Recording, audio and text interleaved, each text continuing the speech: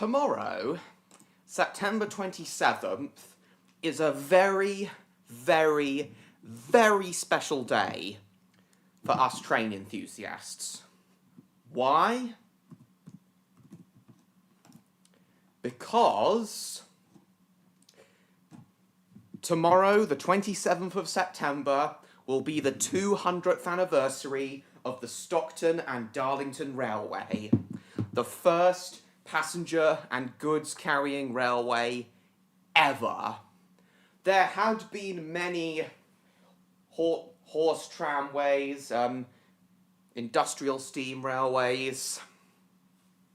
There have been many industrial railways and horse-drawn tramways, horse-drawn wagonways, for like 200 years prior to the Stockton and Darlington, but the opening of the Stockton and Darlington Railway marked the beginning of railways as we know them today. Proper passenger and goods carrying services that are an integral part of our lives even today. So, in honour of Railway 200, the year-long celebration of 200 years of modern train travel, in honour of that, and in honour of the Stockton and Darlington Railway's 200th anniversary tomorrow, I am going to be theming tonight's stream to 19th century trains, covering anything that has to do with the first century of modern day train travel. So, who have we got tonight? Oh, cool.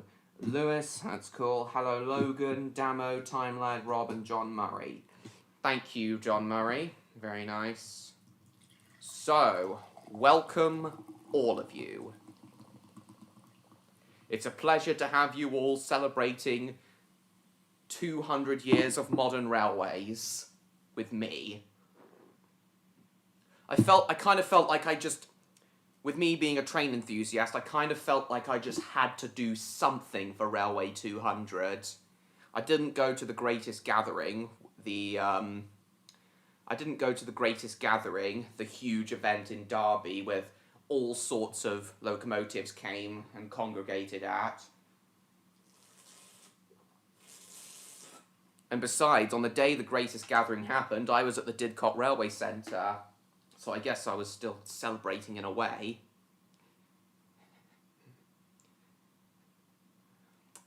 But anyway, guys, tonight's stream is my contribution to Railway 200. Happy 200th anniversary to the Stockton and Darlington Railway. Indeed. Hear, hear, Damo. As I said, the anniversary isn't actually today, it's tomorrow. The anniversary is tomorrow, actually, but I wanted to do this stream on the closest Friday to the Stockton and Darlington's 200th, which is tomorrow.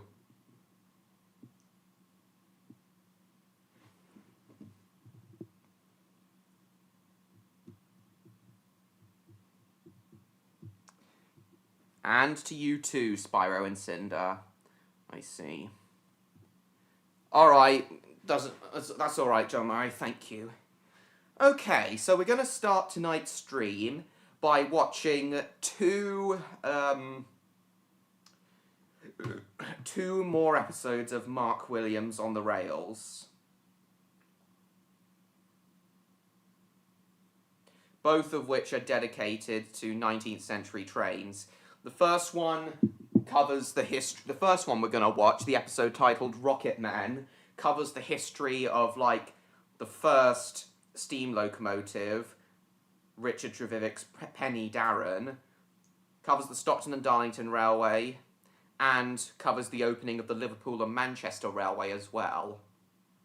We will talk extensively about the Stockton and Darlington Railway in tonight's stream, and the Liverpool and Manchester Railway, but tonight I just wanted to theme this stream to 19th century trains in general.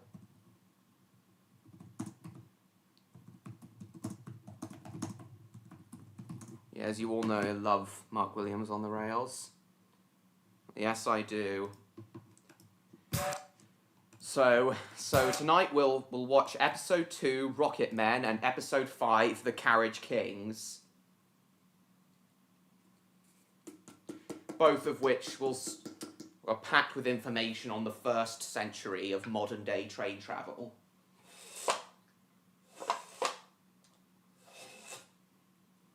Basically, if it's a locomotive, item of rolling stock, railway company, or train service that was introduced before 1900, we'll be talking about it tonight. I'll just let everyone know that we started while we start this, while we start watching this, and I'll see you later. Oh, thank you. Mr. Rails always fails. Yeah, indeed, Damo. I'll just let everyone know we started while we're watching this, while you guys are watching this. I hope you all enjoy.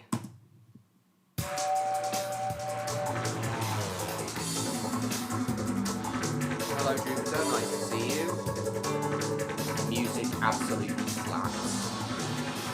Hang on, I'm just going to make sure the volume's at maximum, because the music's quite loud. Yeah, volume's at mic volume's at maximum. I want you guys to be actually able to hear me over the documentary.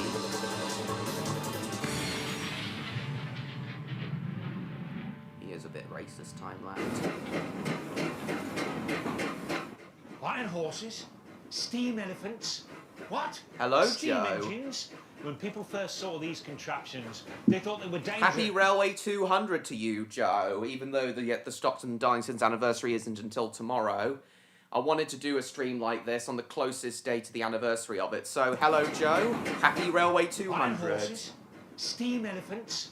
What? And happy steam engines? Railway 200 when people to all first of saw you. these contraptions, they thought they were dangerous, untamed animals. They thought that horses would stampede and the milk would go sour.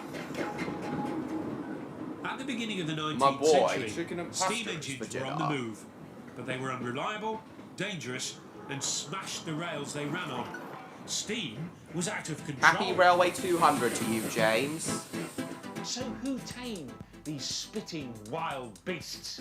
Yeah, this show was so nostalgic to me. My granddad recorded Mark Williams on the Rails for me on DVD when it aired on Discovery, and I watched that DVD religiously. Indeed, Damo. So who tamed these indeed, spitting Joe. wild beasts? Yeah, why not? John Murray. Yeah, he is. Joe, he's Rob, he's a good actor. George Stephenson's Stephenson rocket, yes, is remembered Damo. as the father of the railways. After all, his son Robert designed Rocket, the most famous steam locomotive ever built. Debatable that Rocket's the most famous. I guess it's a tie between Rocket and Flying Scotsman. It doesn't. The most famous And I steam guess the big locomotive boys ever as built. well. But what most people don't know is that Rocket came along 28 years after the invention of the first drivable steam engine. It was in 1801 that the genius Cornish steam engineer Richard Trevithick made the quantum leap from this Oh, nice, massive Joe. engine used to haul ore out of mines to this, the world's first self-propelled engine, his road locomotive. And just 2 years later, Trevithick was experimenting with steam engines on rails. Yeah, this was the first steam locomotive that ran on rails. His Penny Darren locomotive. This marked the beginning of trains as we know them today. Penny Darren predated the Stockton and Darlington by 21 years.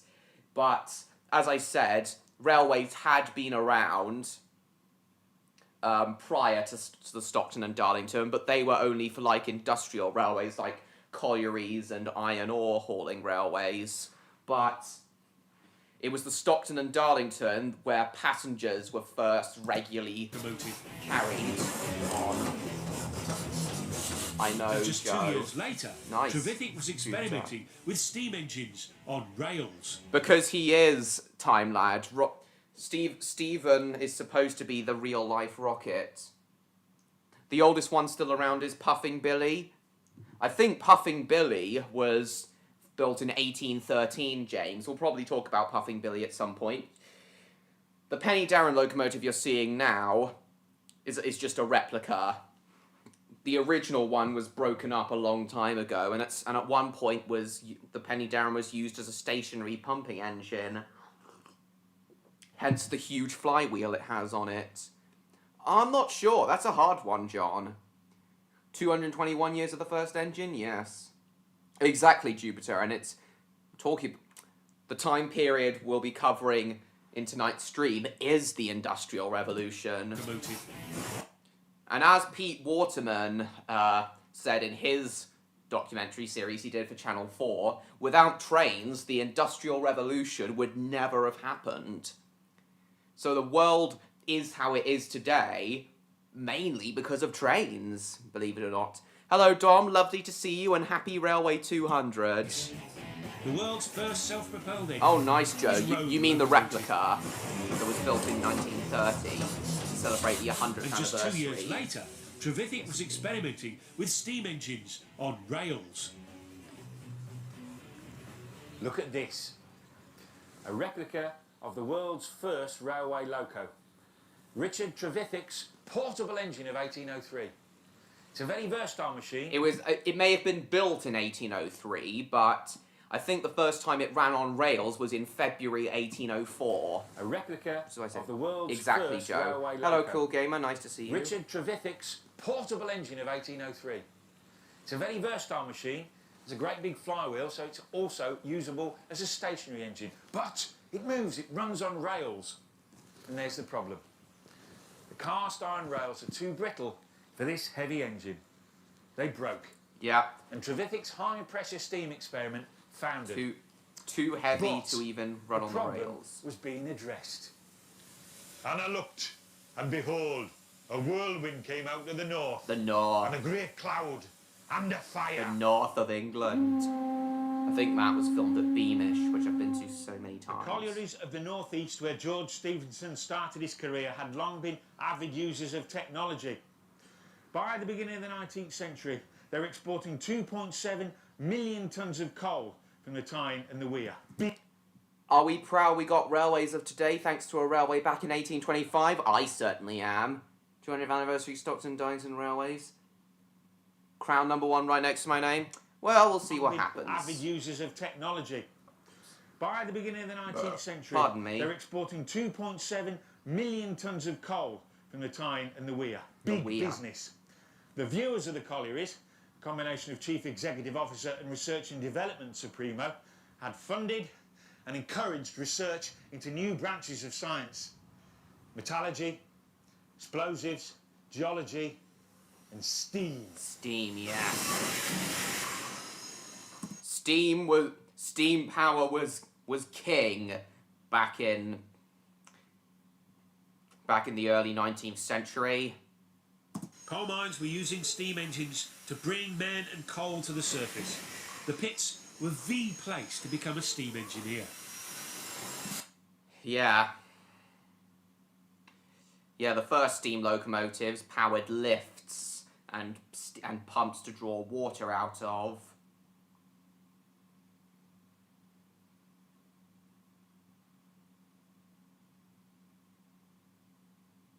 Hang on.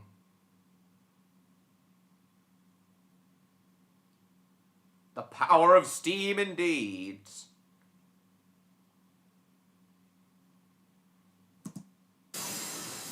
Coal mines were using steam engines to bring men and coal to the surface.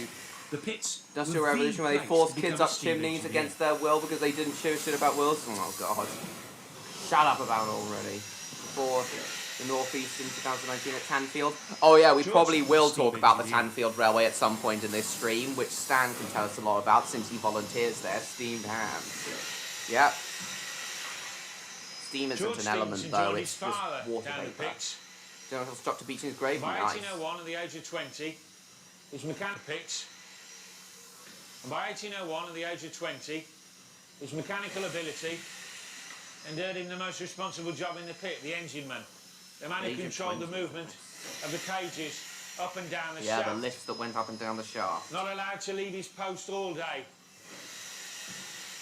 The engineman's chair was a commode. Oh, it was a bog, a toilet. Stephenson wound thousands of tons of coal to the surface with this high-tech winding machine. But once in the daylight, it was back to muscle power. Muscle power. Horses, slowly hauled coal wagons that ran on wooden rails. The area was crisscrossed with wagonways. They'd been there for 100 years, 100 carrying years. coal from the collieries down to the rivers. Yeah, wagonways themselves have been around for like since the 17th, from the 18th century, but yeah, wagonways have been around since like the 17th, 18th century, but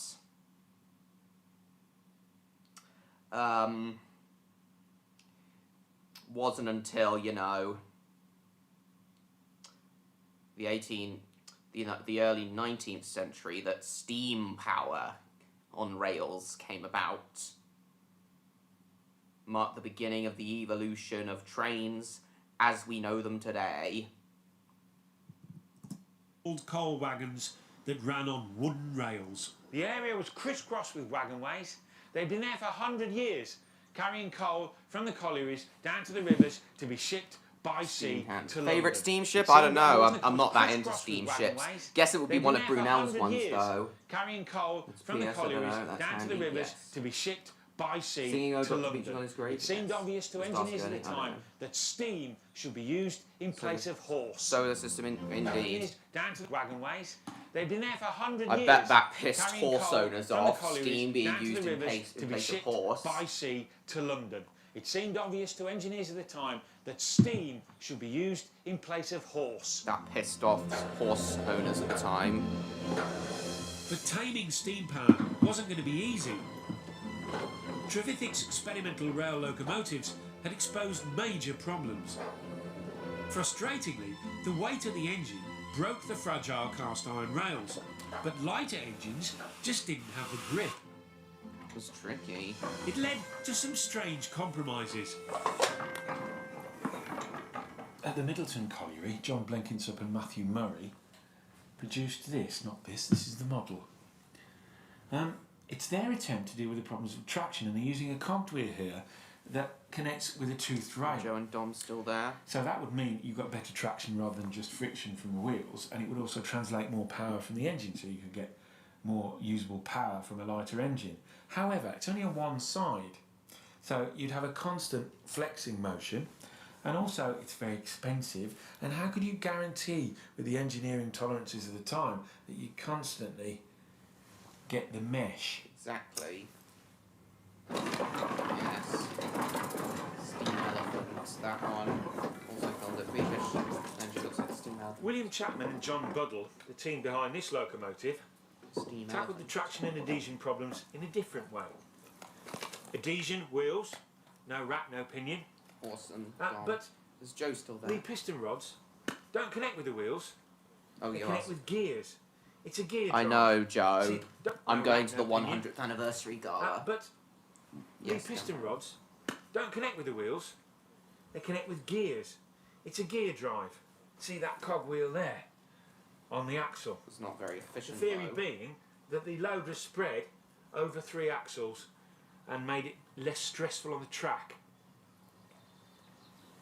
Although Chapman and Buddle's solution was ingenious, it wasn't a very efficient way of moving a heavy engine.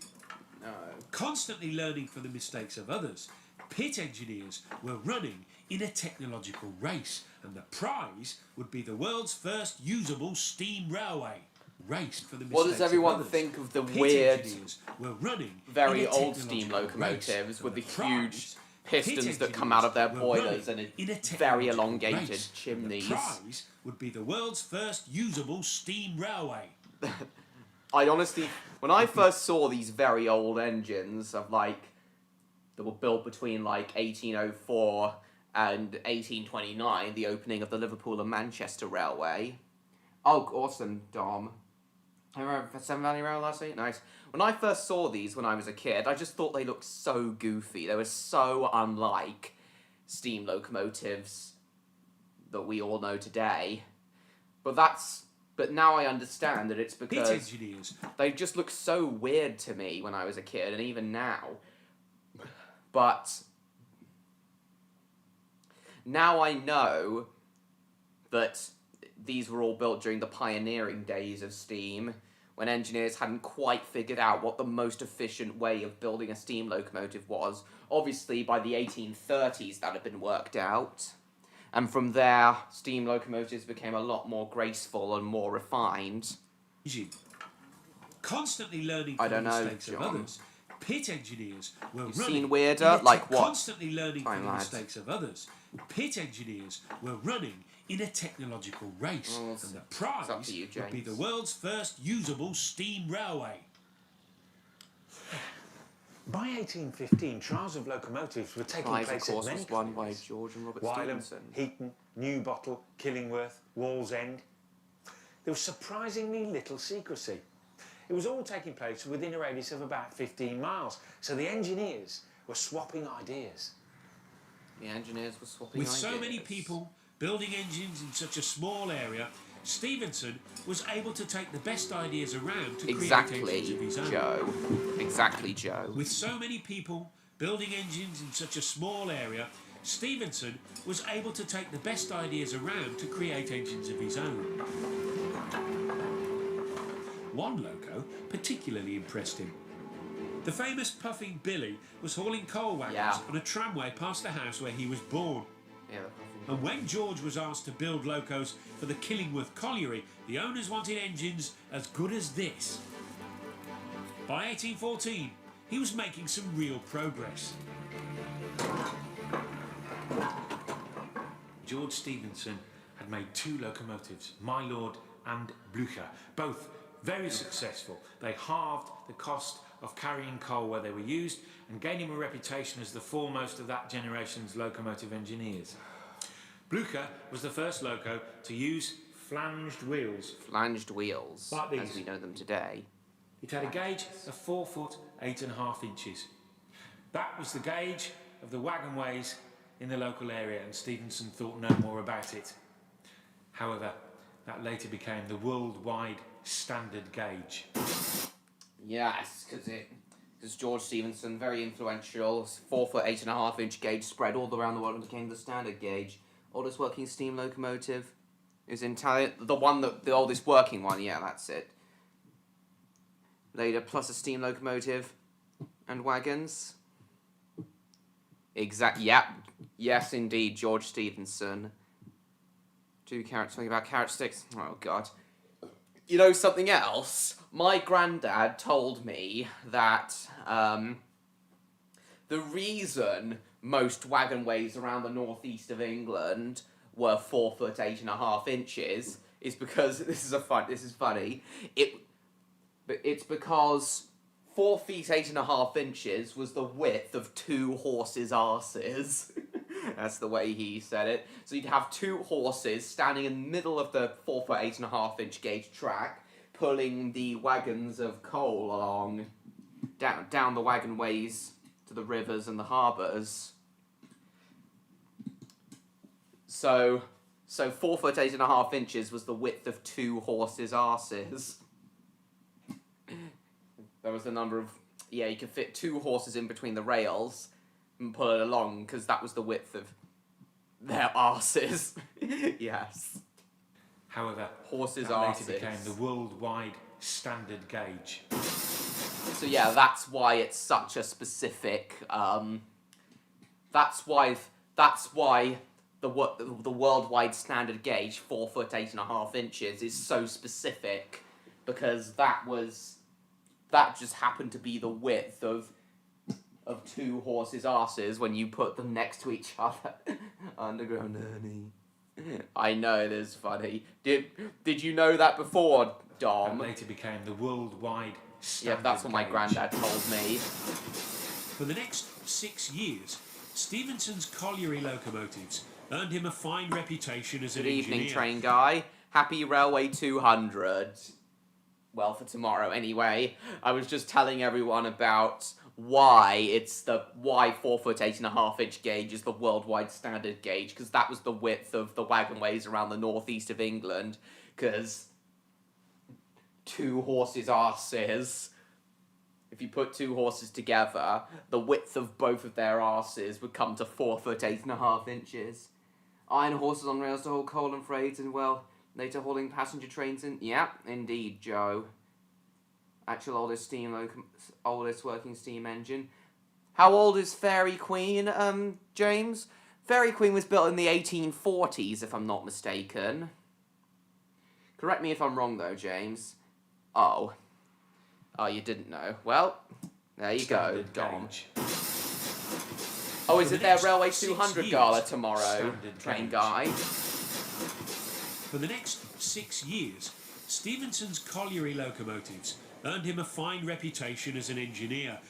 But like all colliery engines, they were still only running short distances. Then, in 1821, steam engines were given a chance to break free. Yep, break free. George Stephenson was about to earn a very special place in history. The people of the towns of Stockton and Darlington wanted a better way of transporting their coal to the Tees so it could be shipped around Britain on boat. They were led by local industrialist Mr. Edward Pease, and in 1821, In 1821, he met Stephenson and became convinced that what they needed was a railway worked by steam locomotives. It's the annual gala. Oh, well, it just so happens to be taking place around the time of Railway 200, the actual anniversary. The anniversary weekend, 1855. George and his son Robert were in the right place at the right time. Edward Pease was so enthusiastic about George's locos that he financed the Stephensons to establish the world's first specialist locomotive works, Robert Stephenson and Company. Yep, and Robert Stephenson and Company went on to build all the locomotives for the Stockton and Darlington Railway and all the locomotives for the Liverpool and Manchester Railway. And the first locomotives that ever ran in my fictional country, Yelland. Yeah, in my fictional country, Yelland, Robert Stephenson and Co. locomotives were shipped down to Yelland for the opening of their first railway line, the Yelver and Yashford Railway.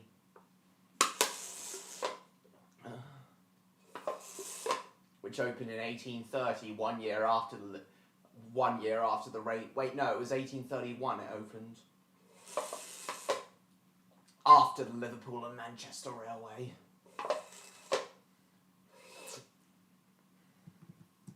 Worked by steam locomotives. Well, I don't hate a sucker. George and his son Robert were in the right place at the right time. Edward Pease the Stockton and Darlington Railway. George's locos that he financed the Stephensons to establish the world's first specialist locomotive works, Robert Stephenson and Company.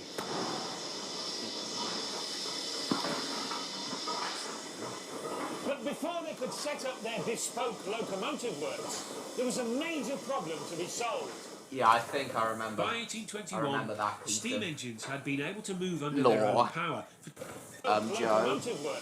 There was a major problem to be solved. Well, by 1821, steam engines had been able to move under their own power for 20 years. Hello, Mitch. Happy Railway 200. We're watching a couple episodes of Mark Williams on the Rails. This one is covering the Stockton and Darlington Railway and the Liverpool and Manchester Railway. All right, John Murray, see you in a bit. By 1821, steam engines had been able to move under their own power for 20 years. But Trevithick's original problem of brittle cast iron rails breaking under the weight of heavy locomotives hadn't gone away. For the opening of the Stockton and Darlington Railway, George Stephenson tried something new. He told the committee of the Stockton and Darlington Railway that they would have to use wrought iron rails. Electro would like what Mark is about to show us, how Electro being someone who's doing an engineering degree at the moment and who's into metallurgy, he would really like what Mark's about to show us. I'll show this bit of the documentary to Electro again when he shows up later. Wrought iron is worked, rolled or hammered. It's wrought. Well, yeah, Dom. much thicker rails to support much heavier trains were obviously developed much later on in the 19th century. I want him out of my corner, I want him out of my town. Case dismissed. Wrought iron is worked, rolled or hammered. It's wrought. It gives it tensile strength. Wrought iron can bend. Cast iron breaks. That was the key. Wrought iron can bend under the weight of locomotives. Pig's taken on the bogey. Well, not really. Well, it's just... Well, wrought iron is just much stronger than cast iron.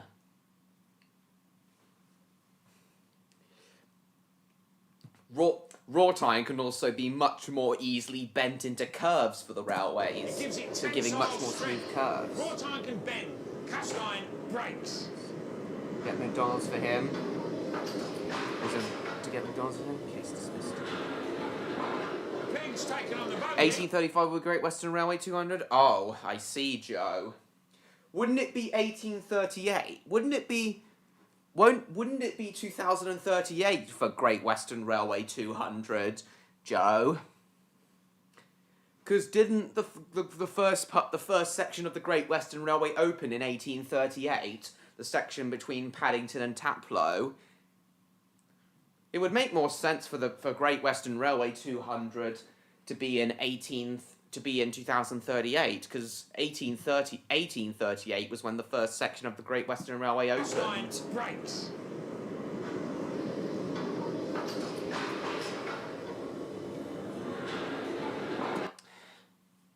Nowadays, railway rails are made from steel rather than wrought iron. Steel is much, much stronger than wrought iron. Not even wrought iron could support the weight of today's huge modern trains. So nowadays, modern railway rails are made from steel. But, as I said, the Stockton and Darlington Railway's rails were made of wrought iron. Formed in 1835. I thought it was 1833 that the company itself was founded. 1835 was when construction started, wasn't it, Joe?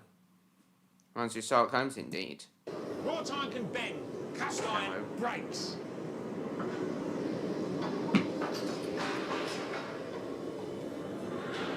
Yeah, I'm going to ask Electro if he's familiar with any of this when he shows up. Pig's taken on the bogey. To the rollers. And that water that's being pulled on the rollers obviously cools the red hot wrought iron metal down so that it can harden and form into the rails. Where it's passed continuously from one man to another. One man to another. Each time the pig goes through the wet rollers, it decreases in size. The rollers get smaller and smaller. Every time Cool it goes time, through, lads. it's worked. The crystalline structure is extended. It stops being a honeycomb and becomes layers like puff pastry, giving it much more tensile strength. Yeah, layers of the metal, giving it much more tensile strength. Electro would probably know something about that.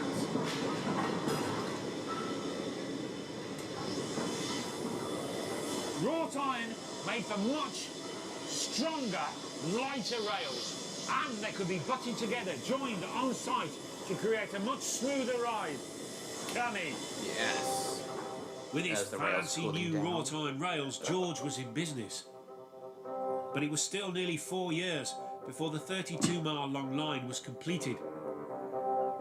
To support... Yeah, unfortunately, the route of the old Stockton and Darlington Railway itself is no longer used in regular service. The tracks were taken up a long time ago, and now there's a new railway route between Stockton and Darlington. Depends on the track bed, or is it there and that? It's probably there and that. Flying Scots and metal plate sign? Nice. So the rails of the Stockton and Darlington Railway may no longer be there. The wrought iron rails may no longer be there, but the stone blocks that made up the route of it are still there. alive and kicking, and I think you can actually now follow the route of the Stockton and Darlington Railway. Because the stone blocks that supported it are still there.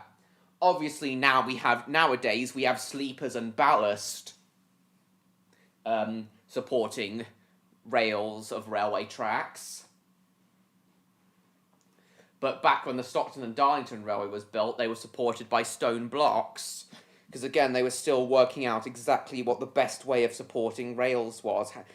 What exactly the best way of building railways was. Now, of course, the rails sit on top of wooden or concrete sleepers. And ballast, stones, Mr. Fails.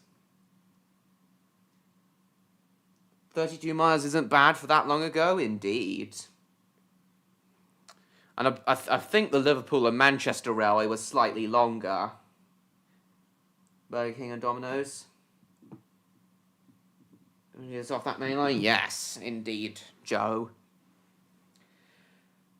The route of the Liverpool and Manchester the route the Liverpool and Manchester Railway followed is still in use today. The route that passes through Rainhill, where the Rainhill trials were held.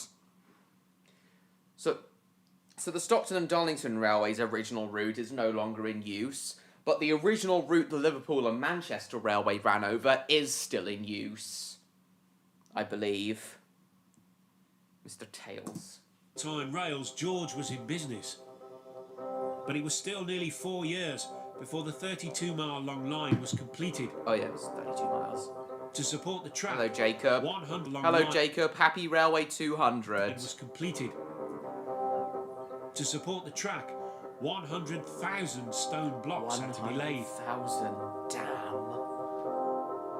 It was a fantastic achievement. Nice, To Joe. top it, And in 2030, it will be the September 15th. Was it September 15th the Liverpool and Manchester Railway opened? I know it was 1830 the Liverpool and Manchester Railway was opened. Was it September 15th, Joe? I'm sure it was, but just confirm that for me. But yeah, September 15th, 2030 will be the 200th anniversary of the Liverpool and Manchester Railway. The Rainhill trials were held before the Liverpool and Manchester opened. 100,000 stone blocks had to be laid. Mr. Wales. It was a fantastic achievement, and to top it off, George produced his greatest engine yet. The locomotive. Wait, the first episode of Brum aired on this day? Interesting. George produced his greatest engine yet. Ravenglass and Estill Railway? locomotion, I think it was like in the number 1870s it was first built. Number one. So, Stockton and the great Darlington, number commotion, one, number locomotion. Up to this point, locomotion was like the most advanced steam locomotive ever built at the time, 1821. Obviously, it's a slow as sludge, ancient relic now, locomotion. But in 1825, locomotion was the most refined and most advanced steam locomotive ever built. Obviously, it was refined even further when Rocket was built, but we'll get on to Stephenson's Rocket in a moment. Every year will be 200 years of railways in a way. Do the locomotion. Come on, baby, do the locomotion. Why didn't I think of that? Best engine yet. 12 people watching. The locomotion, Nice. number one. So, the great day arrived, September the 27th, 1825. I might actually finish this stream by playing that song, Joe, now that you bring it up. What? The Ravenglass and Estill Railway, Dom? Oh, yes, So, James, I do The great remember. day arrived, September the 27th, 1825. September 27th, 1825, and the 200th anniversary of the Stockton and Darlington's opening is tomorrow. Oh my god. Just think, exactly 200 years ago, at this very minute, exactly 200 years ago, guys, just think what George and Robert Stephenson and Edward were Just think what they were all thinking at this very moment, at this very minute. 200 years ago to this very minute. Just imagine what they'd be thinking. Would they be really excited about that this railway was finally about to open and the locals were finally going to get the railway they wanted? Were they excited? Or were they shitting themselves about what if it was really going to work and what everyone would think? Isn't it insane how at this very minute George and Robert Stephenson would have been, at this very minute 200 years ago, George and Robert Stephenson would have probably been shitting their pants on whether the opening day was going to be a success or not. Isn't that crazy, guys?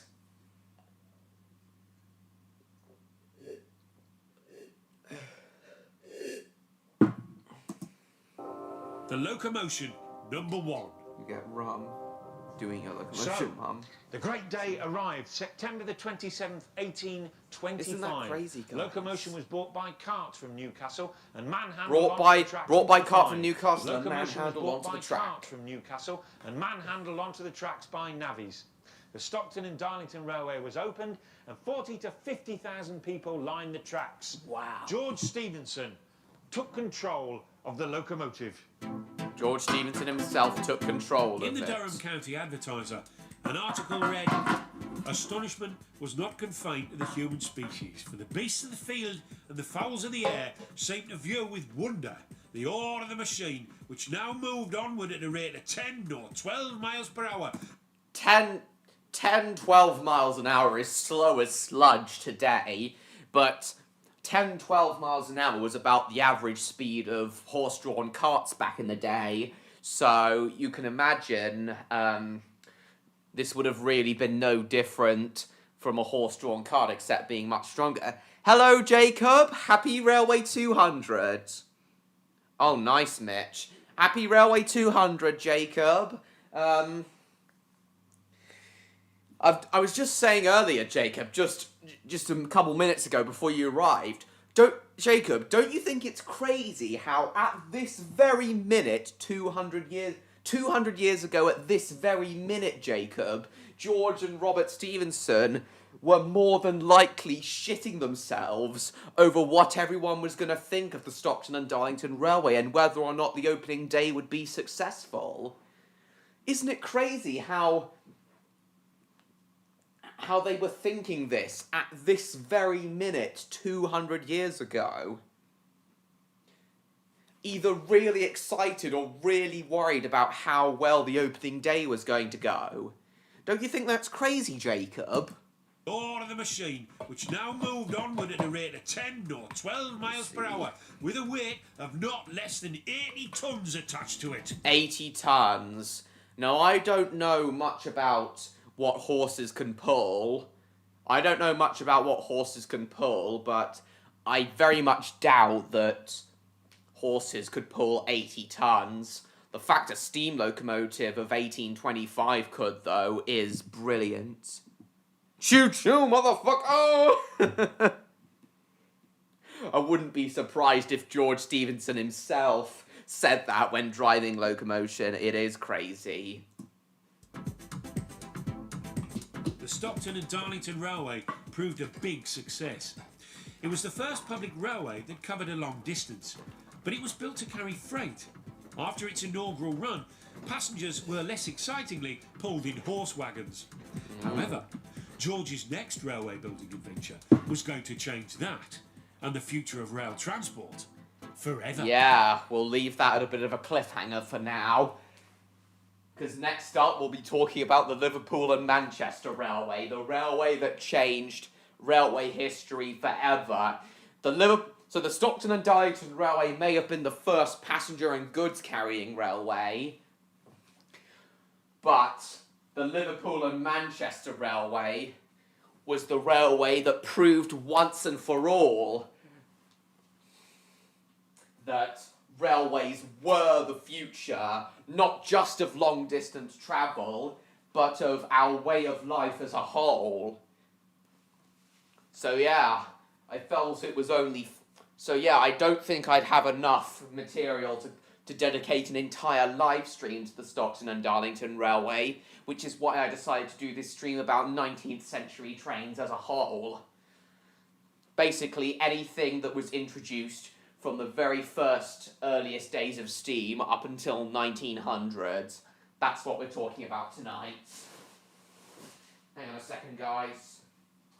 But before we get on to the second half of this episode, guys, I just need the toilet. Yeah, so do I, dog. See you in a bit. What cruel god would give a train a face, bingo car? And you know what, guys? As this is such a special stream, you know what, guys? As this is such a special stream, and as tomorrow will be such a special day for us train enthusiasts, I'm going to have a third cider tonight, just this once, and dedicate this third one to George and Robert Stevenson. I'm just going to go to the loo, and then I'll be back. To George.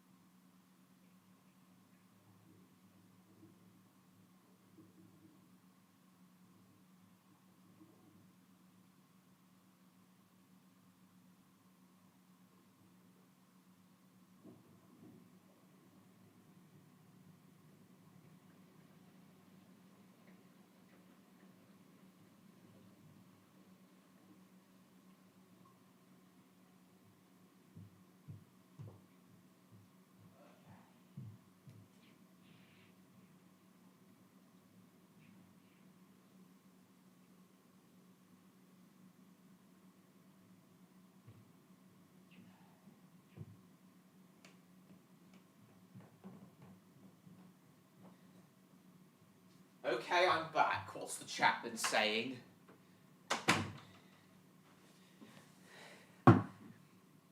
Oh, nothing's been said. Right.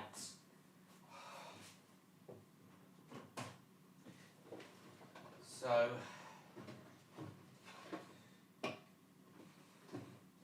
yeah, I'm going to have a third cider tonight, as this is such a big celebration as tomorrow will be such a big celebration for train enthusiasts all over the world. That wasn't last week, it was several weeks ago. Is Jacob JCB still there?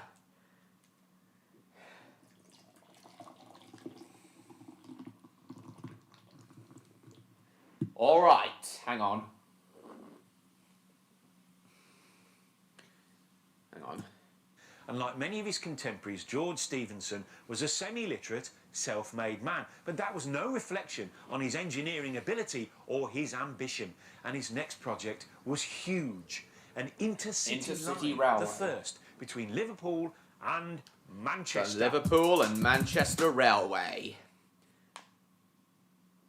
If the Stockton and Darlington Railway didn't already prove that trains were the way of the future, the Liverpool and Manchester Railway absolutely did.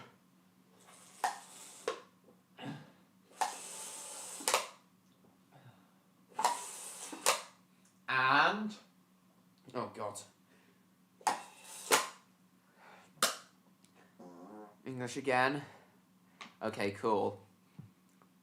Awesome, Mitch. Once again, Mitch, happy Railway 200. Not just to you, but to all of you.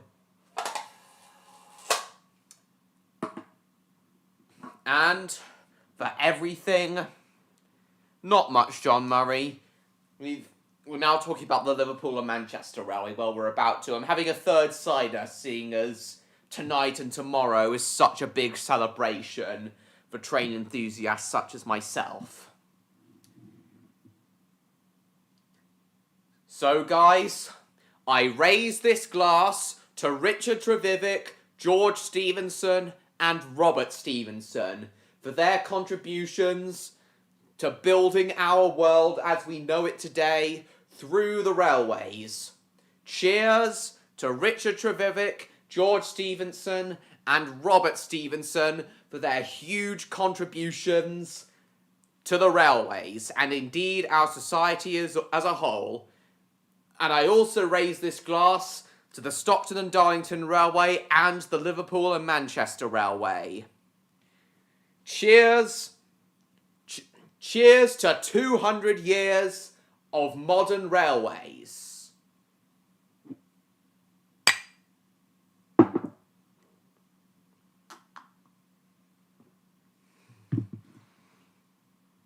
Cheers to train enthusiasts anyway. Big red train. The first between Liverpool and Manchester. The timing was perfect. The cotton industry in Manchester was booming, but they needed a fast link to the port of Liverpool. Fast link to the port of Liverpool. That was where raw cotton came in and finished goods went out. But building a railway to carry freight and passengers pitted Stephenson against two powerful enemies. The The canal barge. lobbyists were worried about losing their monopoly on freight, and the road lobby feared that stagecoaches would give way to railway coaches. Well, it kind of did happen. Parliament needed to approve the bill to build the line, and George's rushed first survey played straight into the hands of the lobbyists. Oh dear. But Stephenson had made some fundamental errors. Fundamental His bridge over the errors river in the Played surveying of the straight Liverpool and into Manchester the hands of the Railway. lobbyists. Happy But 200, Railway Stephenson 200 had T made wall. some fundamental errors.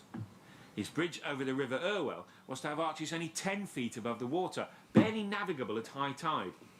The counsel for the canal companies, Mr. Alderson, was merciless in his summing up. Merciless. Mr. Stephenson speaks of an arch. Merciless. So these are the words of the canal company around Liverpool and Manchester. I see, Time In Lord. his summing up. Mr. Stephenson speaks of an arch at Lawton that is to cost £375. How high is it to be? £375. That It's to £375 was so much more money back in 1829. Mr. Stephenson speaks of an arch at Lawton that is to cost £375. How high is it to be? He does not know. At what rate per yard is it to be? He has not formed an opinion. He is either ignorant or something else I would not care to mention. That something else is probably the word retarded. I don't know. But George was the most famous railway engineer of his day and wasn't about to be defeated by the so-called London experts London that he experts. mistrusted so much. The second London survey... experts. London experts that he mistrusted so much. And he rightfully mistrusted them. So-called London experts London that he experts. mistrusted so much. The second survey was made and the line was built, and from it lines rapidly spread to Birmingham and onwards to London. This is one of the engineering triumphs of the Liverpool and Manchester Railway, the Sankey Viaduct near Liverpool. The Sankey Brook navigation and its clever London lawyers are long gone. George had See, proved himself in did beating work. Parliament and the canal lobbyists. See, as I said earlier, guys, the Stockton and Darlington Railway's original route may not still be in use, but the Liverpool and Manchester's original route is still in use, thankfully. So we still have a very historical railway line in service in revenue, in like proper public service to this day. So not just as a heritage railway, as a proper part of the national network. Brilliant. He built the line from Liverpool to Manchester, but now he had to I prove see, himself Dan. all over I again see, by James. providing a locomotive that could work on his line.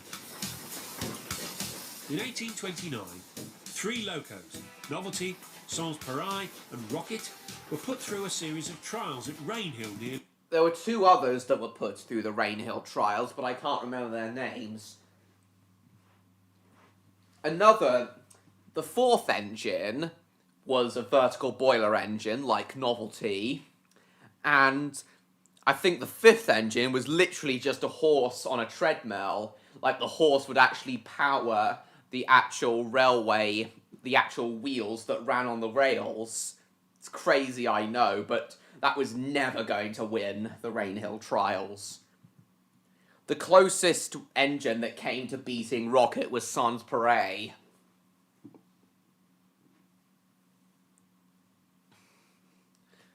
But it was accused, but George Stephenson was accused of making the cylinders of Sans Pareil too small, like making them too thin, just so Rocket, his pride and joy, could win.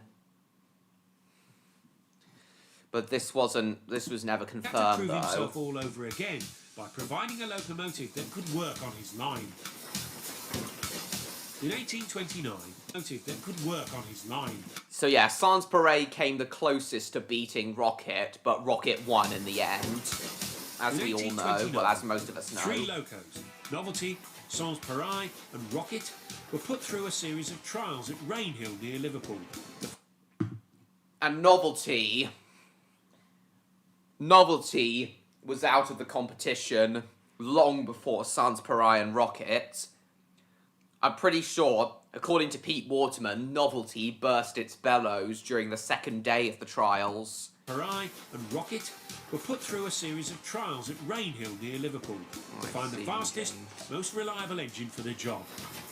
The prize was £500, which was so and the much back in chance the day. to run the world's first passenger railway.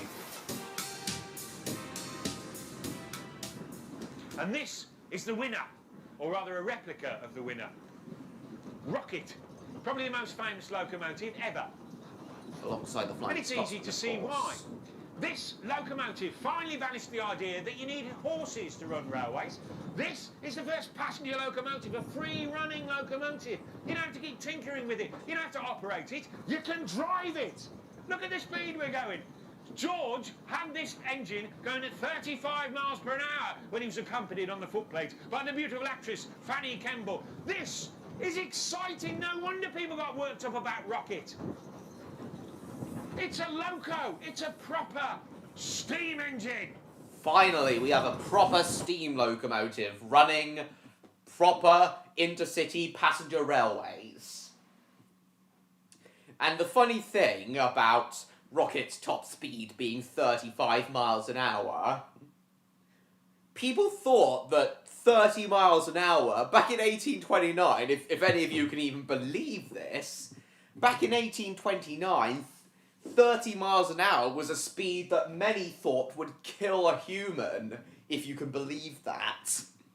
Because they thought that going at such a speed, going at 30 miles an hour, the air would be sucked out of their body and asphyxiate them. Which is a ridiculous idea to even think about today, considering that astronauts are now launched into space at like 5,000 miles an hour, or maybe even faster. So the fact that 30 miles an hour, that people back in 1829 thought that 30 miles an hour would kill someone, that's just insane to think about now, don't you think, guys?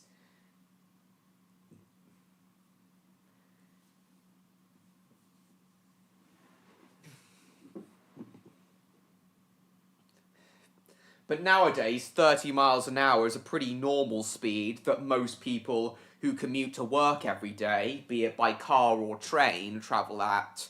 Yeah, nowadays 30 miles an hour is a very normal speed people travel at when they go to work and back.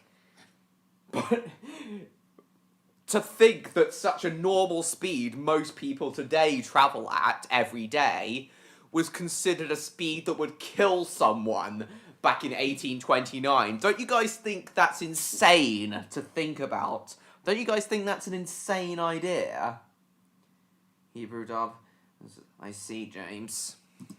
Go! It's a proper steam engine.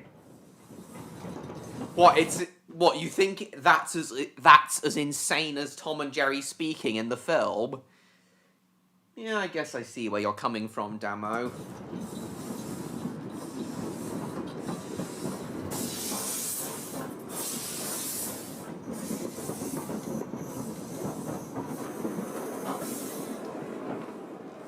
So why did Rocket win? What were the technological advantages over Sans Pareil, which was a colliery engine, and Novelty, which was a vertical boilered novelty? A vertical boiler novelty. Why was that, James? Direct coupling between the piston and the driving wheel. Pistons set in an angle to reduce the hammer effect of vertical pistons. But yeah, horizontal pistons were found to be even more effective than pistons set at a 45-degree angle, which is why piston rods nowadays are horizontal. A blast pipe, the Blast exhaust pipe. from the piston is sent to the Why is bottom of the that, chimney, James? creating a vacuum, drawing air through the fire, much more thermically efficient. And this is what makes engines go chuff. Yes, indeed. Yeah, thermal efficiency is very key for steam locomotives efficiency, keeping up speed and power in steam locomotives. That's one of the most important factors in keeping up efficiency in steam locomotives. Thermal efficiency. Most importantly, a multi-tubed boiler. Instead of the fire I know. heating the bottom of the water like a big kettle, there are lots of tubes. The water surrounds these tubes. The hot gases from the fire pass through the tubes and heat the water that way. They are in gas of tubes. Alright, Mitch. The see you in a water bit. surrounds these tubes. The hot gases from the fire pass through the tubes and heat the water that way. They are in the water. It is more thermodynamically efficient. Exactly. There are more hot bits in the water. Water. Northern way of saying water. And this multi-tubular boiler design, that George Stephenson introduced for Rocket, became the standard for all steam locomotives that were built after Rocket. Nothing in boiler design changed between Rocket and the end of the steam age. Every steam locomotive built after Rocket had a multi-tubular boiler. And the fact that the multi-tubular boiler design survived in mass production for over 130 years should be a testament to how much of a genius George and Robert Stephenson were. Don't you guys think that they were such... Don't you guys agree? Wanker. Oh god, hello Coiny Gamer. Nice to see you and happy Railway 200. Thermodynamically efficient. There are more hot bits in the water. The water. Apparently, because it's painted yellow, it attracts wasps. Oh It's Jesus. a bit tricky in the summer. Trying to dry it. Yeah, I think this was filmed at the National Railway Museum. George had trusted his son Robert with the task of designing an engine that proved to be way ahead of its time, and the technological advances that he made on Rocket were soon followed up in the next year on his newer engine. Yeah, this is Planet, or rather a replica of Planet, at the Museum of Science and Industry in Manchester. Planet, and all the locomotives like it, were the standard design they were the standard design of steam locomotive that were used in regular passenger service on the Liverpool and Manchester Railway. So Rocket was the prototype, but Planet and all the locomotives like it, like Lion and Tiger and all the others that actually ran the Liverpool and Manchester Railway, they were all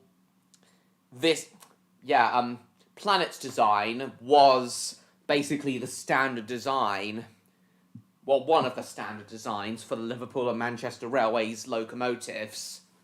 So Planet evolved Rocket's design even further, as Mark is about to explain. Eater, Winkle, Wetter. Rocket was soon followed up in the next year on his newer engine. Rocket was built to win a competition. This locomotive, Planet, is one of a long line of Stephenson Company locomotives built to run railways. Yeah, Planet was built, the original Planet, I believe this is just a replica. The original Planet, I think, was built in 1830 for the opening of the Liverpool and Manchester Railway, 1 year after Rocket. I'll have a look at that at the end of this episode, James. Completed only 1 year after the Rainhill trials in 1830. This locomotive incorporates all the Stephenson Company current thinking on how a passenger locomotive should look, how it should work, and how it should be operated. How it should be operated. For a start, this was the first locomotive with a proper area for the fireman and the driver, a proper footplate. Proper footplate. And they were protected by these rather lovely railings here. Right away, please, Stuart. And I don't think Rocket had those railings. Hello, Daniel. Jesus. Hello, Daniel, and hello, NLP fan. Happy Railway 200 to both of you. Right now, we're talking about Planet, one of the Liverpool and Manchester Railway's locomotives. Mind the gap and don't be nervous. Oh, I'm really drunk now, but I don't care. Oh, another thing I forgot to mention about Rocket, Stephenson's Rocket, is that I don't think the original Rocket had a whistle or even brakes. So Planet may have had a whistle to warn people ahead of it approaching. Are James and Dom? Are Joe and Dom both still there? So not only did Planet was one of the first locomotives to actually have a whistle to warn people of it approaching, but also I think it also had proper brakes.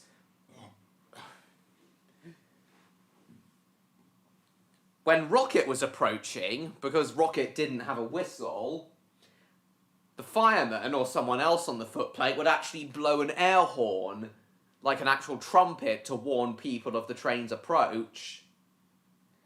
And as for braking, on these early locomotives, if you wanted to brake, you had to actually put the engine into reverse, rather than actually apply separate brakes. Yeah, when you wanted to stop, you had to put the locomotive into reverse rather than apply separate brakes. Of course, actual brakes themselves, were introduced later on. I've always wanted to do that. And nowadays, modern trains would certainly not be allowed to run on the national network if the only way of braking them was to put them into reverse. Yeah, there's no way modern trains would be allowed to run on the national network if the only way of braking them was to put them into reverse. But to be so important to being gay. I've always wanted to do that. Always wanted to say right away. The Stephensons were so confident at this point that this aesthetic of the engine Cab was roofs were still a thing of the future, even when Planet was built. Not much protection for the driving firemen. The Stephensons were so confident at this point that this aesthetic of the engine was becoming very important. And some of the rules that they laid down became the norm for over 50 years. And this engine actually set some of the standards of what a locomotive should look like. It is a very elegant piece of engineering indeed. And Brunel, who ordered 2 locomotives from the Stephenson Company, was so pleased with the first that he declared that it would be an ornament in any drawing room. Ornament in any drawing room. Stirring times. You can sense the excitement and confidence of the engineers by the naming of their locos. Arrow, Dart, Phoenix, Mercury, Samson, Goliath and Venus. And Lion and Tiger too. I think the original Lion was one of the engines that ran the Liverpool and Manchester Railway. The original Lion is still around.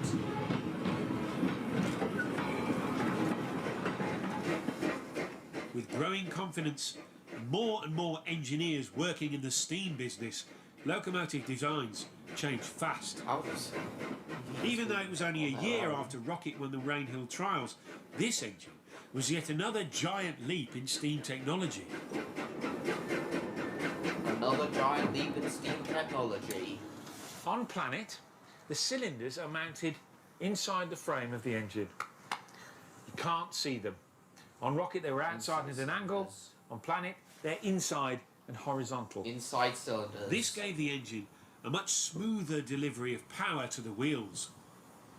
And by building the locomotive around a frame, instead of bolting everything to the boiler, the Stephensons had much more freedom to arrange their engine exactly as they wanted. Furthermore, this frame is what's called a sandwich construction. Metal either side and wood in the middle. Which I think is great. Still there, James? Flexibility, strength. That was the way it was for the next 50 years. Flexibility and strength. Is Jacob JCP An still there? abundance of brass, and the boiler, very tastefully clad in mahogany. Mahogany. It is Handsome very piece of tasteful, clad though in mahogany.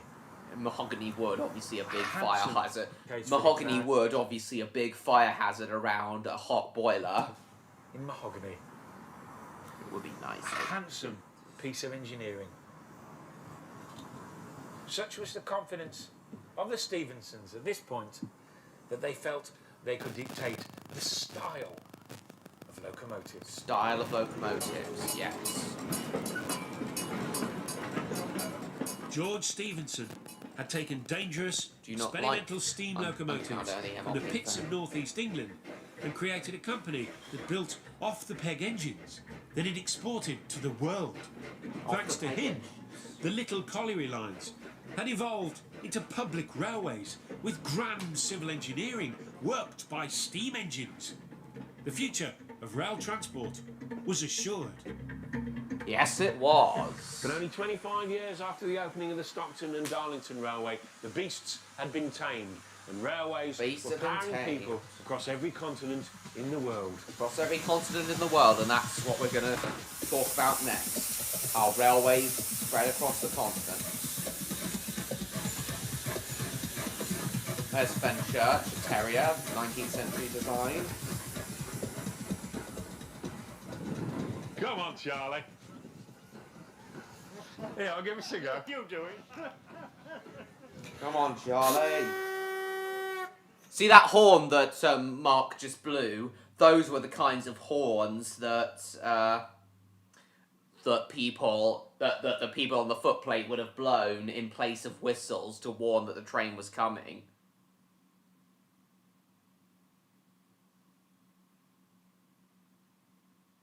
Hang on. That's what I was talking about earlier. Is that the same post you sent earlier, James? Alright. Before we get into the next episode, though... 76 views in just over an hour? Nice.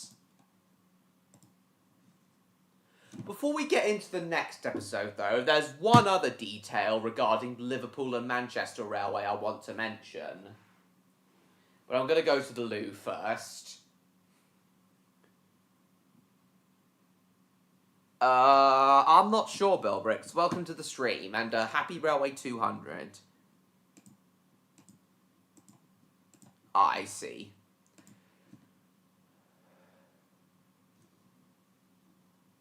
Funny and not what?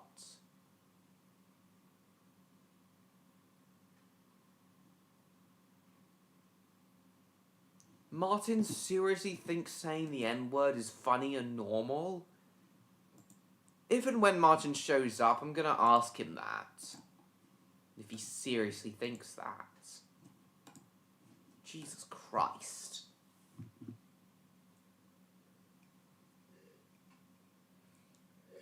Right, I'm gonna go to the loo again and get some more water. And then I'll talk about what I wanted to mention in regards to the Liverpool and Manchester Railway. Then we'll get into the next episode of Mark Williams on the rails I wanted to show you. Well, happy Railway 200 to Underground Ernie as well.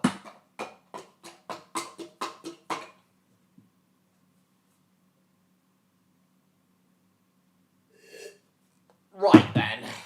See you all in a second. Oh, I'm very drunk now, but I don't care. Another reason I had 3 ciders tonight is because my parents and sister aren't here tonight, but I don't care. They can't really tell me what to do. And besides, tomorrow's such a special day for us train enthusiasts, so I think having a 3rd cider and dedicating it to George and Robert Stevenson and Richard Trevivick was a good thing. Oh, God, James. Right, I'll see you all in a bit. You know the drill. Anybody comes while I'm gone, tell them I died in a tornado. I'll be right back.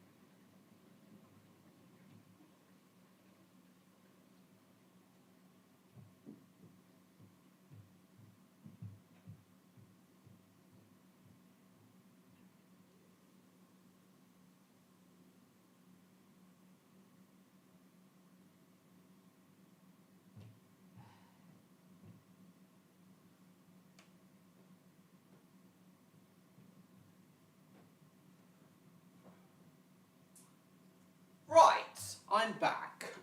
What has the chat been saying?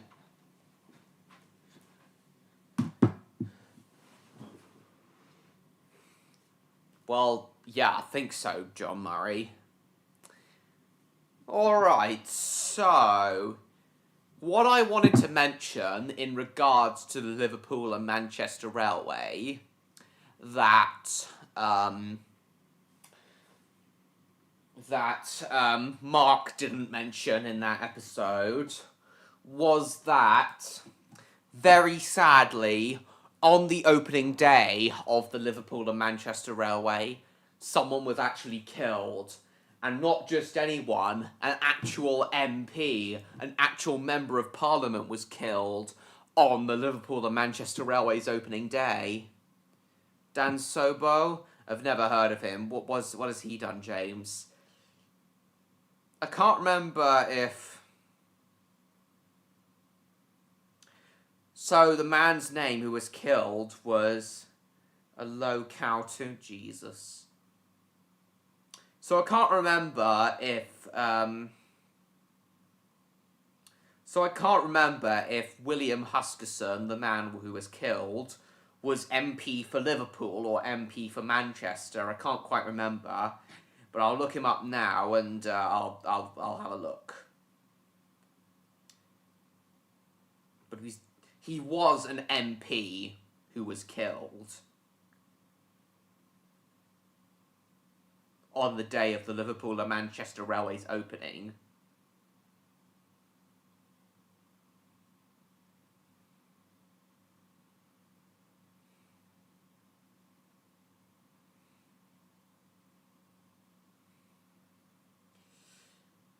Which was very unfortunate, especially as it was the opening day of the Liverpool and Manchester Railway.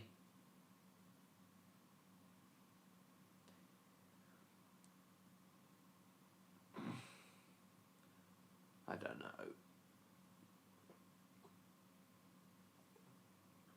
Oh, if you send me the links to those, James, I'll add them to my Watch Later playlist. So yeah, William Huskisson was very sadly killed. It wasn't confirmed if it was Rocket who ran over William Huskisson, but the records seem to say it was. It is extremely unfortunate, John Murray. William Huskisson. Oh, he used to be the leader of the House of Commons. Doesn't know why they're being made fun of, I see. Yeah, it was September 15th, 1830. So William Huskisson was the first widely reported railway casualty. He was run over and fatally injured. Oh, Rocket was the one who ran him over in 1830. Fatal railway accidents did occur before him, but William Huskisson was significant because he was an MP. Secretary of State for War in the Colonies, leader of the House of Commons. He was MP for Liverpool until his death, and William Elworth took his place. He was 60 when he died.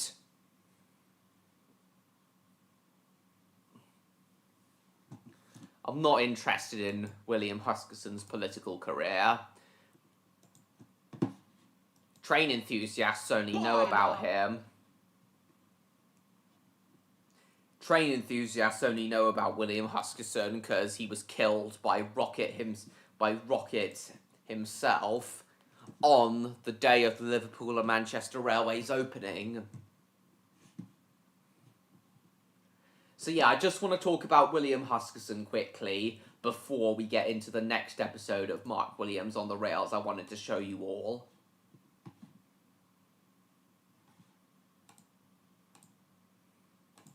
Rest in peace indeed.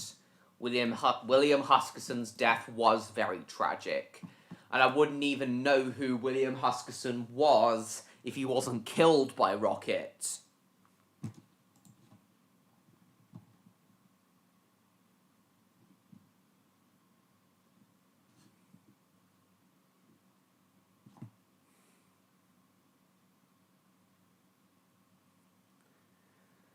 He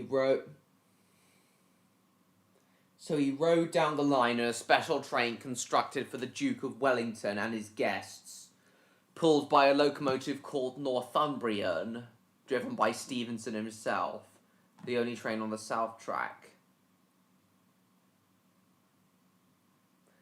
Parkside, they made a stop to take on coal and water. Alighted, and the Duke of Wellington train stopped. Yeah, William Huskisson wanted to see the Duke of Wellington and shake his hand. Yeah, the Duke of Wellington was another guest invited to the Liverpool and Manchester Railway's opening. Stay away from railway tracks, indeed. He approached the Duke to take the opportunity to repair their relationship after a great falling out. He wanted to shake his hand. Train being pulled by Rocket was approaching on the other line, being driven by Joseph Locke, George Stephenson's assistant and future engineer in his own right. An engine approaching! Take care, gentlemen! The eldest apart Casimir, the unclever into 6 or 7 no sign. Third option was able to stand back with the stationary coaches. One of calamitous series of events unfolded. Huskisson was known to be clumsy, endured a long list of problems, regular trips and falls. He had twice broken his arm and never fully recovered. He panicked and made 2 attempts to cross the other line, but changed his mind and returned to the Duke's carriage. Through the lock came rare and through... The driver, Joseph Locke, became aware and threw Rocket into reverse. Would have taken 10 seconds to have any effect. Tried to clamber into the Duke's carriage. The carriage door had not been latched. So the doors... So the coach that the Duke of Wellington was in... The door of the coach the Duke of Wellington was in... Huskisson tried to get into the coach to get out of the way of Rocket, but the door swung out... And it hung directly in the path of the oncoming Rocket. The locomotive hit the door, it threw Huskisson onto the tracks, and it crushed his leg, and was completely mangled. Blood everywhere. Huskisson was immediately rushed to hospital, but sadly he could not be saved and he died from blood loss that evening. Ripped from a railway building and Huskisson was placed on it. George Stephenson, uncoupled Northumbrian, coupled to a small carriage up by man, the mortally injured MP was placed inside by a small group of friends. So, George Stephenson was actually the one who rushed him to the hospital in Eccles aboard the locomotive Northumbrian. Walked from the station to the vicarage. Deemed not possible to do a field amputation.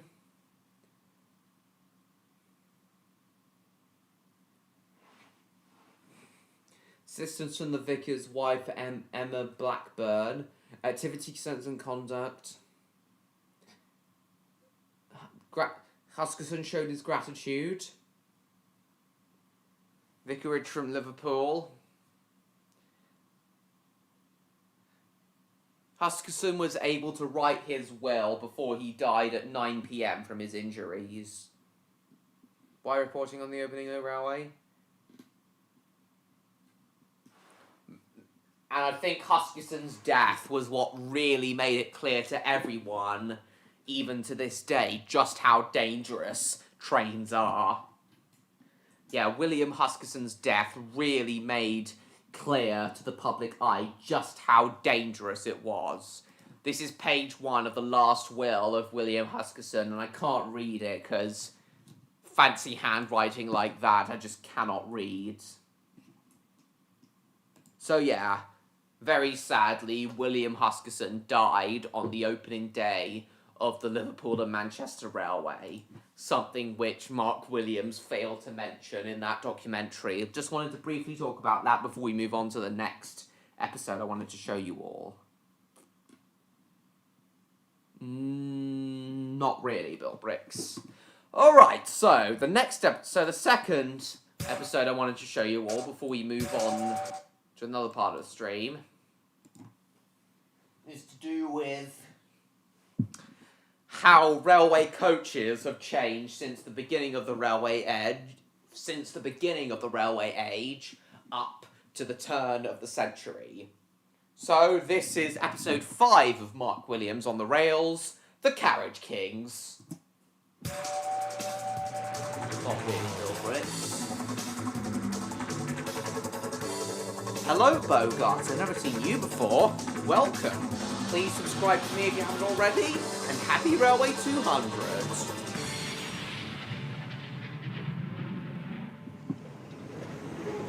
It's planning we just talked about.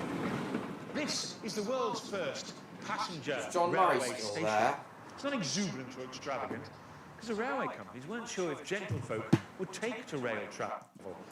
I think that was the original terminus in either Liverpool or Manchester, I'm not sure, but that was one of the world's first passenger railway stations. This is the world's first passenger railway station.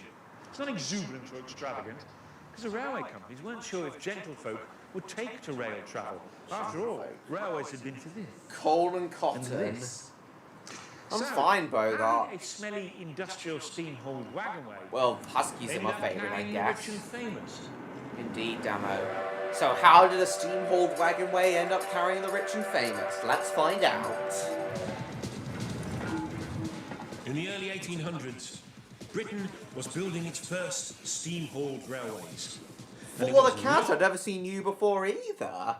Welcome to the stream and welcome to my channel. Please subscribe if you haven't already and happy Railway 200. Britain was building its first steam-hauled railways. And it wasn't long before people wanted to ride on the train. I know you do, Jacob. Jacob, did you hear the story I told about William Huskisson, the Member of Parliament, who was actually killed on the opening day of the Liverpool and Manchester Britain Railway? was building its first steam-hauled railways. I know, Bill Bricks. And it wasn't long. Oh, cool, before Bogart. You're people sure to enjoy wanted this to stream ride in on that the train. case. Early railways were concerned with the carriage of bulk goods, Bulk minerals, goods. black gold, coal on the tramways of the northeast. So when it came to carrying passengers, there wasn't any precedent. So they used existing technology for their carriages or coaches. Looks familiar, doesn't it? And that's why that's what they're called. This is a stagecoach, complete with a brakeman on top, sat facing forward, the luggage behind him on the roof, the passengers inside swathed in rugs. And all this was perched on top of a four-wheel coal truck. So yeah, the first class railway coaches were literally just horse-drawn stagecoaches perched on top of four-wheel coal trucks. You do not want to cross? Indeed. The thing that made William Huskisson's death even more unbelievable was the fact that it literally happened on the day the Liverpool and Manchester Railway opened. The day of the opening of the railway that literally changed the future of railways and society as a whole forever. I guess William Huskisson's death only made that day even more significant, because it showed the dangers of not only trains, but the Industrial Revolution as a whole. I don't know. Probably not, Bill It Bricks. was perched on top of a four-wheel coal truck. And it really was as simple as that. A wooden superstructure bolted on to a rigid truck. 2 axles, 4 leaf springs, brakes worked by the brakeman. So, in an accident, the flimsy wooden superstructure would just break away from this undercarriage with disastrous consequences. Yeah, splinters and impalements in all the passengers inside. Yes, that's another thing I wanted to talk about tonight. 19th century train travel, especially like before 1850, was very unsafe. You could easily be splintered, impaled in a crash, killed. The wooden body coaches could easily catch on fire from embers that would be released by the steam locomotives. It was just crazy. And coaches like this four-wheel one would most certainly not comply with modern-day mainline safety standards. So there's no way a coach like this four-wheel first-class coach would be allowed to run on railways today. Exactly, Damo. So they certainly were back in like the 1830s and 40s, but nowadays you're actually 6 times safer on a train than you are in a car. Oh, nice, James. By the brakeman. So, in an accident, the flimsy wooden superstructure would just break away from this undercarriage with disastrous consequences. Even though travelling on the early trains was a risky business, Yes, it more was. and more people wanted to experience steam power. Because it was still much faster and more comfortable than horse-drawn coach travel, even if at the time it was a lot more dangerous. Now, this next fact that Mark is about to tell, you guys who may be unfamiliar with railways may be very, very surprised about. It was crazy that this was allowed back in the day. Even back in the day, what Mark's about to say. But if you couldn't afford a first-class carriage on rails, you had to make do with this. It's an open goods truck with benches. And you were lucky to get benches. Yes! Third-class coaches, smelly, poor people, peasants, literally had to ride on the railways in the 1830s and 40s. Peasants literally had to ride in open goods trucks, and they were lucky if they got benches. Hello, Electro. Lovely to see you. We're just talking about how basic and unsafe the earliest trains were. Electro, did you know that back in the 1830s and 40s, third-class passengers, so common peasants, literally had to ride in open goods trucks with benches. So proper railway coaches as we know them today, with fully enclosed, protected from the elements, and actually comfortable seats, all that was just a luxury for the rich, for the first class passengers. The peasants had to ride in literally open goods trucks with benches, which was borderline inhumane if you ask me. Do you agree, Electro?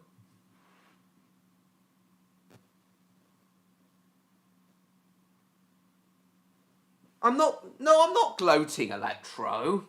I'm not gloating at all. It's just comedic effect, was what I'm saying.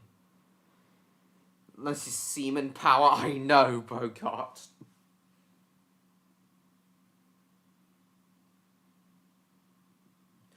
I'm not gloating at all, but Electro, I'm just...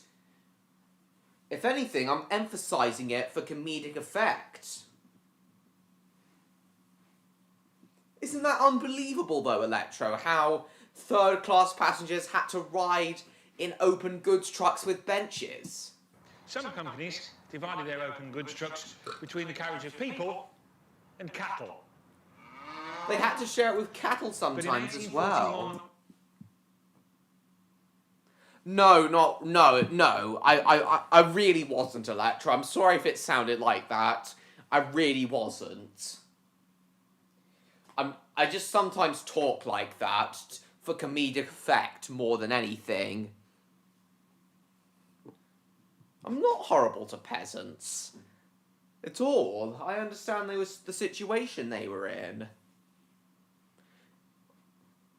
The whole comedic effect of what I was saying was just me criticizing the railway companies for making them.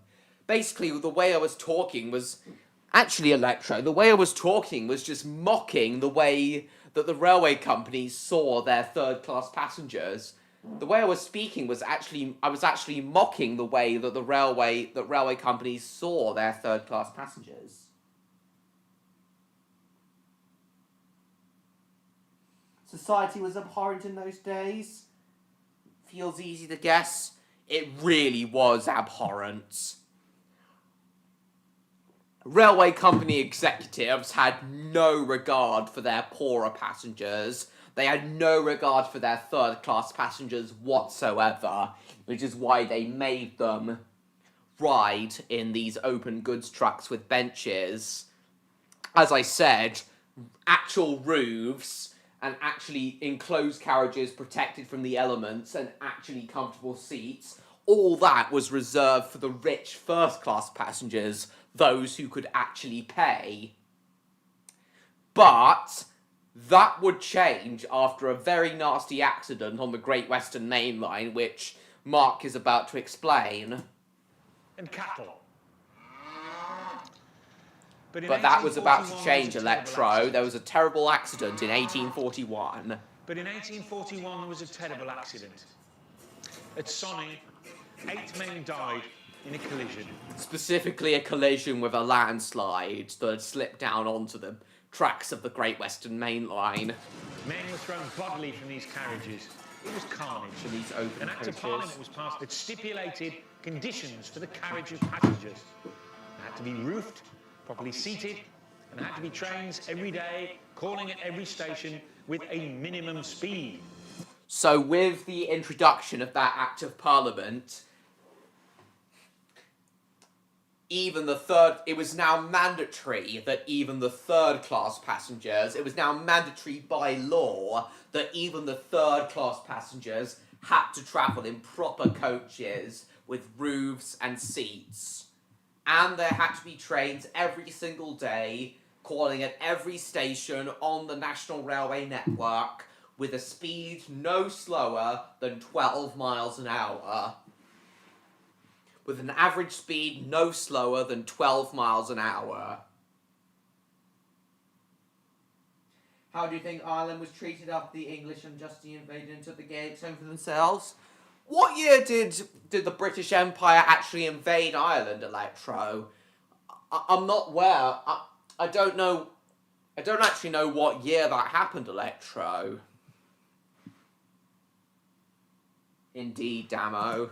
Be trains every day, calling at every station with a minimum speed.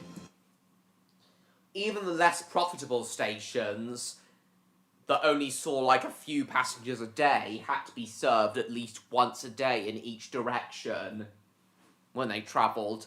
And these became known as parliamentary trains.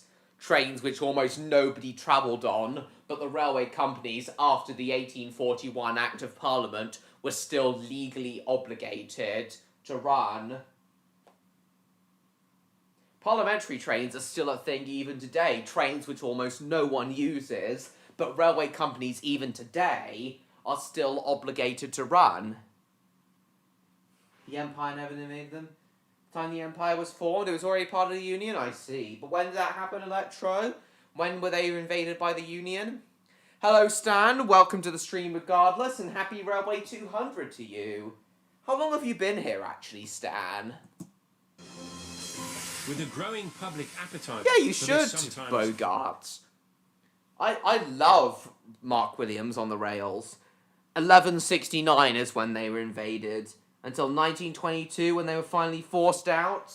Except from Northern Ireland, of course, but most of Ireland, of course, is now still its own independent country. And had to be trains every day, calling at every station with a minimum speed. So yeah, Electra, I'm sure you agree that the idea of transporting third-class passengers in these open goods trucks with hard benches just wasn't humane at all.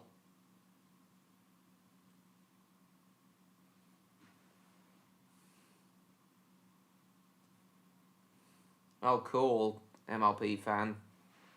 James going to watching. I'm glad that Act of Parliament was introduced so that even the third-class passengers now actually had to have decent travelling conditions. Even if it did cost the lives of 8 people in an awful accident on the Great Western Main Line in order for that Act of Parliament to be passed.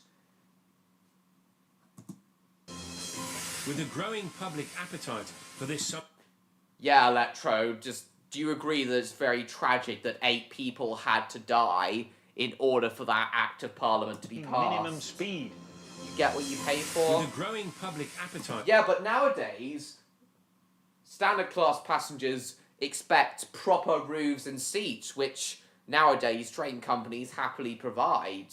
But it's just inhumane how older railway companies just didn't provide that with for their a minimum third-class speed. passengers. With a growing public appetite for this sometimes deadly speed, train mania Deadly speed. started to sweep across Britain. But for some, the idea of this fast track travel was terrifying. Thomas Creevy, an MP and opponent of rail travel, Sheffield said Park. the Opponent of quickest rail motion to travel. me is Isn't it funny how an MP called Thomas, a name which a famous tank engine would soon inherit, that the name Thomas was associated with a man who was opposed to rail travel, and then over 100 years later, that name would be associated with a very famous tank engine. Isn't that ironic, guys? The idea of this fast track travel was terrifying. Thomas Creevy, an MP and opponent of rail travel, said MP and opponent of rail the quickest travel. motion to me is frightful. It is Still there, really Electro? flying. Really And flying. it is impossible to divest yourself of the notion of instant death upon the least accident happening. For most, the idea of being able to travel Instant death further upon the quicker least accident was very happening. enticing and opened up a whole new world. In 1836, it took 18 hours to get from London to 18 Manchester. hours to get from In London to 1852, Manchester. by rail, you could do it in 5. So there was a huge difference in travel times. 1836 took 18 hours to get from London to Manchester, but by 1852, just 16 years later, you could do it in 5 hours. Isn't that insane how much journey times were slashed in just a few years, in less than 20 years, thanks to steam power? Ironic as ironic can be. Indeed, John Murray. Still there, Electro?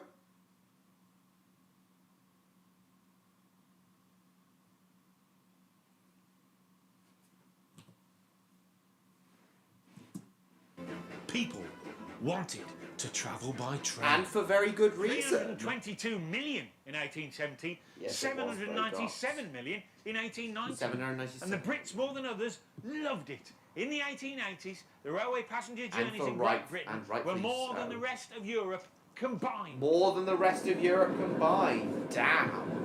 And it wasn't just about going somewhere fast. Trains opened up new possibilities to people. They did indeed. Before railways, life had been lived on a very local scale. But suddenly, there were new opportunities. Country folk could visit Still there, expanding Stan? cities. The city dwellers could get to the seaside. Yes, they could. Weekend trips to the seaside became a very regular thing for many families all over the country once rail travel became mainstream.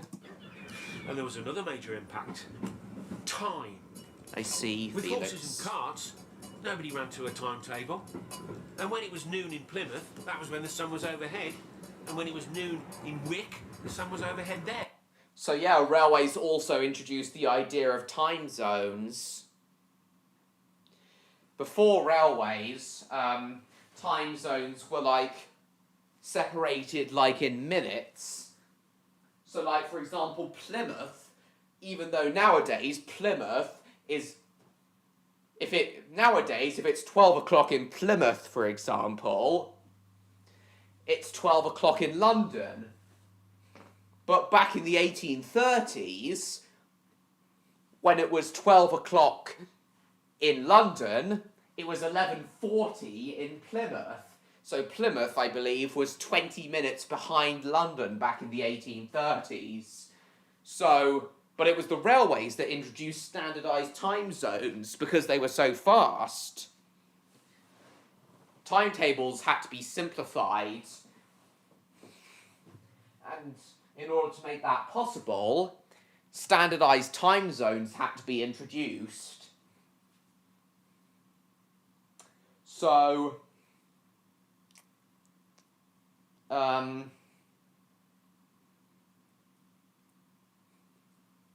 yeah, nowadays it's the same time. It's the same time all over the country. But back in the 1830s, cities were like several minutes behind When the each sun was other. overhead, and when it was noon in Wick, the sun was overhead there. But that didn't work for railways. No. They had to have timetables. So you had to have standardised time. It had to be the Standardised same time indeed. Plymouth as it was in Wick. And if you didn't keep your eye on the railway clock, or carry a watch yourself, you'd miss the train. Indeed.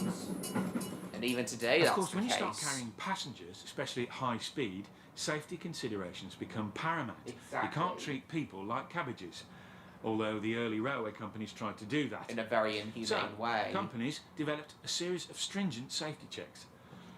One Yeah. of the most famous safety checks And good on them was for doing conducted so. before every train departed, and it was very evocative to anybody who travelled on the railways up until it was stopped, was wheel tapping. Wheel Like tapping. this. Wheel tapping, yes. Because in the days before ultrasound Still there, Stan? and x-ray checking, tapping the wheels and listening for a change of note that would tell you whether it was fractured or not was the only way to make sure that your wheels were sound. Change of note, yeah, that wheel's fractured. Trains stoked the fire of curiosity in Victorian Britain. Yes, they did. Exploring nature in admiration of God's work took the richer Victorians out of the cities and into the wilderness. Yes, now mountain railways, talk about briefly. A day in Blackpool's nice, day in Brighton's lovely, day in the lakes also very lovely. But if you want real scenery, real spectacular Victorian grandeur, why not come to Switzerland? I've been to this part of Switzerland before, and I've been on the railway that Mark is on at the moment, the Brienz-Rothorn Railway. The Brienz-Rothorn Railway opened in 1892, and because the Brienz-Rothorn Railway opened before the end of the 19th century, we can talk about it in this stream. The Victorians wanted to climb new heights and see the world. See the world indeed. They wanted to get to the top of the mountain, but wanted to get there in as much comfort as possible. After all, they had standards and corsets to consider. And corsets. They would pay to see spectacular scenery. The challenge was on for anyone to work out how to get a train up a very steep mountain. How did they do it? Let's find There's a out. man coming out telling you whether it's going to rain or not. Built in 1892, the Brienz-Rothorn Railway in Switzerland The Brienz-Rothorn was the steepest, Railway. highest railway ever constructed. Oh, cool, James. The Steepest highest Swiss railway ever had come constructed. up with a design Nice. which would carry you to over 2,000 metres in just 40 minutes. 2,000 A meters. technological in 40 marvel, minutes. especially considering the engineering problems that had to be overcome. The main problem was with smooth wheels on smooth rails, the train will slip backwards. Yeah. So the Swiss added a third rail, a cogged rail. Cogged rail. Cog systems have been tried right at the beginning of the railway age. By Blenkinsop, for example, at the Middleton Colliery, in an attempt to solve general problems of traction and adhesion by the mid to late But yeah, I think he talked about this earlier in the stream. Colliery, in an attempt to solve general problems of traction and adhesion by the mid to late 19th century, they were being developed for mountain railways. Mountain railways. Mount Washington in 1868, Mount and then Washington. in Switzerland. And Reichenbach Reichenbach. designed the first system in 1870 because he wanted to get everyone into the Nikolaus mountains. Reichenbach. Good luck. Good lad indeed. Yes. Niklaus Reichenbach Yes. was a mountain railway pioneer who also had a good eye for employing talented engineers. His main assistant was Roman Abt, who came up with the perfect cog system for mountain railways. This is interesting. Hello. Pay attention to If you'd this, like to come guys. down here, I'll explain. Explain. This is the Apt racket and pinion system. It's a double system. There's only one rack here because we're in the engine shed, but on the mountain there's two, set slightly offset. Similarly, the pinions here are offset, so it walks itself up. Walks itself up the There's hill. never not the anything mountain. engaged. Plus, these are also sprung to take out any unevenness. Neat. Yes, it is. It's really neat. In more ways than one. Awesome. Abt had perfected the track, but the steep gradient presents another problem. You'll notice something very strange about these locos. All their boilers are at an angle. Kneeling cows, the Swiss call them. Kneeling cows. I love that name, kneeling cows. Yeah, if you tried to run a mountain locomotive, if you tried to run a locomotive up a mountain, it would expose the front of the smoke box. The water would all slosh backwards towards the firebox if you tried to run a normal boiler, normal angled boiler up a mountain. All the water would slosh backwards over the fire. Ideally, you want the water level to be level, so if you run up a steep gradient, if you run these kneeling boilered locomotives up a steep gradient, suddenly your boiler is level, as Mark is about to explain. I see, Damo. Simple technological reason for that. Because if you're ascending a gradient of 1 in 5, suddenly your boiler is Yeah, level. 1 in 5 is the gradient of most There's a mountain very railways. simple technological reason for that. Because if you're ascending a gradient of 1 in 5, suddenly your boiler is level, which means the water stays level, doesn't expose the firebox, which means the locomotive doesn't explode. I think he means doesn't expose the smoke box. Don't know why exposing the smoke box would cause the locomotive to explode, but whatever. Doesn't expose the firebox, which means the locomotive Oh, doesn't we'll explode. see. MLP fan. Explode. It all makes sense when you see it in action. What I find funny is how the locomotive's piston rods and wheels aren't turning in sync with the chuffing. It's actually the gearing inside the locomotive under the boiler that's moving in sync with the chuffing, which I find really strange and really funny. And for some reason, all that gearing and piston rods, all the gearing and piston rods underneath the boiler that's actually doing the chuffing, that's actually making the chuffing sound, for some reason that honestly reminds me of a sewing machine. I don't know why, but it just somehow does. Doesn't explode. Welcome back, Jupiter. It all Thought of using Snow Mountain Railway number 7 idea on the road. Going uphill backwards might be a problem. Yeah, I reckon so. It all makes sense when you see it in action. See, the chuffing of the locomotive isn't actually in sync with the wheel rotations. It all makes sense when you see it in action. More in sync with the piston Vegan motion backs, under the little kneeling boiler. cows running on Roman apts, rack and pinion rails. What a winning combination. With those See how the boiler remains level when it's going up that steep hill? It's really clever. Nikolaus Riegenbach and Roman Apt, they were both really talented. Just as talented as George and Robert Stevenson. it in action. Not a lot, Jupiter. Vegan-backs, little kneeling cows. I came here after I saw your comment on the Rail 200 video. Awesome, Quail. Awesome indeed. Welcome to the stream and welcome to my channel, Quail. Please subscribe if you haven't already, Quail, and happy Railway 200 to you. We're talking about the Brienz-Rothorn Mountain Railway at the moment. I'm talking about basically any railway or locomotive or rolling stock or item of rolling stock that was introduced before 1900, and the Brienz-Rothorn Railway being opened in 1892 means it qualifies under this criteria. So we're talking about that at the moment. Go right in front of the boiler. Firebox will be covered in a blanket of water. Indeed. Doesn't expose the firebox, which means the locomotive doesn't explode. Yeah, the firebox has to be surrounded by water in order to actually remain safe and not melt the steel around it. It all makes sense when you see it in action. As I explained in my railway safety video. Vegan-backs, little kneeling cows. Yeah, welcome to my running channel, on Roman Quail. apts, rack and pinion rails. subscribe what a if you winning haven't already. combination. With over 11,000 Victorian sightseers taking the trip in its first season. 11,000 in the first season. Nice. The way he's moving his body obviously means it was very rough on the foot plate. Okay, doesn't seem quite.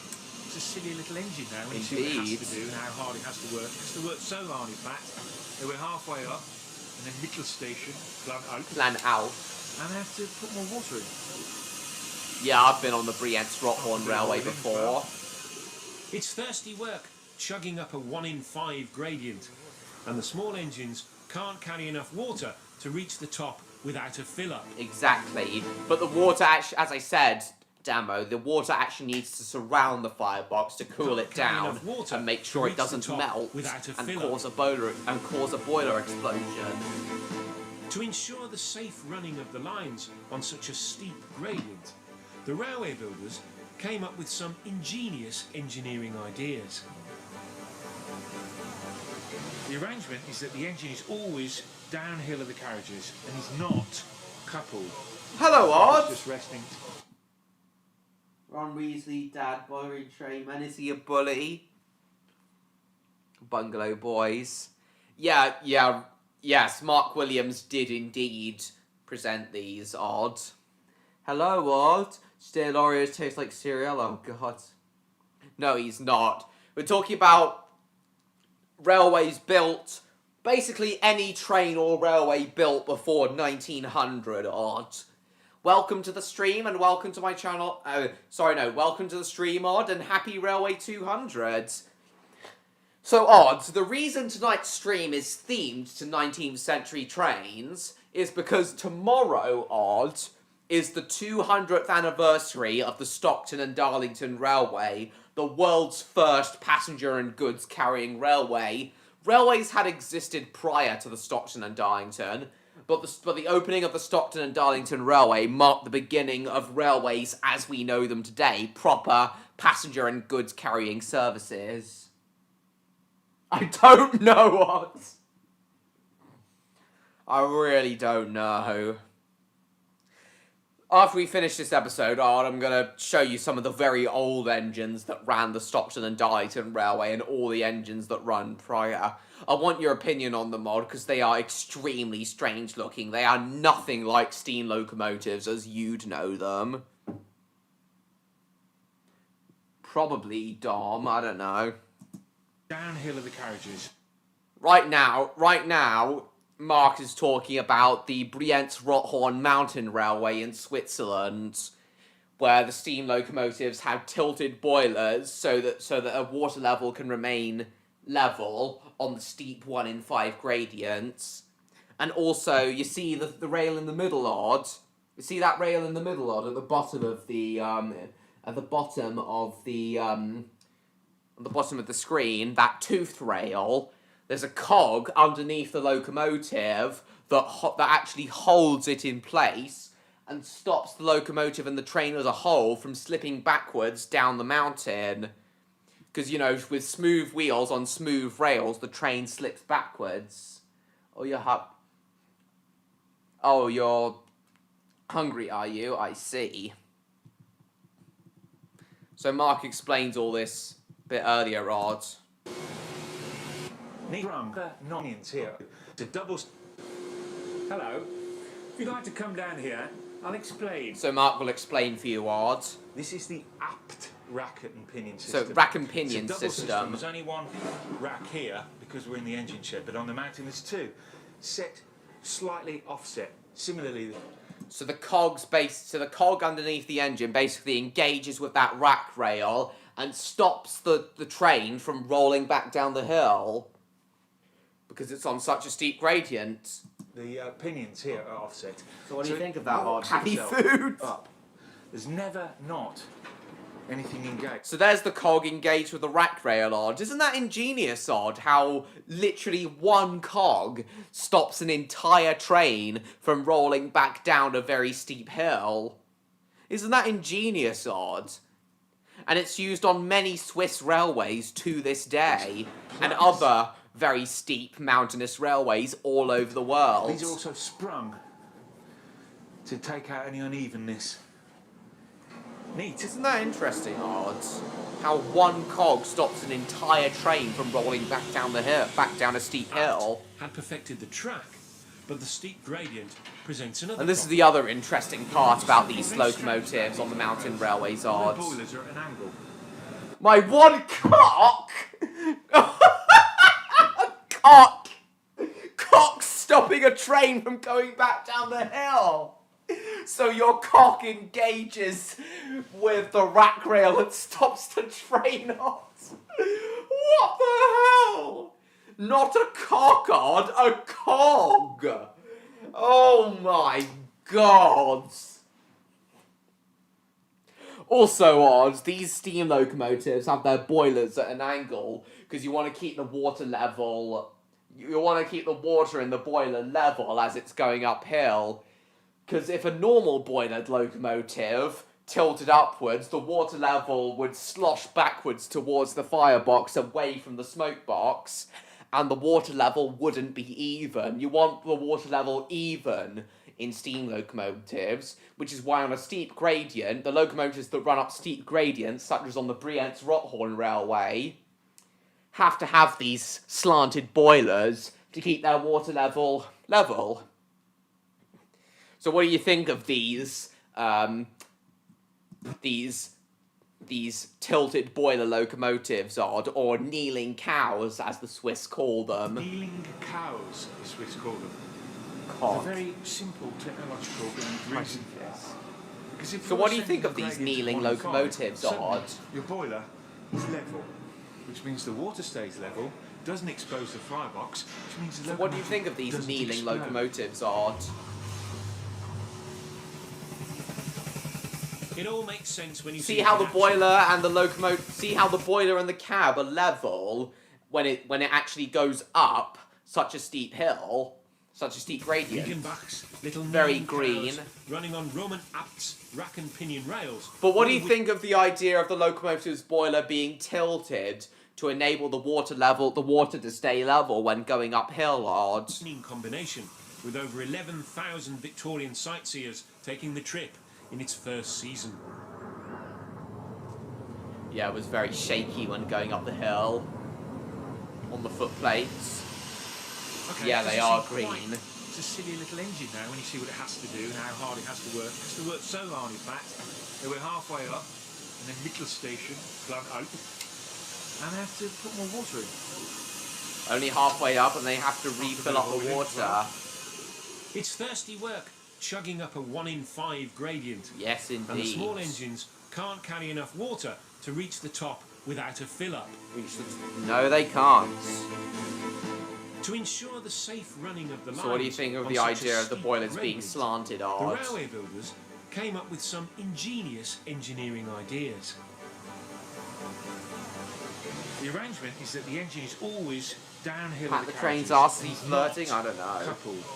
The buffer's just resting. So there's against no that coupling net. So ascending with these mountain there's a traction with unit these mountain using trains. an apt system, and descending it acts as a brake, so that the steam, in this case, the steam brake system. Gravity does the brakes work whole with unit keeping the as it goes locomotive and down. coaches together, not the coupling. So, the engine is always downhill of the carriages.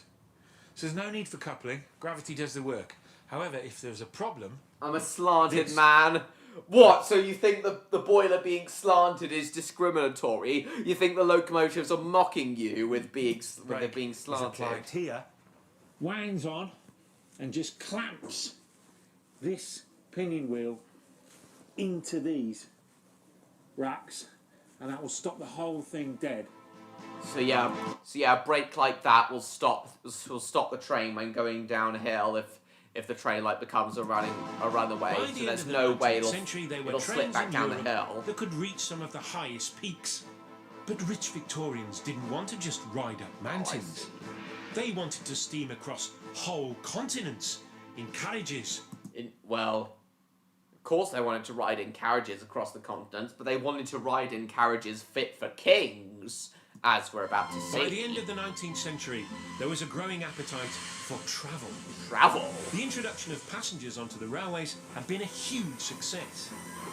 No, The he's rapid not. expansion of the He's networks. He's showing us how he was showing us how the emergency brake system works on the mountain Railways on the have been a mountain huge on mountain success. railway trains. And with the rapid expansion of the networks, people could travel further in less time than ever before. At first, the carriages they rode in were basic and functional, but not for long. Why does he That's stick what out I his call tongue paintwork. there? Every Paintwork ounce indeed. of the railway company's expertise in their carriage making, in their rolling stock, their engines, their drivers, their signalling, their standards of service went into these, the royal trains, the carriage of the head of state. I'll ask Electro about these royal trains when he comes back in a moment, because I want to know what Electro's preference would be. Electro's in the dragon character, what his preference would be for travelling in royal trains. Ah, a silver bedstead. Your Majesty. Oh, and cheeky cameo from a Thomas Kiddie right there. Victoria started the trend in 1842, but she was scared of rail travel and stipulated that when she was... Isn't this a gorgeous coach, Odds? The kinds of coach that the British monarchs would have travelled in, the royal trains and their family, the carriage of the head of state. Aren't these gorgeous to move coaches, from one Odds? part of the train to another, or even from one chair to another, the train must come to a complete stop, and she had a communication with her driver. This carriage was bid for her son, who had no such problems. The faster the better for Edward. He made his own stipulations, though.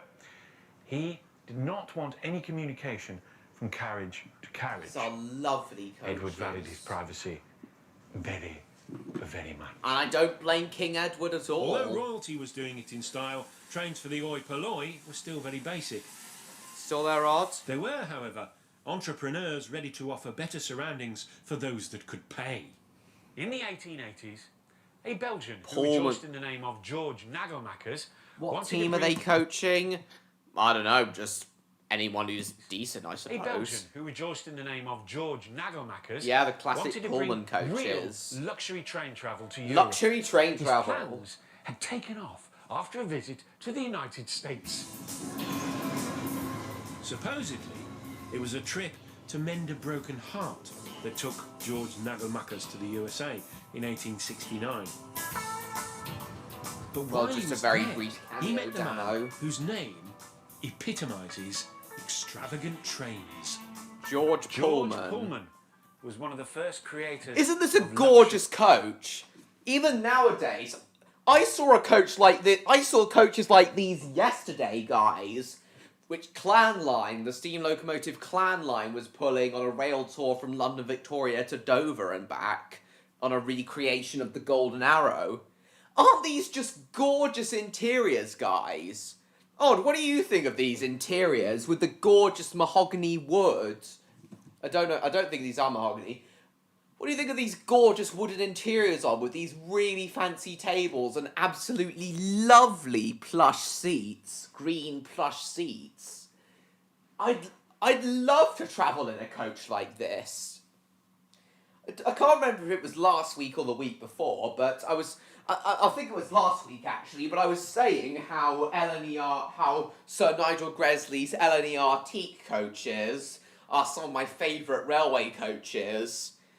But honestly, I think in reality, my favourite railway coaches are a tie between the LNER Gresley teaks and these Pullman coaches. These Pullmans are so good. I've never travelled in a Pullman before, but I'd love to one day. These look so good. His carriages were comfortable, They're gorgeous. robust, and he went to town on the interiors. So what do you think of these odds? Good morning.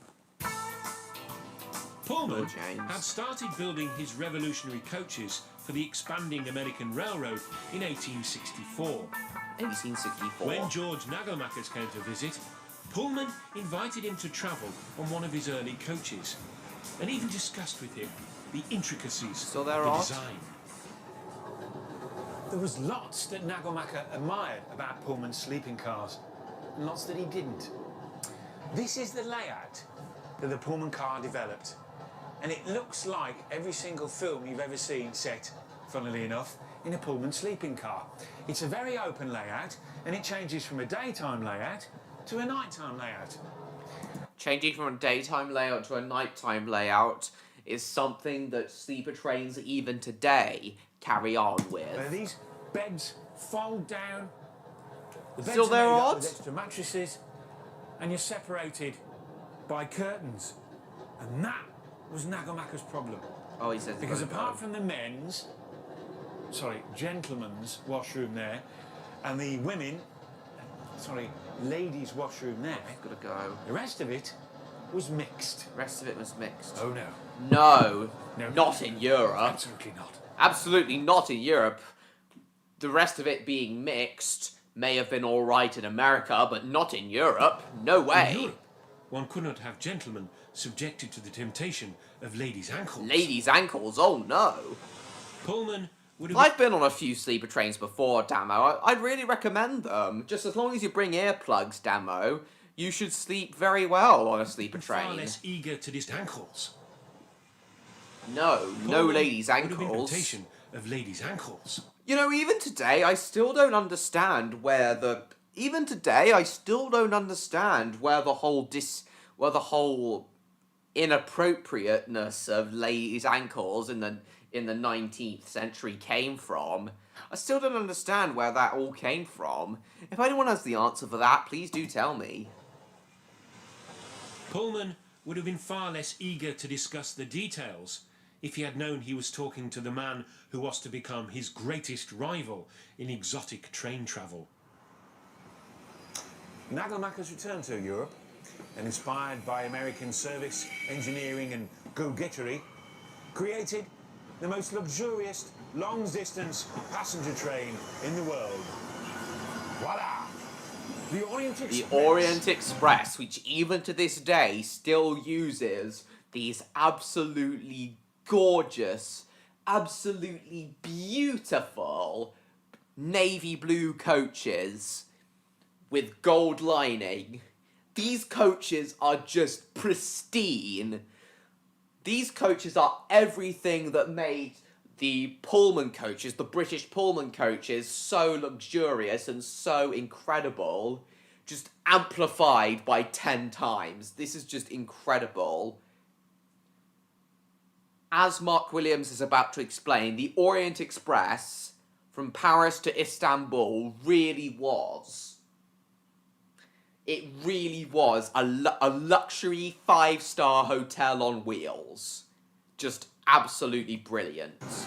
I've never been on the Orient Express, but I will one day, without question. The first Orient Express journey set out from Paris to the east in 1883.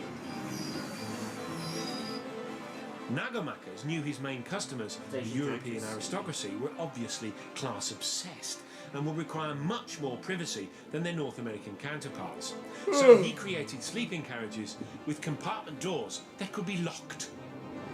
Why weren't the American ones lockable? I don't know. That's something I don't understand. Why the American ones weren't Welcome aboard lockable. of Raptordogs, sleeping car number 3425. And yeah, as the Orient Express was introduced in 1883, before the cut-off period of trains we can discuss in this stream, 1900, because the Orient Express was introduced in the 19th century, we can talk about it in this stream. The first Orient Express journey set out from Paris to the east in 1883. Nagelmakers knew his main customers, the European aristocracy, were obviously class-obsessed and would require much more privacy than their North American counterparts. So he created sleeping carriages with compartment doors that could be locked. Okay, Thomason's special lesson. Welcome aboard of Oh, Raptordogs, that would be sleeping nice. car number 3425. 3425. Rather beautifully decorated with Art Nouveau marquetry Art by Nouveau. René Proulx. It was actually made in Birmingham in 1929 in Smethwick by the Birmingham Railway and Carriage Company. Now, this sleeping car has seen some action. It was used by King Carol of Romania for various affairs. Affairs? And then in 1940, when he fled his country, To it was escape the one of the Nazis. carriages that To made escape the Nazis, no doubt. Fled in 1940 to escape the Nazis, no doubt. And then in 1940, when he fled his country, it was one of the carriages that made up the train packed with all his art and treasures, and he was shot at as it crossed the border. So Damn. it has seen action. Enemy action. Enemy action. Ah, the Rhine. The River Rhine. The impressive 16 You can clearly hear the carriage-long helicopter train blades is from that staffed overhead by shot. The impressive 16 carriage long train is staffed by 6 French chefs. French Across chefs. the border into Liechtenstein, most of which I own. Most of which he 12 owns. Most of stewards. Liechtenstein he owns, apparently. Most of which I own. 12 stewards. Merci. 10 waiters. Thank you. 3 barmen. And a piano player. I beg your pardon. Pianist. Pianist. Who look after the 180 pampered passengers. The Orient I'd love to travel on the Orient Express one day, no doubt about it. Express was designed to be a luxury hotel on wheels. A luxury the like hotel of on which wheels. Europeans have never seen before. Absolutely This amazing. is a day compartment.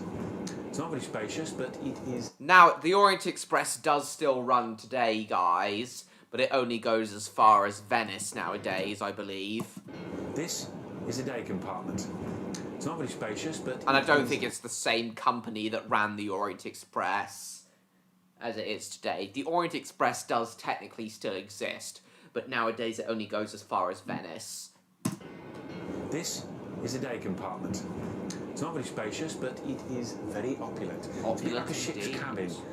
Everything its place and a place for everything. Very huge silver Nagelmakers sink. made sure Very the big interior silver sink. design was beautifully engineered to provide the maximum comfort in a confined space. No one would want any less. The European aristocracy would not want any less. For the personal touch, Can you stay cabin this time, attendants were Cassie? assigned to each carriage, always ready to Personal assist, day attendants. or night. Oh, for goodness sake, Cassie. Day or night. Very small bed, The comfort but- of the ride wasn't purely due to the luxury and attention to detail provided inside the carriages. The high quality of engineering started with the carriage construction itself. Exactly. Coil and leaf springs. Belt and braces. To create a smooth Very ride smooth for his ride. first-class customers, Nagelmakers used the same technology as the Americans used, as Pullman has utilised. Bogies. So instead of having a 38-foot coach with 3 sets of wheels, 3 sets of wheels. Rocking on and rolling, come for the ride of your life, yes. Yeah, I was just talking about how amazing the Orient Express was when it was first introduced, both when it was first introduced back in 1883 and today. Yeah, Jacob.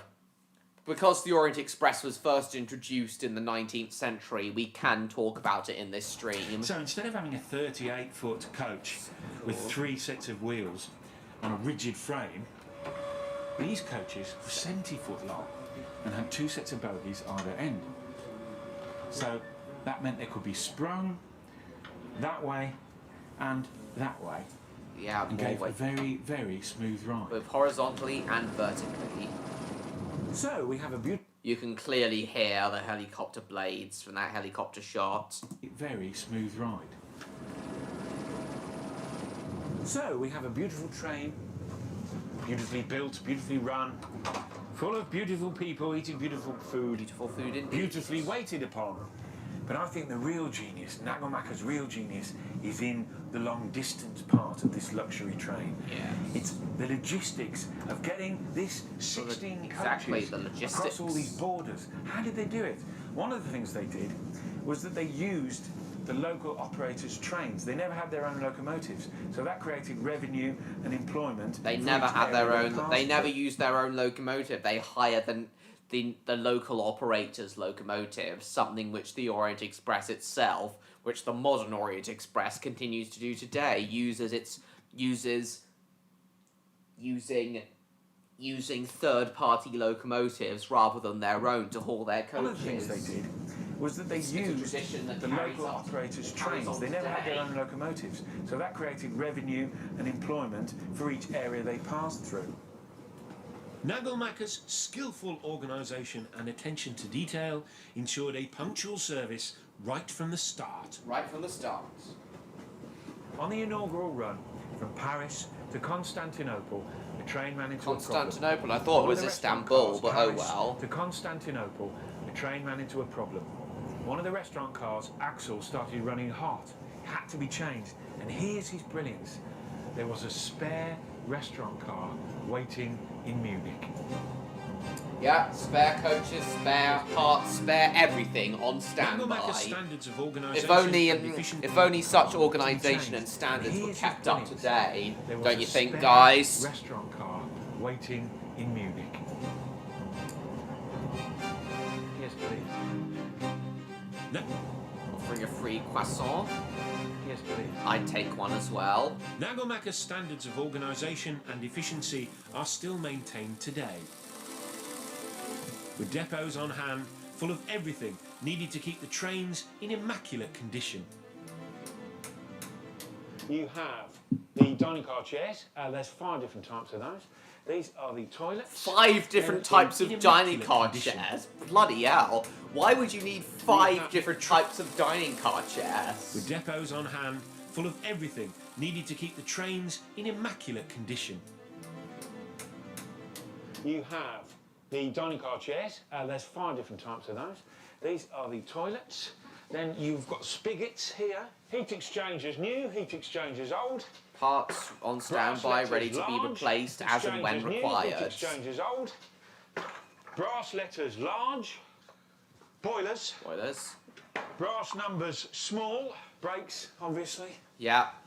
Tassels. Can't have a train. You can't have a train No. without brakes. Where are the light bulbs? The light bulbs. Yes, light bulbs are very important too. Howdo! Where's the light bulbs? This is literally the only time I've heard the name Howdo. Has anyone else heard the name Howdo before? Please tell me if you have. Howdo! Where's the light bulbs? Where's the light bulbs? Same demo. By the early 1900s, there was an Orient Express every day, crossing the continent in luxury. Yep. It was really the only way to travel long distance in Europe, so it got used inevitably for lots of underhand dealings. Underhand dealings. Everybody, So, all yeah, the still countries there, it passed Jacob? through, sent their spies to other countries that it passed through. Enemy Baden-Powell, who spies. later founded the Scout movement, was a British spy. Baden-Powell, who later founded the Scout movement, Baden-Powell. was a British spy. His cover was that he was collecting moths, and he came back with lots of very intricate drawings of moth markings, and none of which existed because they were coded drawings of military installations. Military installation. And much later, Interesting. a US naval attaché met his death after he was pushed through one of these doors. Damn, pushed through one of these doors. Wouldn't be possible nowadays, passengers being pushed through doors, opening doors like those.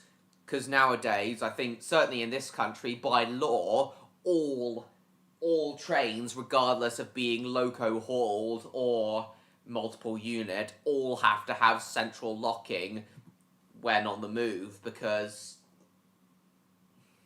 otherwise it's a bit too He was dangerous. pushed through one of these doors. Pushed out the door like that would not be good at all. Steam passenger trains had transformed the way people lived their lives. Only 40 years after the first passenger train, not only could you go to the next village and travel to the next city, but you could cross entire continents. Yes. What in 1829 had been an uncomfortable and dangerous method of travel had been transformed into the epitome of style and luxury. And rightfully so.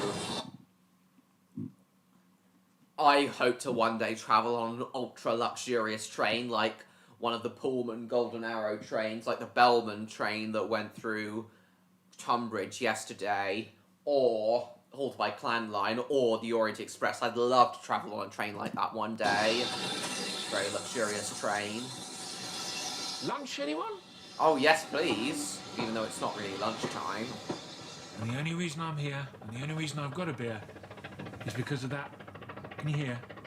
That industrious little engine.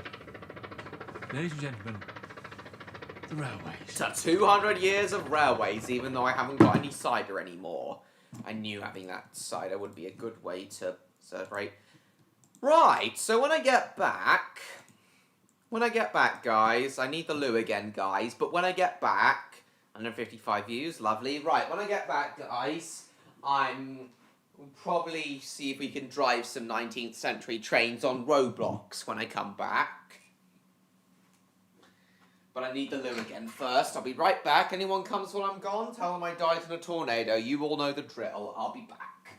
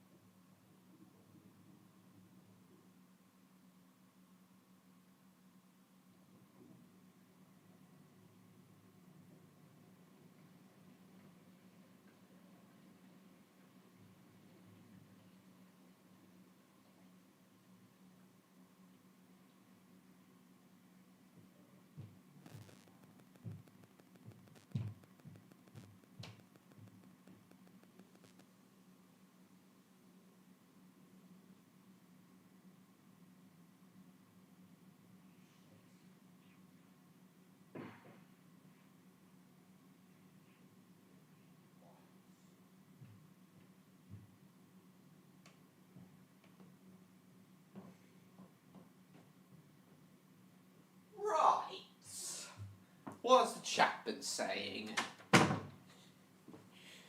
Oh, no one said anything since I was last here.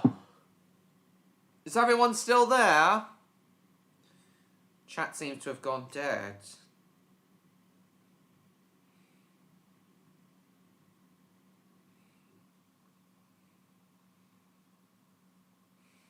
Hello, Lavco. Nice to see you. We're just watching those Mark Williams on the Rails episodes.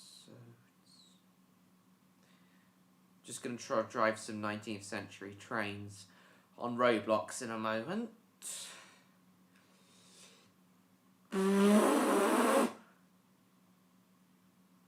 Okay, John Murray's still here. Lovely.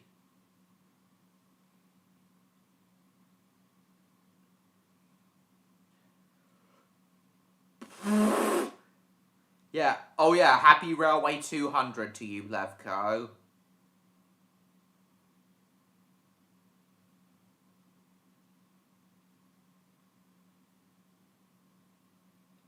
Happy Railway 200. Happy Railway 200. Right.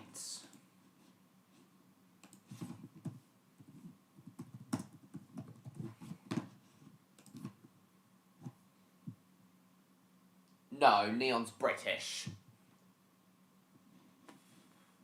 Let's have a look on Steamage first. I want to see if there's any 19th century designs we can travel. Most of the ones on Steamage are 20th century designs. I kind of want to drive 19th century ones, though.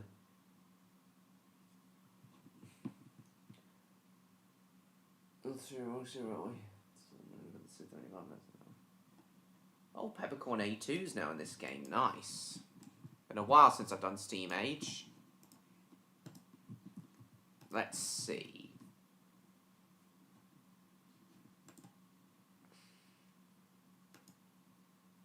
Oh, Sterling Single. Yeah, that's a 19th century one. We can do that. Class 40. No diesels. B12, B1.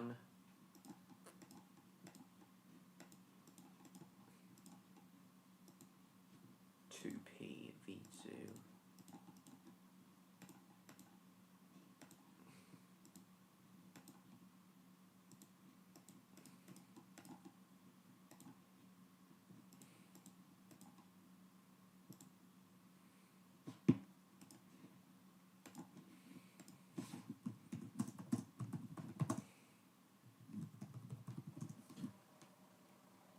What news is that?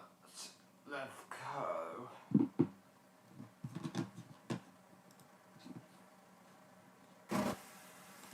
Can't drive the large boiler ones.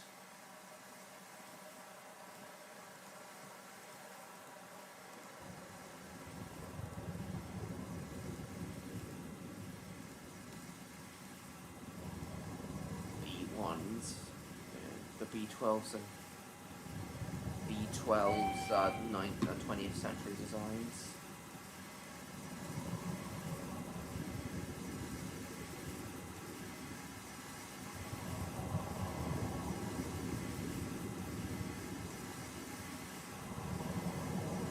Bird class.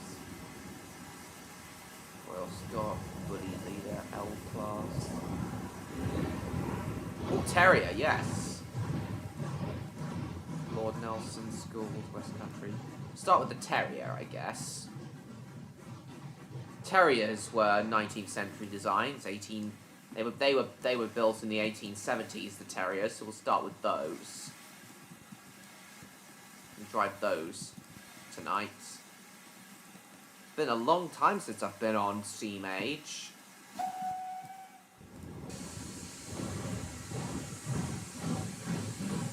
Got good acceleration for Terriers.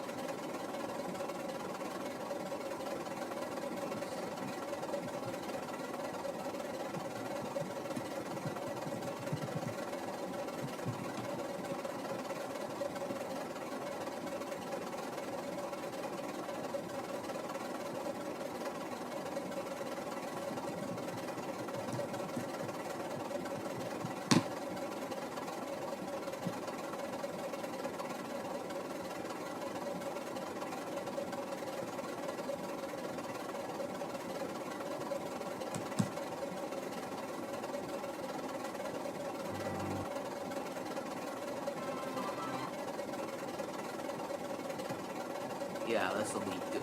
Yeah, I really like this variant. Hello, Martin. You're on obviously. Well, happy to Railway 200 regardless.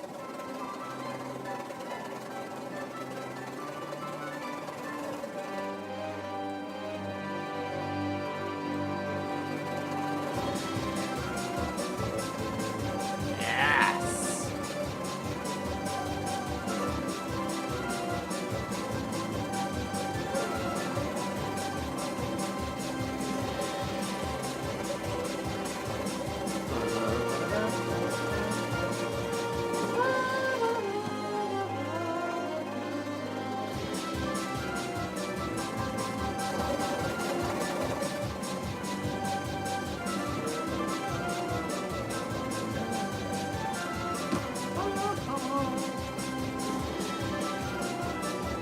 You like this, don't you? What, Martin?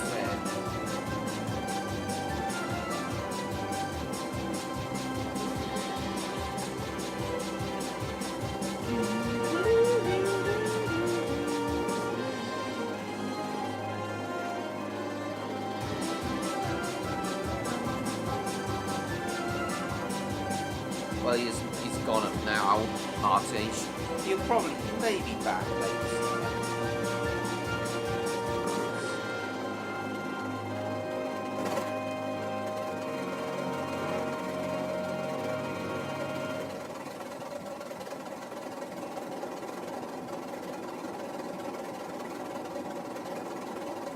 What's this?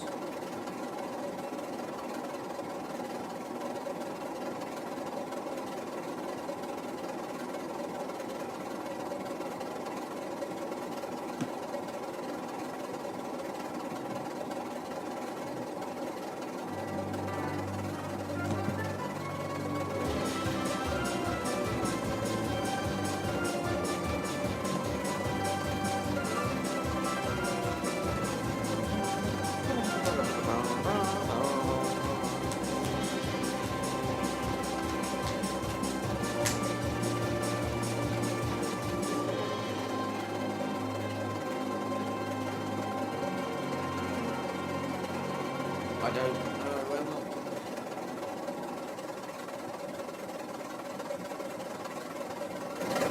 I really don't know, boy. Mate.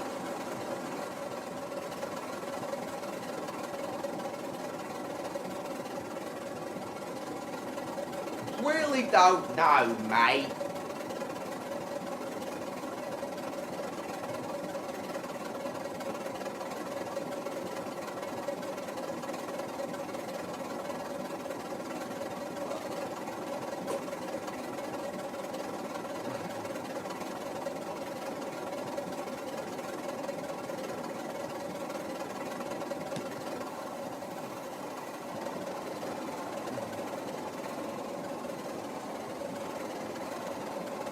Stockton and Darlington Railway, the first run. I'll watch this tomorrow.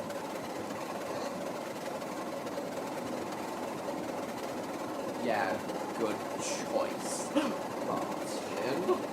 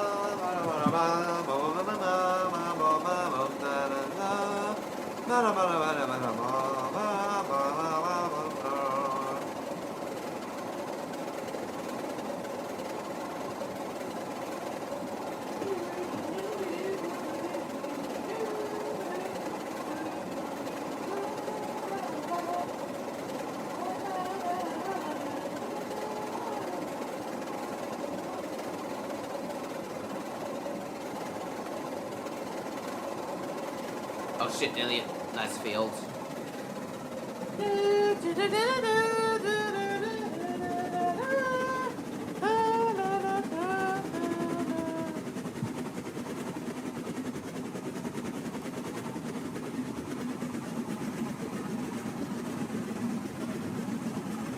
Disgusting.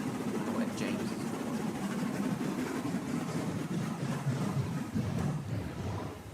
Alright, now let's go drive another 19th century train. Drive the Stirling Single. Hell? What is that noise? The bomb.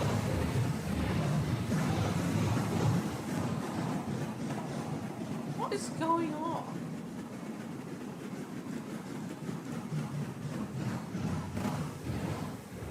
Stirling Singles and it's fan club exclusive, but because it's a 19th century design, the Stirling Single, we can run it.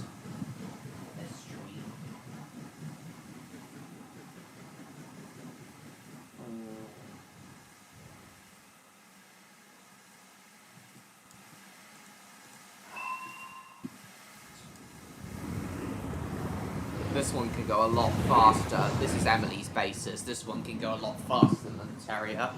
That's why I've been a bit more excited to drive it. Favourite heights of the scene? I'm glad you think so, Damo. Is Loveco still there? Yeah, the Stirling Single was like the premier express engines of the greatest main line. Stirling Singles predated they were like the predecessors to the C1s, A1s, and A4s.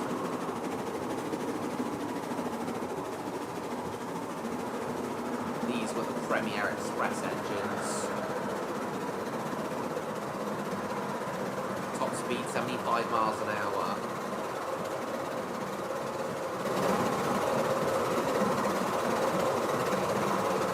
Huge driving wheel like that. The larger the driving wheels, the faster the locomotives could go. Yeah, these were fast engines for their size. Singles.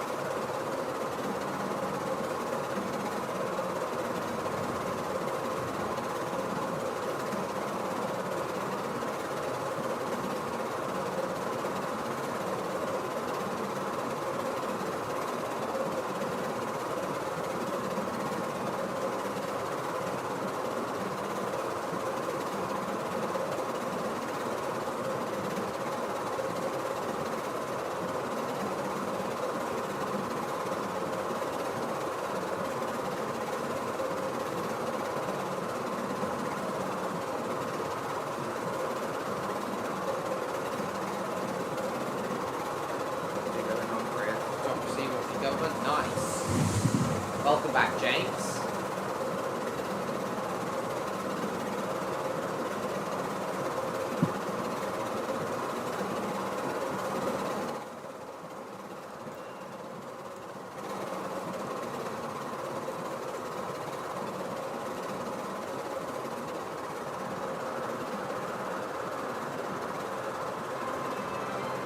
I suppose this theme would also, the chase theme would also work for Emily when running fast.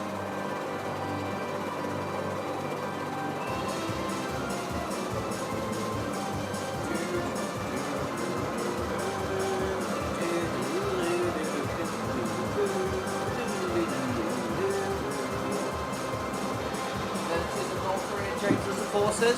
For which scene specifically? For which scenes specifically, James?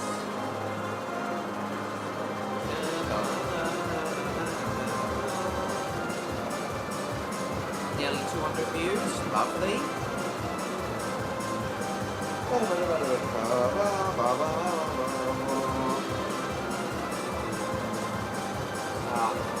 Did I rock song? Oh, interesting. I'd recommend asking. I'd recommend asking Electro about that when he returns.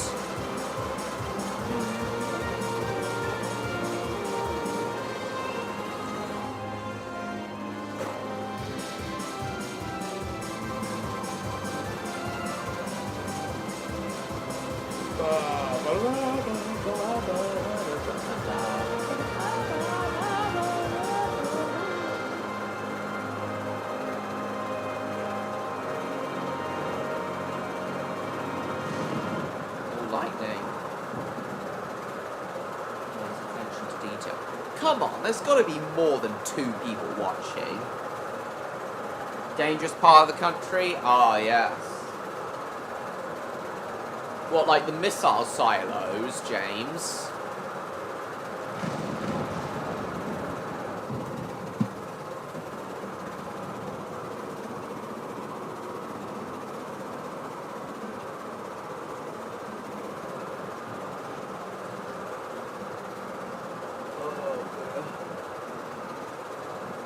It's updated May 18th. Shit.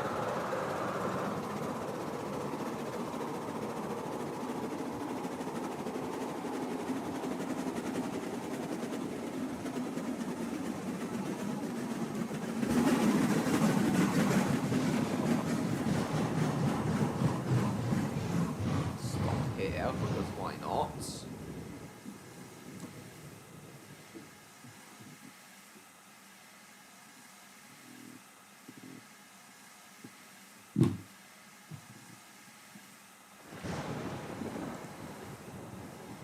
Nice weather effects they've got now.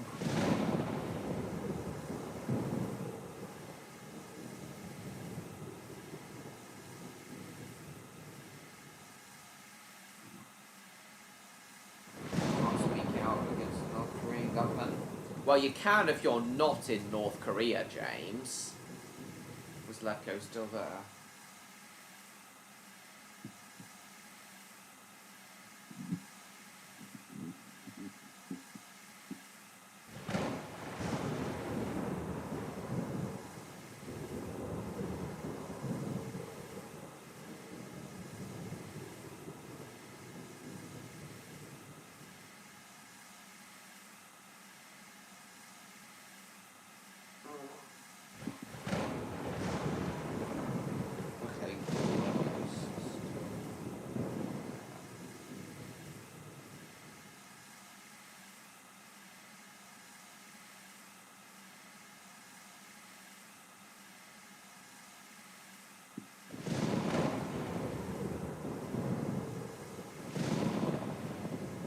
Lots of thundering and zapping.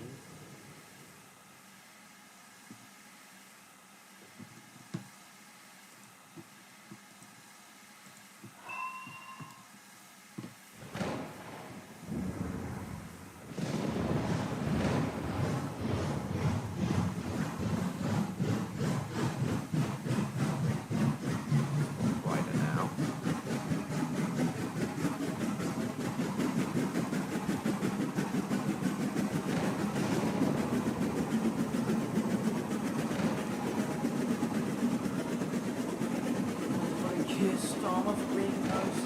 Bloody hell.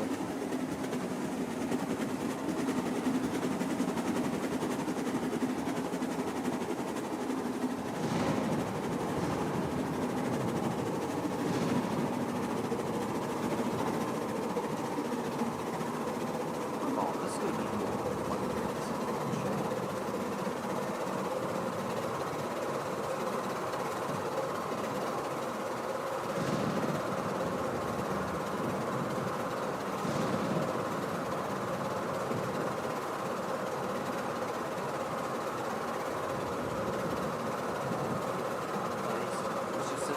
I don't know, Jimbo, I really don't know.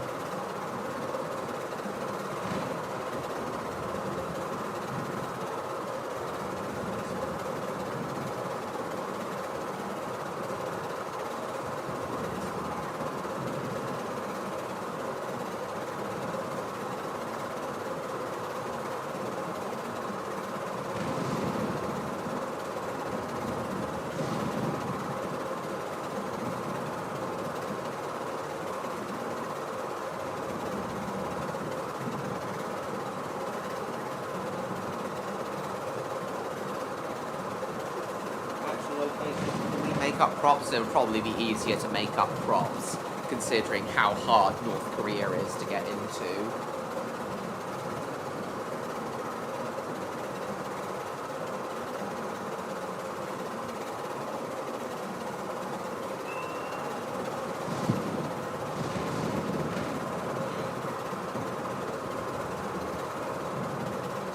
Hang on, what's Levko sent? Says that the chase theme slaps.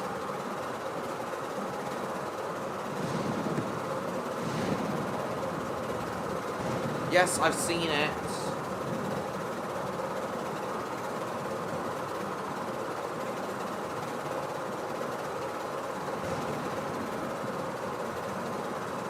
Hang on, I'm gonna mute this. Ah! Stupid laggy game.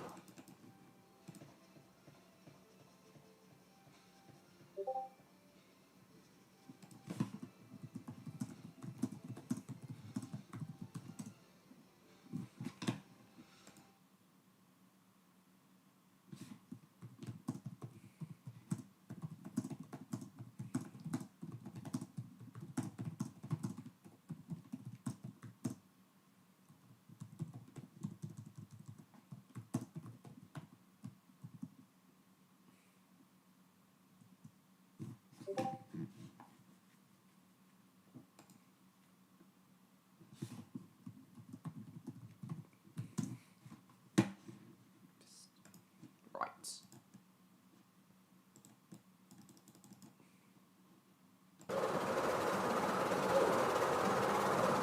Edward the Hero, one of my favorite ever episodes. I can see why. It's fitting that you watch that, Electro, considering Edward is a 19th century design.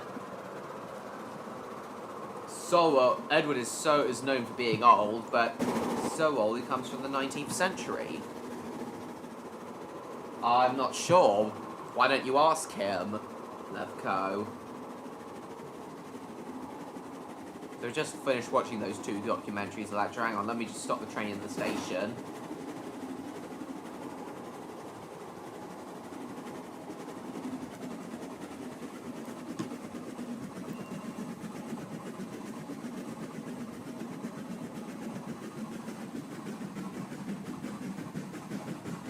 So Electro, we'll stop here at Wootton for a bit. Probably come back to this in a moment. So what I want to know, Electro, is what you think of the really experimental and very... So Electro, what I want to know is what you think of the very experimental and very crude-looking steam locomotives, the very crude and unrefined steam locomotives of the early 19th century. Specifically the likes of Locomotion. K2 Seagull? Yeah, Furness Railway K2. So I'm wondering what you think of locomotives like these. With pistons actually mounted on top of their boilers, rather than on the sides of them by their wheels.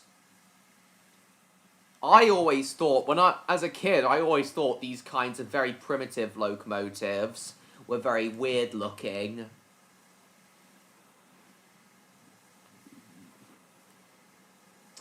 Do you agree that they're weird looking, Electro? These primitive steam locomotives? It's not just Locomotion and the other engines of the Stockton and Darlington Railway, there's also Puffing Billy. There's also Puffing Billy. oldest one still in existence.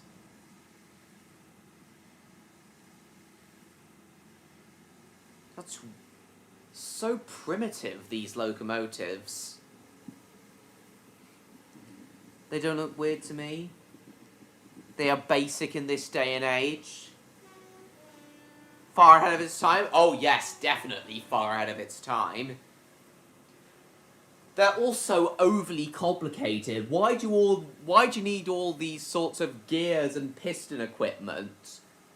When all you really need is direct coupling between the pistons and the wheels. Then again, back in the early 19th century, it was still very experimental. What exactly would...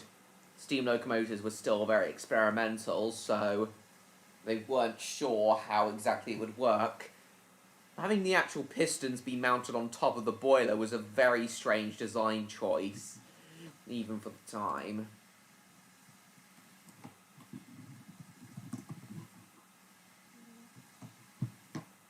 Also the steam elephant, this geared locomotive, the steam elephant.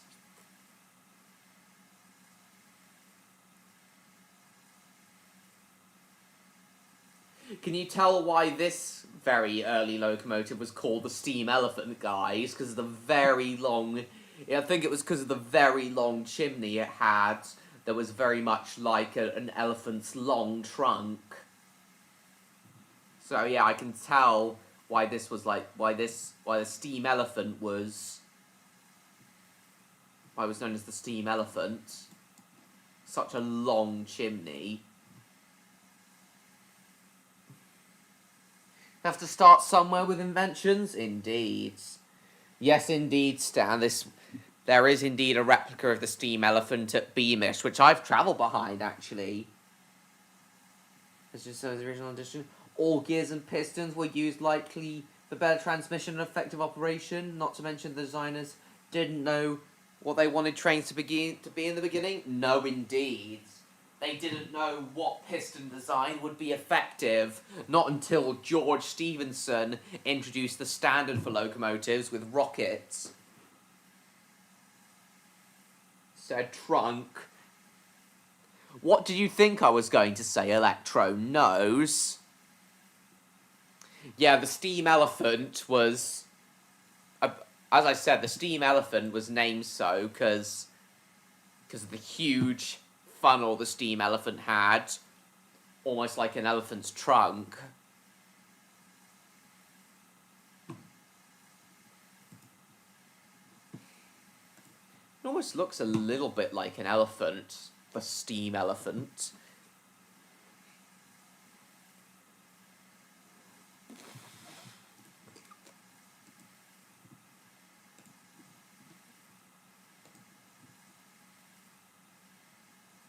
Six-wheeled Stephenson gauge locomotive built for the Wallsend Wagonway. Assumed to be the work of George Stephenson.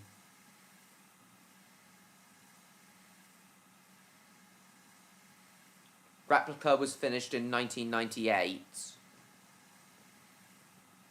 Only had a top speed of 4.5 miles an hour. Research and development before prototypes were built. Whatever didn't work is removed before evaluation. Indeed.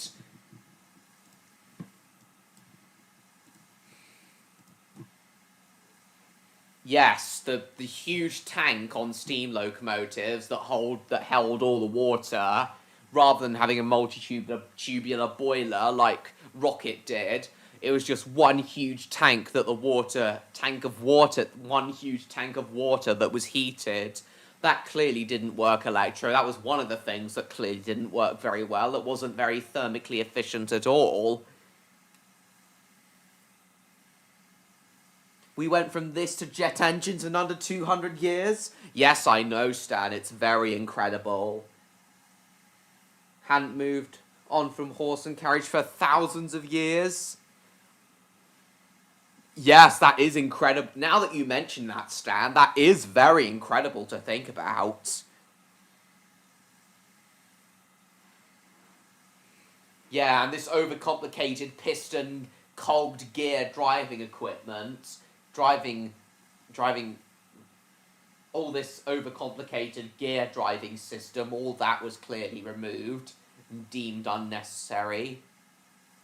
So yes, very, very experimental. And as I said earlier, Electro, I always found very early steam locomotives very weird looking, but now I understand why they look so weird. It's because the engineers at the time didn't quite know how efficient, what the right formula for building steam locomotives was. Yes, it is, Jacob, it is the steam element.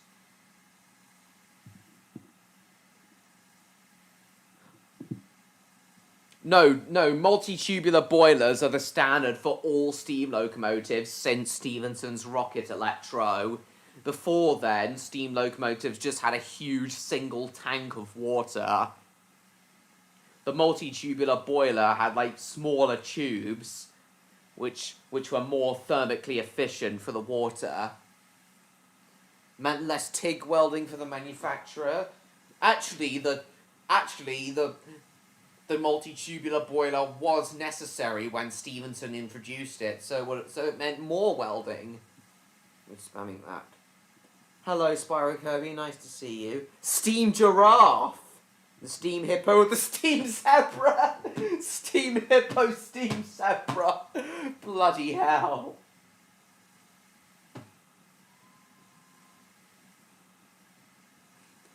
Now that you mention it, Damo, the really tall funnel the steam elephant has probably means it should have really been called the steam giraffe.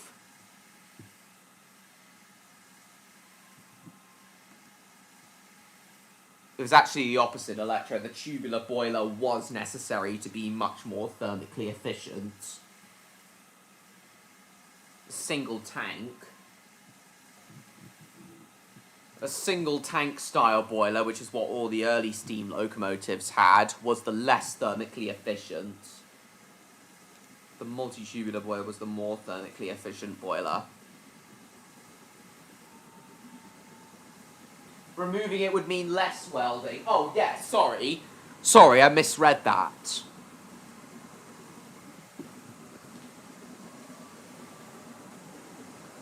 But because more TIG welding was required, Electro,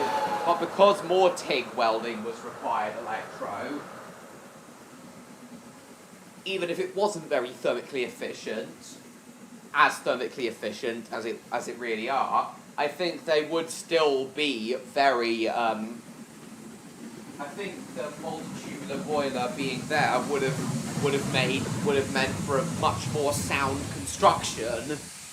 For a much more sound boiler construction, because the interior of the boiler would have been made a lot stronger. Steam Rhino. But, I know, but if it was removed is what I'm saying, Train Lover. Yeah, now I understand, Electro. I do understand now, sorry. What do you mean there's a glitch? Oh, you mean in the game? Anyway, Electro, so the other thing I wanted to show you tonight was the manufacturing of the wrought iron rails that helped to build the Stockton and Darlington Railway. You might know a thing or two about this, Electro, with how rails are manufactured, so I was wondering if you knew about any of this.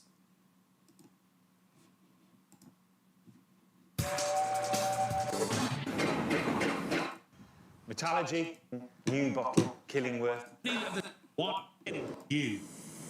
Here we are. The manufacturing of the wrought iron rails for the Stockton and Darlington Railway. So, before then, as I told you, Electro, the cast iron rails that the Penny Darren locomotive ran on were too brittle to support the weight of the locomotive and broke.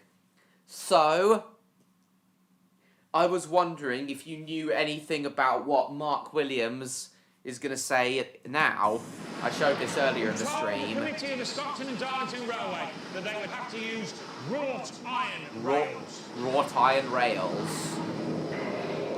Wrought iron is worked, rolled or hammered. It's wrought. God damn it gives it. it tensile strength. Tensile strength. Wrought iron can bend. Cast iron breaks.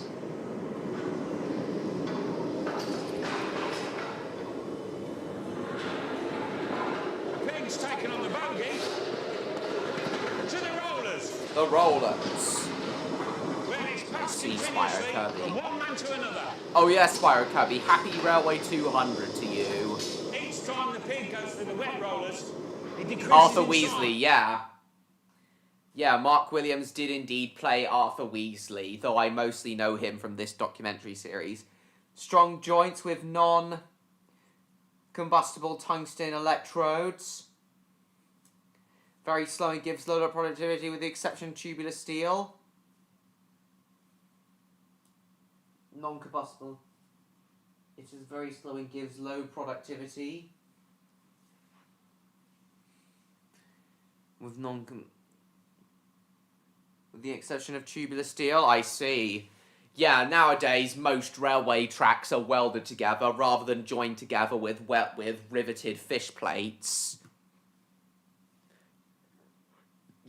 Yeah, most railway tracks in the 19th. Oh, sorry, consumable.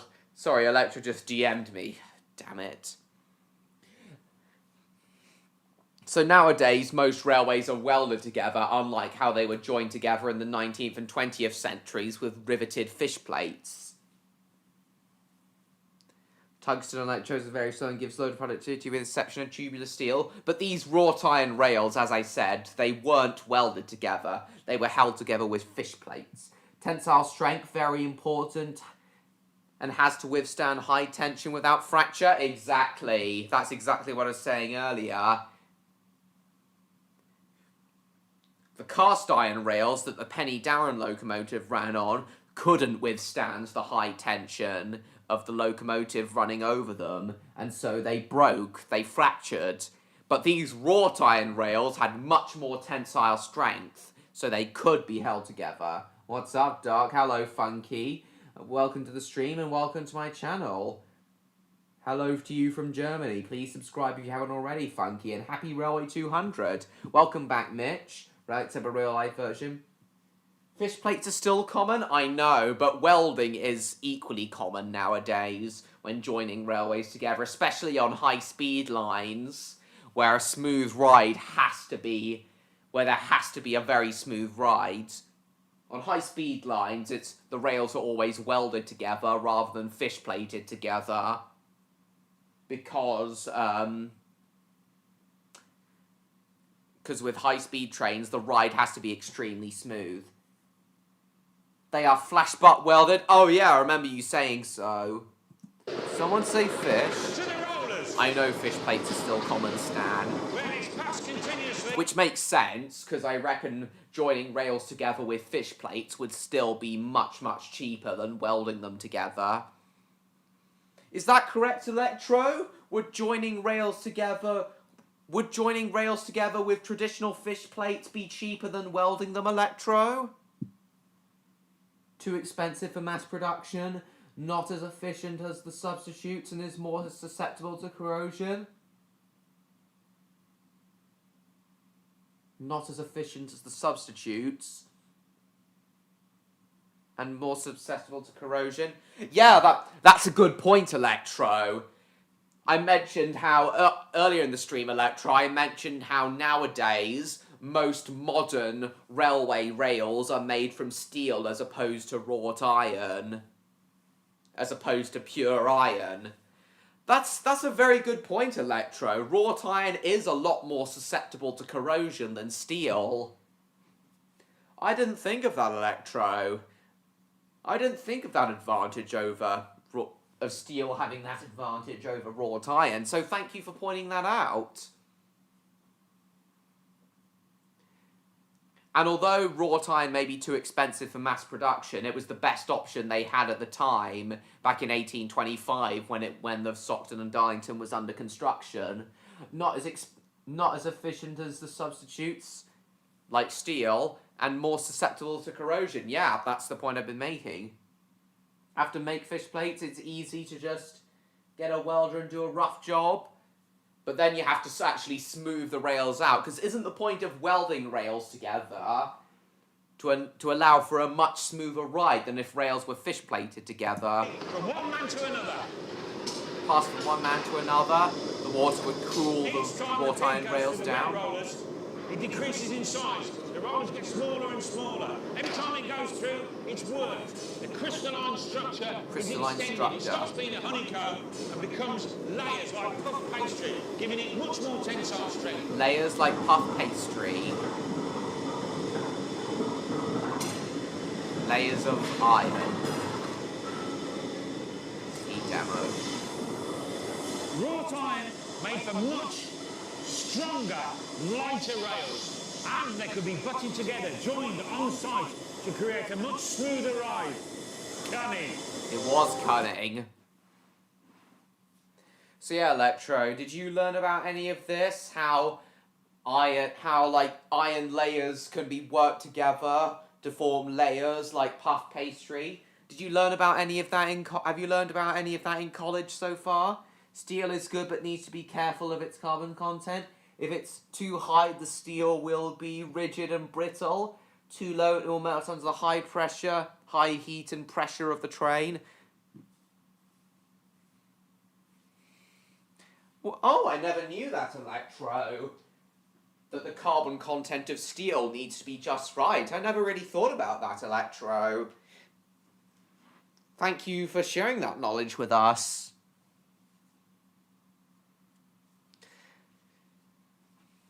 And interesting how even steel, if it has too high a carbon content, will break as easily as cast iron. I never knew that, Electro, that steel can break as easily as cast iron if it has too high a carbon content. That's very interesting.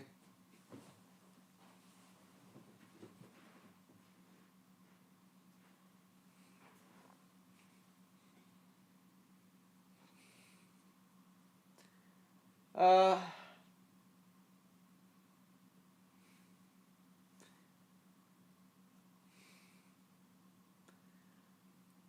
was always told, Electro, I was always told in science class, Electro, I was always told in science class that steel was mostly made of iron, carbon, and various other metals. Is that right, Electro? Is steel mostly made of iron?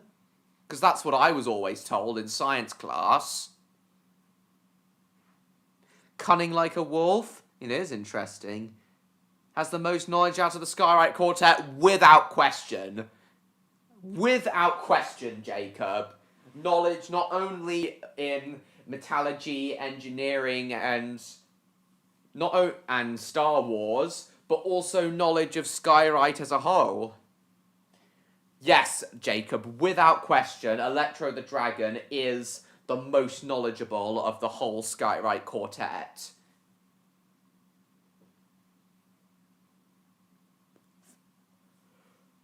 Still learning Infosmos diagrams and materials? Getting there slowly? Well, you certainly know far more about metallurgy and engineering as a whole than me, Electro. You know things about metallurgy and engineering that I couldn't even begin to explain. But I was taught some very basic metallurgy facts in science class, like how... And also with this documentary, like what steel and iron is exactly made of. Yeah, I was taught some basic metallurgy facts, but yes, Electro, your metallurgy knowledge is far more vast than mine, which is why I thought you'd like this segment about how the Stockton and Darlington Railway's wrought iron rails were made.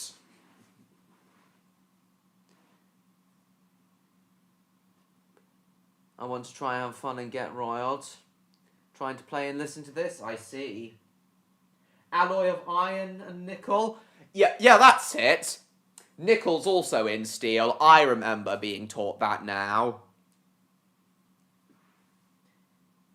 Copper, silicon, and titanium? Yep, I remember.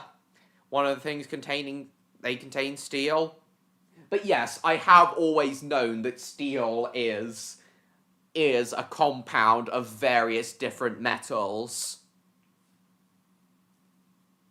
Steel is not an element in its own right. It's not a periodic table element.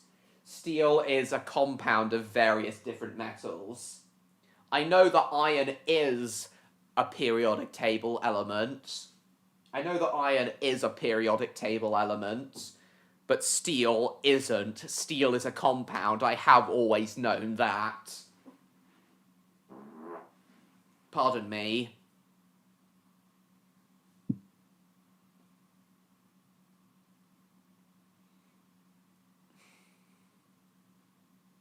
What's unfair, Stan? Hold me in that higher regard? Yeah, he does. Does have knowledge from filming Cobot's great art? Yes, he is. Yeah, it is a funny face, I guess, John. On site to create a much smoother ride. Fish placed together on site. And you can see here the still red-hot wrought iron rails cooling down. And once these rails had cooled down, they were ready to be shipped to the construction site to be laid. Oh dear, Stan.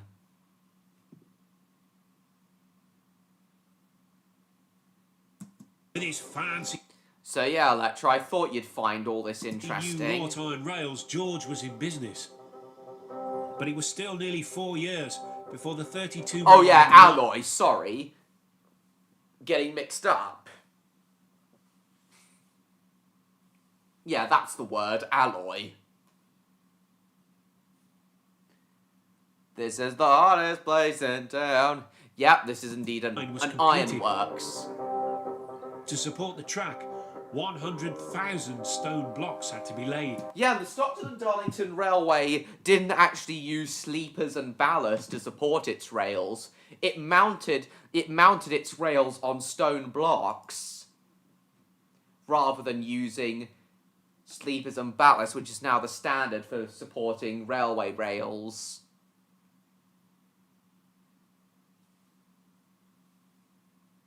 Isn't that strange, Electro, how the Stockton and Darlington used stone blocks as opposed to ballast and sleepers? All of the metals in steel's composition are periodic elements? Ah, yes. Yeah, I was aware of that. What I'm saying is, while all the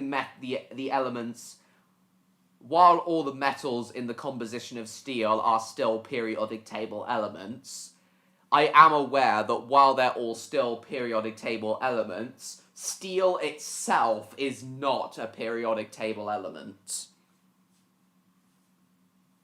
You will not find steel on the periodic table. That's what I'm saying.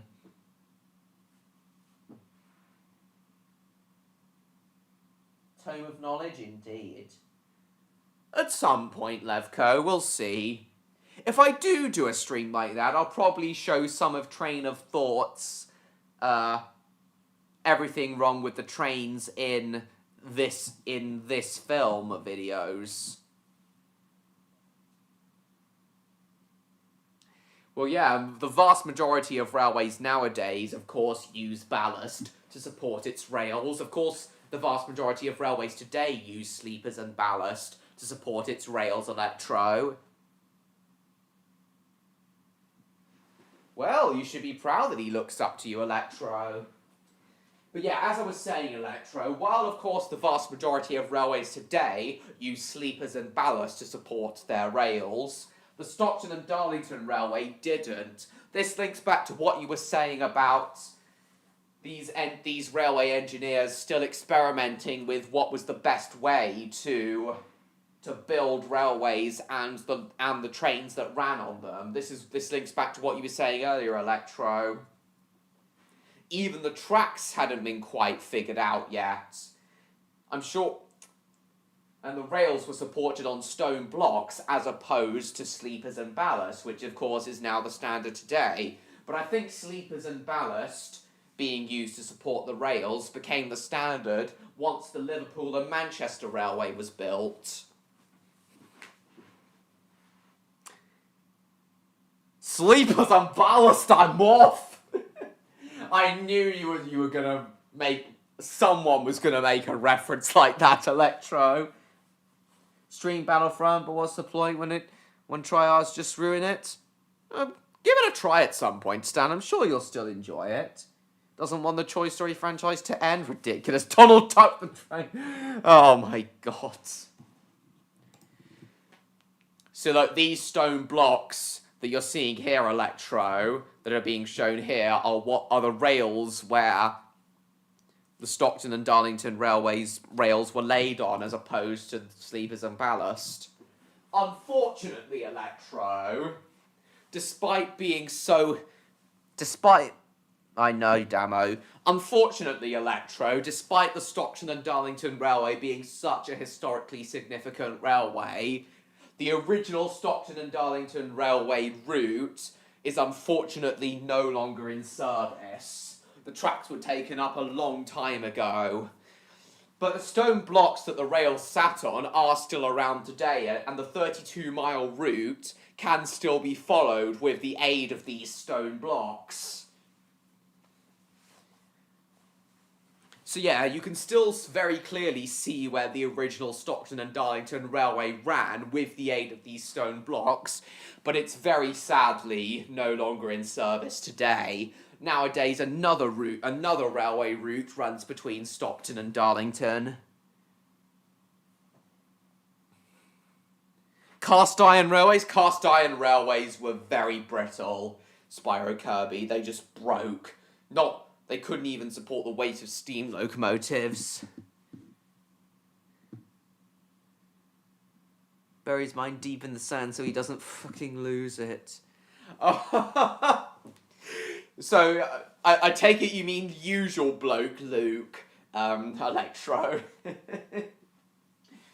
So yeah, Electro, unfortunately, the Stockton and Darlington Railway's original route may no longer be in service, Electro, but I'm pleased to say, Electro, that the Liverpool and Manchester Railway's original route is still in service today. So the Liverpool and Manchester Railways are the route that the original Liverpool and Manchester Railway runs over is still in service as part of the national network. The Liverpool and Manchester Railway is still in use on the national network. He has a pair of scissors, shovel, and 7 kilos to bury his mind in the sand. Shovel. So this is the village of Rainhill, Electro, where the famous Rainhill trials took place. The shovel. Oh. The Liverpool and Manchester Railway route is now electrified, but, yeah, the Liverpool and Manchester Railway route is now electrified, but it's still the very same route that the original Liverpool and Manchester Railway trains ran over.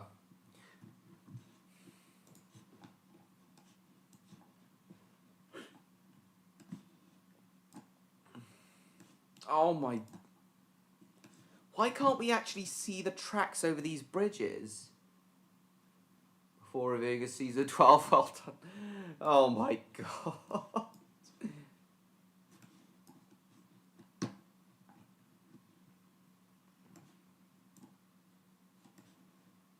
Why can't I just see the tracks?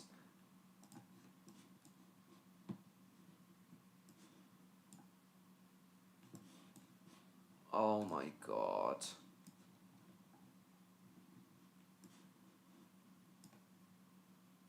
Here we are.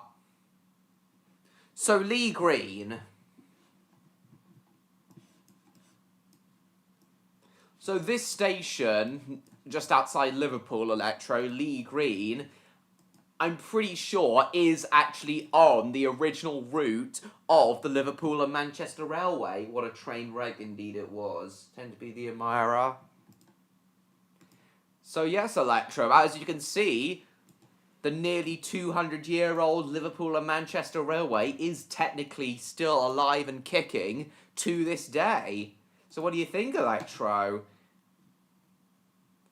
The Stockton and Darlington Railway may not be around still today, but the equally historically significant Liverpool and Manchester Railway technically still is. Streaming what now? Battlefront.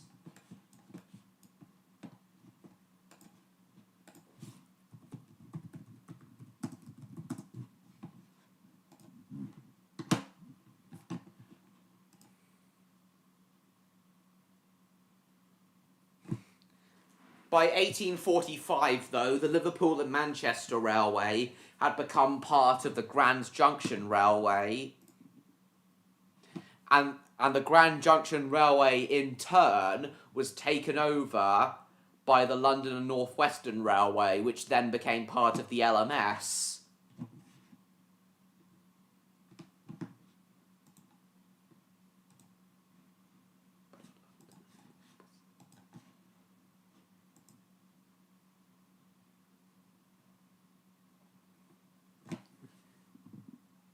It is indeed. Oh, for Christ's sake.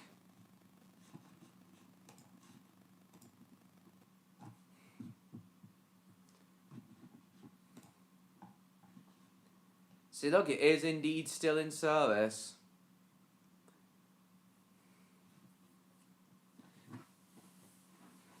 So I think the Liverpool and Manchester Railway originally terminated at Liverpool Crown Street station, not Lime Street, which is the station most trains terminate at today.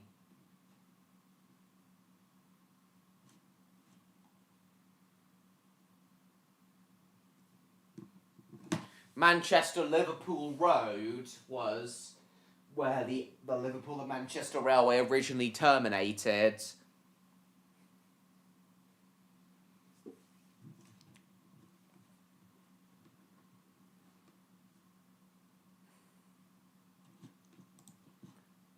You still there, Electro? To live up to what you say I am? I'm sure you will, Electro. Absurd scenes. Alright, Rob, thanks for coming. So yes, Electro, as you can, according to Wikipedia, as you can see here on Wikipedia, this station here, Lee Green, is indeed on the route of the original Liverpool and Manchester Railway. And the village of Rainhill, which the line still runs through, is where the famous Rainhill trials took place.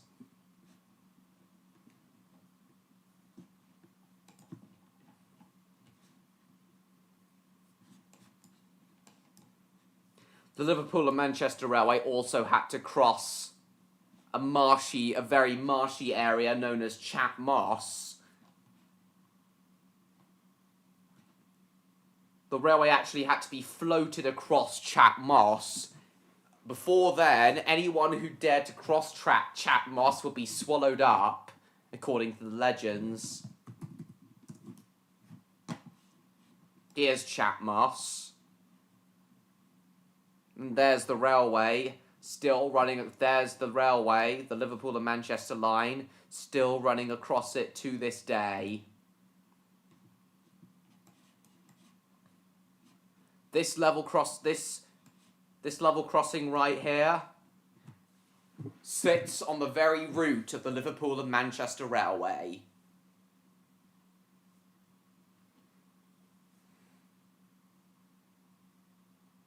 Most absurd and surreal scenes.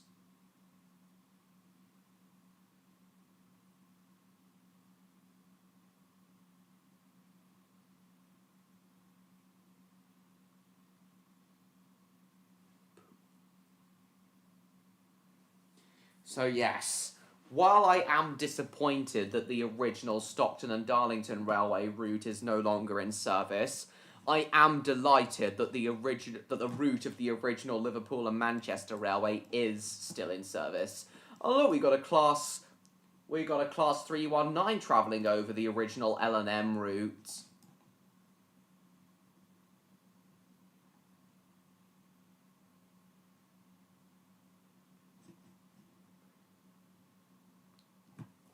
So the Liverpool and Manchester Railway was built to haul both passengers and the cotton and cotton that was made, and cotton products that were made in the Manchester cotton mills.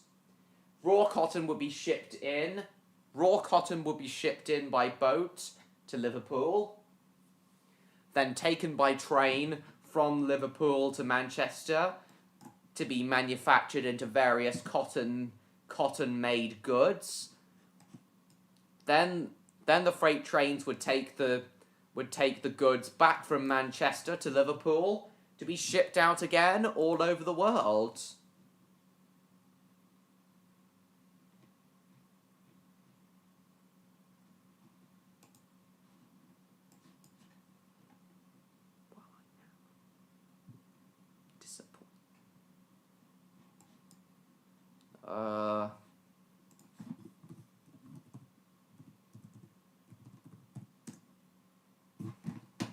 Stockton-on-Tees, here we are.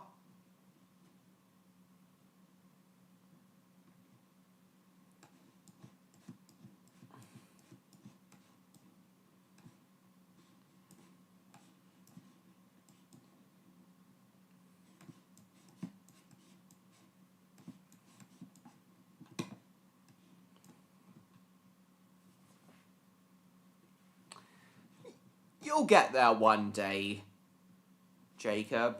I promise. So yeah, while there is a line that runs between, there is still a regular railway service running between Stockton and Darlington. It's not over the original Stockton and Darlington route.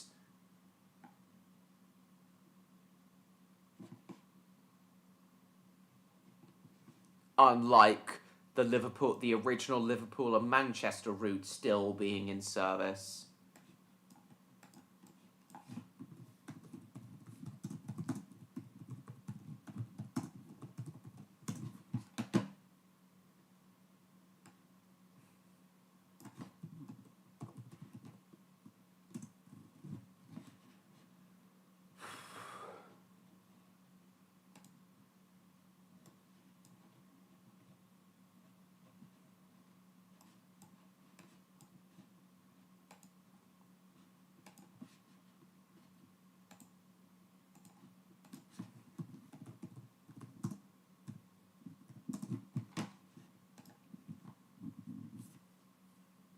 Number check PTSD, oh god.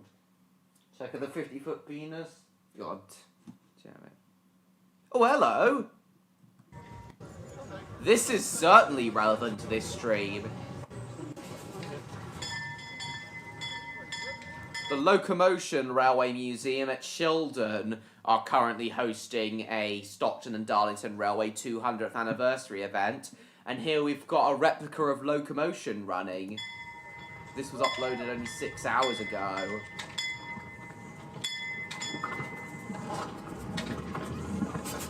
So if you want to know what Locomotion would have looked like pulling the Stockton and Darlington trains, this was it.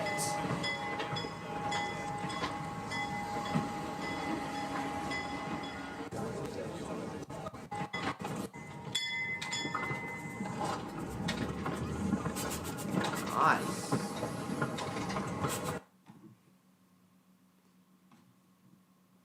Three things good, number check PTSD. Lovely.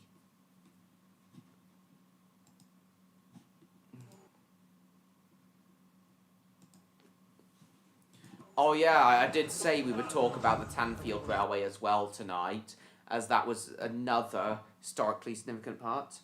Yes, this replica of Locomotion does have a bell.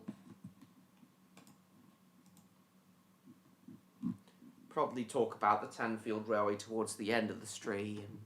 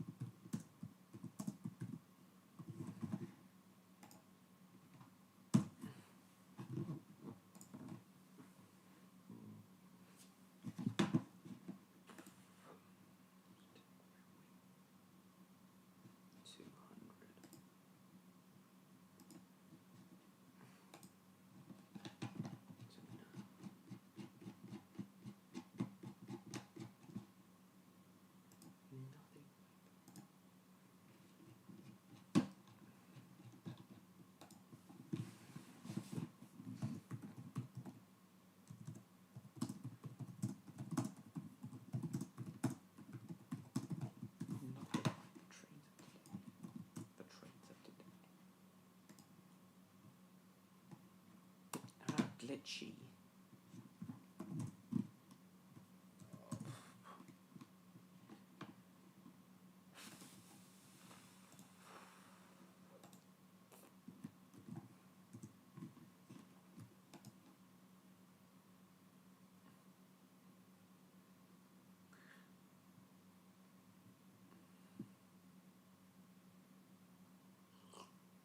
Oh, electrification of the Liverpool and Manchester line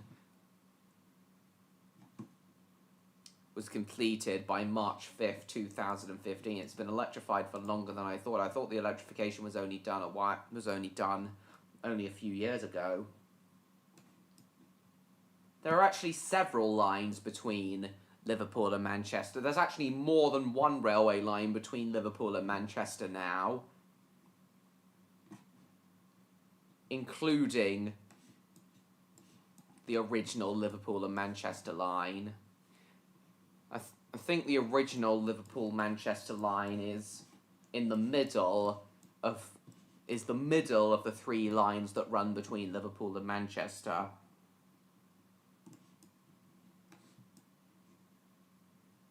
One goes via Wigan, another via Warrington, and the original Liverpool and Manchester goes via Newton-le-Willows, I believe.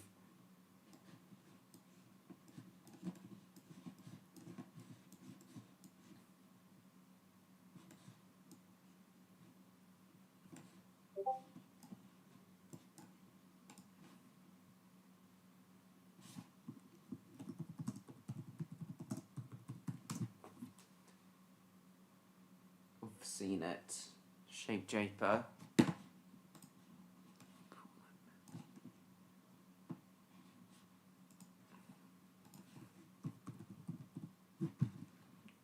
Liverpool. One line goes on, but the original.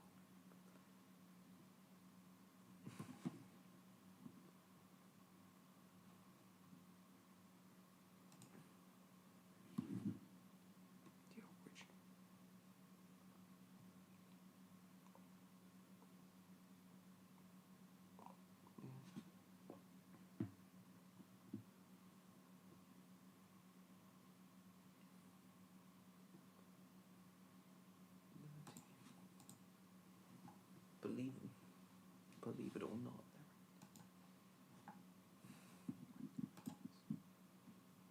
one goes via another via Warrington, but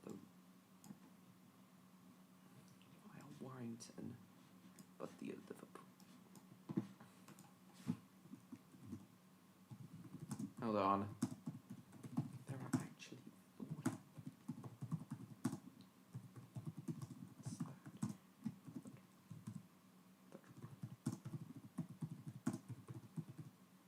that run between.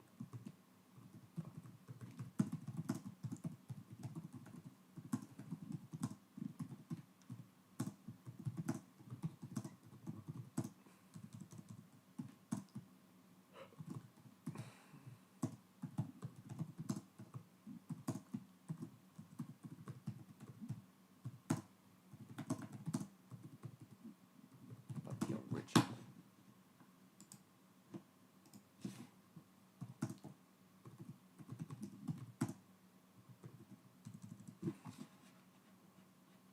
Goes fine.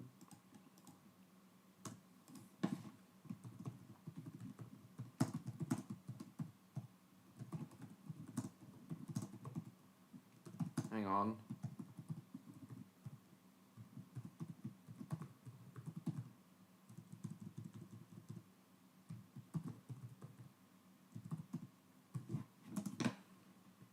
Seaside Adventure.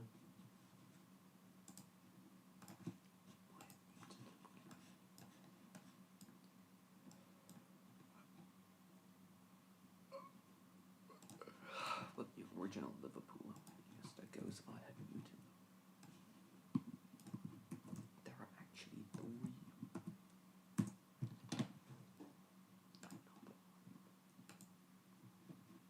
There are actually three railway lines that go via. Did you know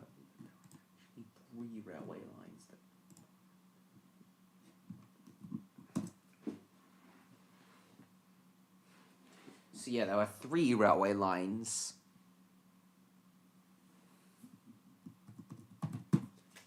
There are actually 3 railway lines that go between Liverpool and Manchester these days.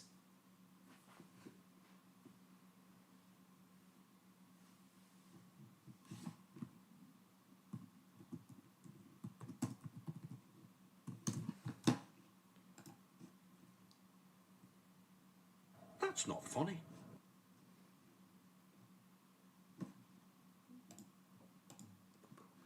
Manchester Railway. The original Liverpool and Manchester Railway.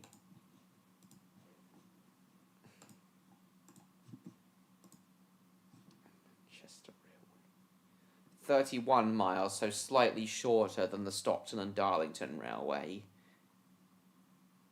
despite being more historically significant.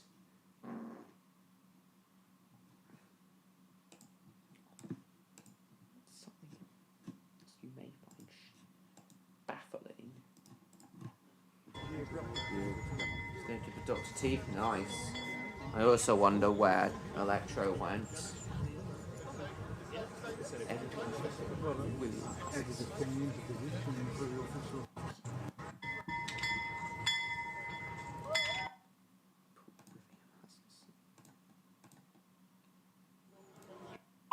To create a much smoother ride.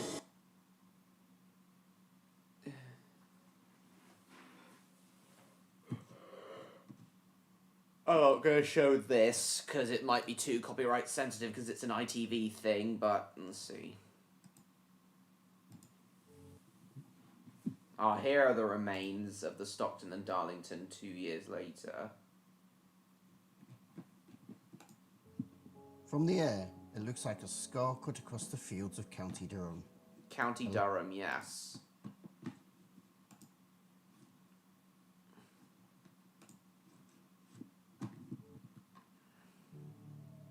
But this is no natural wound. This scar is a trace of a revolution. The revolution known as the Stockton and Darlington Railway.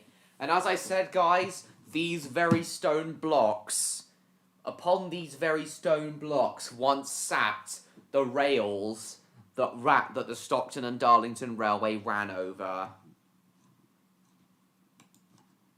Alas, not anymore. Now a new line runs between Stockton and Darlington. Slightly smaller. Road. Slightly smaller. Change the history of transportation. And make the world slightly smaller.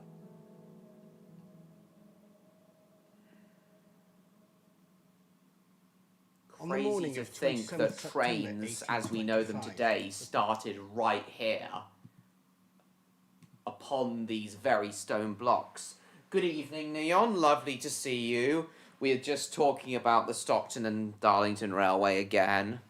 We've mainly been talking about the Stockton and Darlington Railway and the Liverpool and Manchester Railway tonight, Neon. But we've been talking about various other aspects of 19th century trains, though. Hang on, let me just let Electro and... Let me just let Electro and Jacob know you're here. Neon.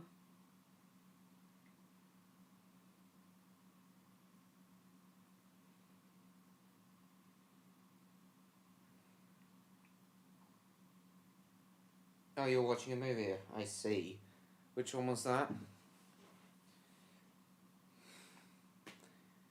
And also, Neon, I was talking about how, well, I'm very bummed that the original Stockton and Darlington Railway, despite its historical significance, is no longer in active service today.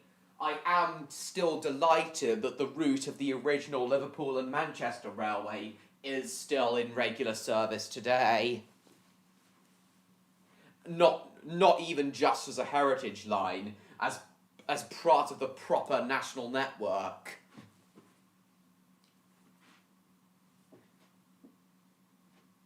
Something else I was saying to everyone earlier, Neon, was don't you think it's absolutely incredible, Neon, how at this very 200 years ago to this very minute, Neon, don't you think it's incredible how 200 years ago to this very minute, Neon, George and Robert Stevenson would have been absolutely shitting themselves over how well the opening of the Stockton and Darlington Railway was going to go, whether locomotion was going to behave itself that day, and whether the opening of the railway was going to be a huge success or not.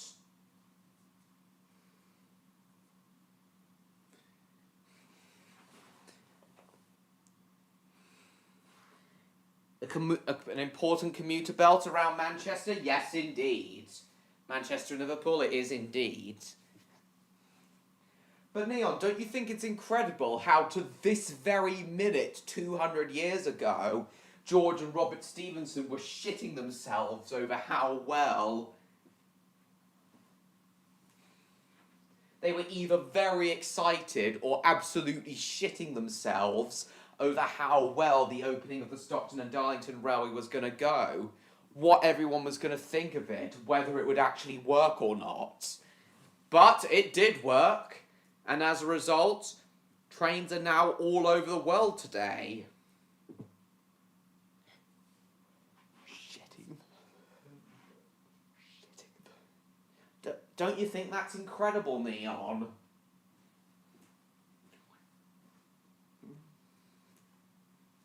This very minute. Can't blame them. No. The Stockton and Darlington was a very historic endeavour after all.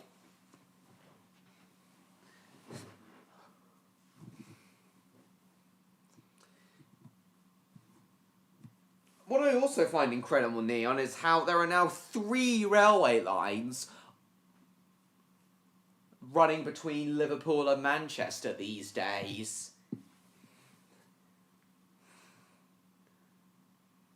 The line via Newton-le-Willows, though, the line via Rainhill and Newton-le-Willows, though, is the original Liverpool and Manchester. And make the world slightly smaller. People of County Durham awoke to a day unlike any other. It was To unlike witness a any other. world first, a public leaning, thousands gathered, climbing trees, crowding embankments, leaning over fences. They had come to witness a world first, a public railway, steam-hauled, carrying not just goods, but passengers, moving faster and louder than anything they had ever known. Built at the gleaming brass fittings. This was locomotion number 1, built at the Stevenson's Works in Newcastle upon Tyne by George and Robert Stevenson. About curious. A Chat passenger Moss. carriage called Experiment. It had no predecessor to copy. With no what would come from ocean. Structure.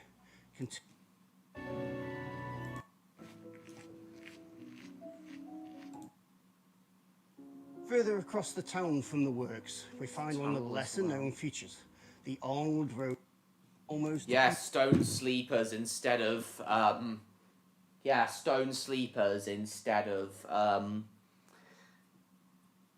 the wooden ones with ballast, as I said. Had to take a break? Okay. Well, Neon's here now, Electro. Welcome back. Another thing I wanted to ask you, Electro, is Neon's already answered this, but Electro, don't you think it's absolutely insane how 200 years ago to this very minute, Electro, George and Robert Stevenson would have been absolutely shitting themselves with nervousness over how well the opening of the Stockton and Darlington Railway was going to go.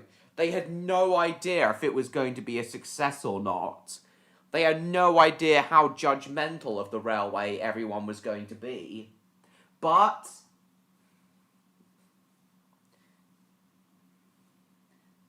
But the Stockton and Darlington Railway proved to everyone that railways were indeed the way of the future. Alright, Spyro Kirby, thanks for coming.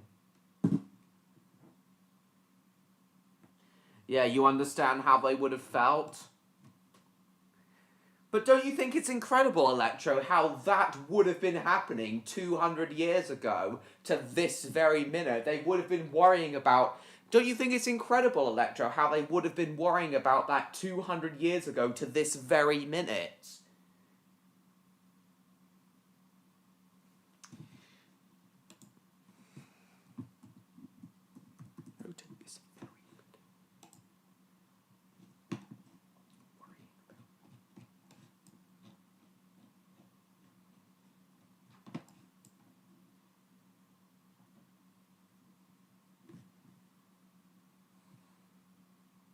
Well, yes, obviously, John Murray. I firmly believe that railways will remain will remain a very crucial part of human life until the end of time. I am convinced that railways will remain a very crucial part of human life until the very end of time. Yes, that's exactly right, Electro. September 27th, 1825, the 200th anniversary tomorrow, would indeed have been a very, very make or break day for them. And they made it all right. The Stockton and Darlington Railway proved to be a massive success. And it paved the way for the Liverpool and Manchester Railway, and indeed every other railway since then.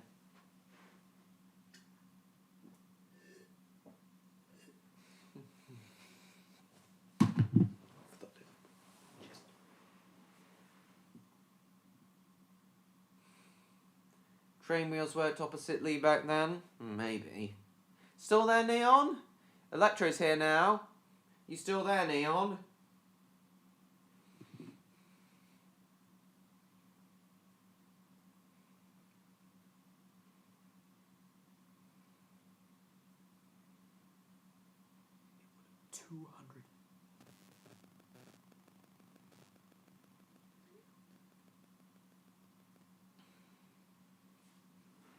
Yes, you're absolutely right, Electro. It really was a very make or break moment for George and Robert Stevenson.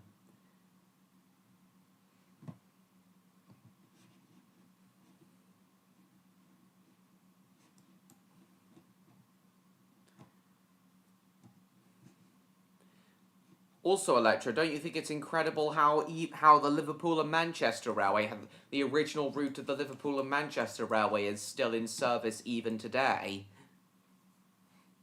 Nearly 200 years later. Looked into the wheels, I see. Also, Electro, don't you think it's incredible...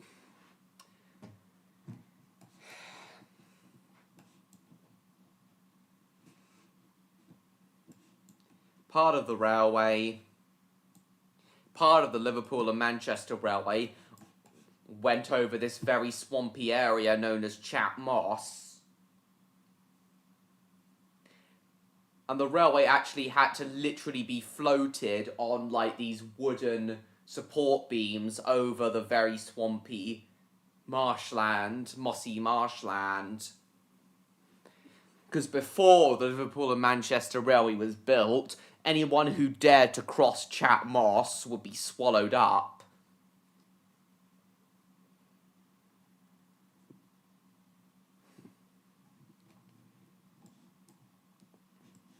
So yes, to this day, the old Liverpool and Manchester line still runs over Chat Moss.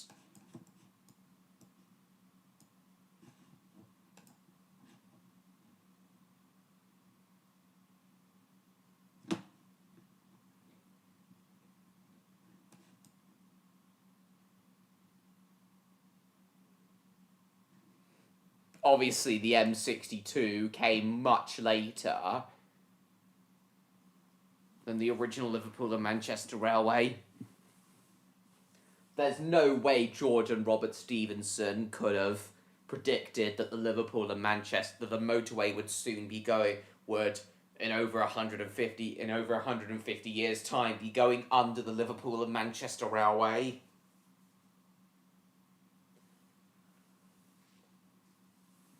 It's just so crazy. You still there, Electro?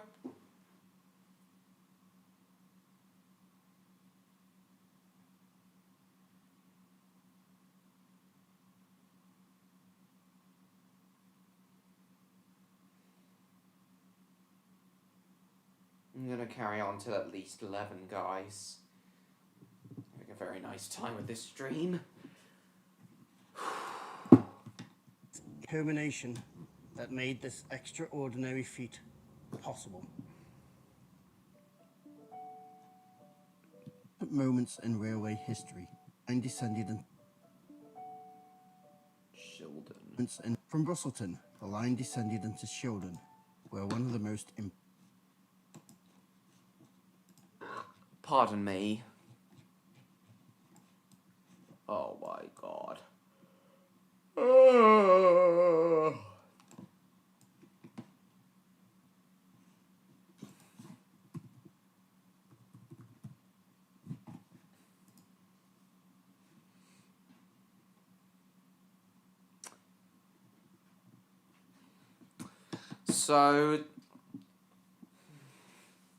So the Liverpool and Manchester Railway was absorbed by the Grand Junction Railway in 1845. I already said that, guys.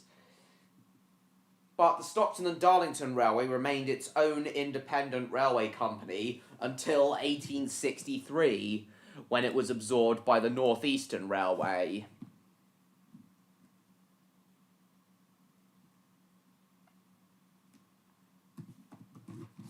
So yeah, the Stockton and Darlington Railway lasted as its own independent company all the way up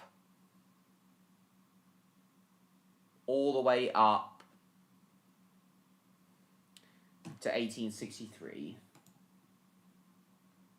It all started here.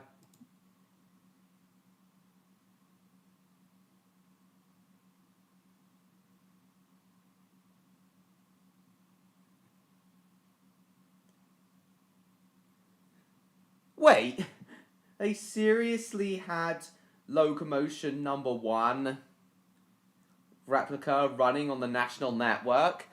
I didn't think there was any way they'd be allowed to have locomotion running on the Liverpool and... I didn't think there was any way they'd be allowed to have the locomotion replica running on the national network. I didn't think there was any way that it would be allowed to be done to mainline standard, but this is crazy. Crowd wave had to 3 cheers, extra 1 in luck.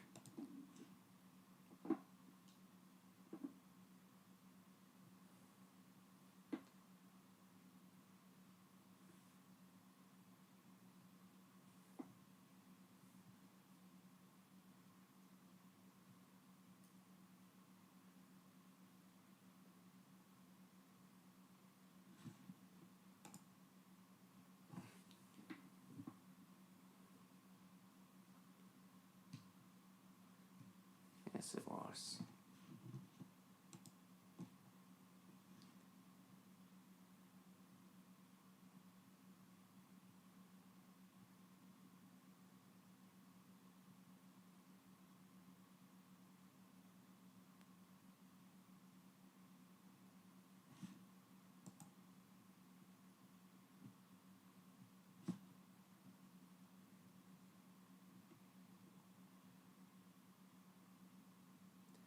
Absolutely terrific. Northeast, rest of the world's where it always started.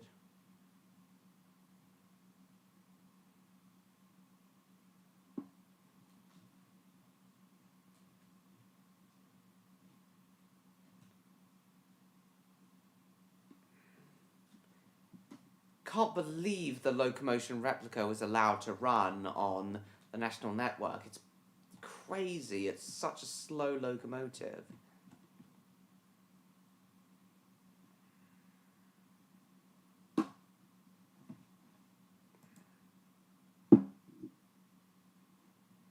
crazy. 100-year-old time capsule reveals railway secrets. After the 100th anniversary of the railway in 1925. Time capsule buried in 1925 opened.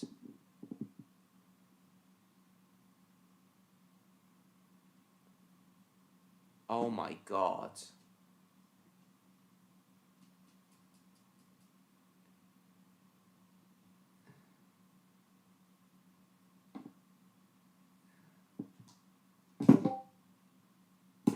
Still there, Electro?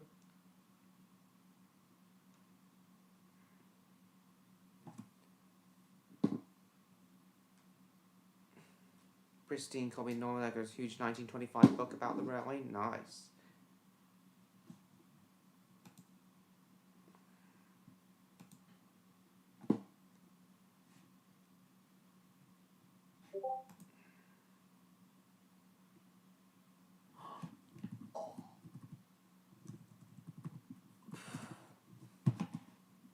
Be allowed to work.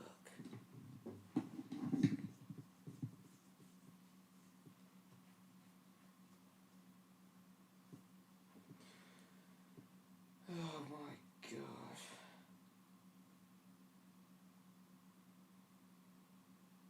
Heading off to bed now. Thank you, John Murray. Lovely to see you. Thank you tonight. See you next week. Hello, hello, Electro. Smallest engine to run on the national network. Nice.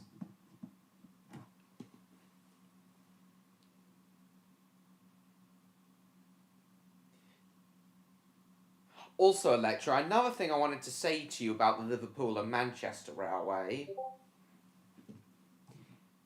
Something you may find insane about it. You're in New South Wales in the 1960s.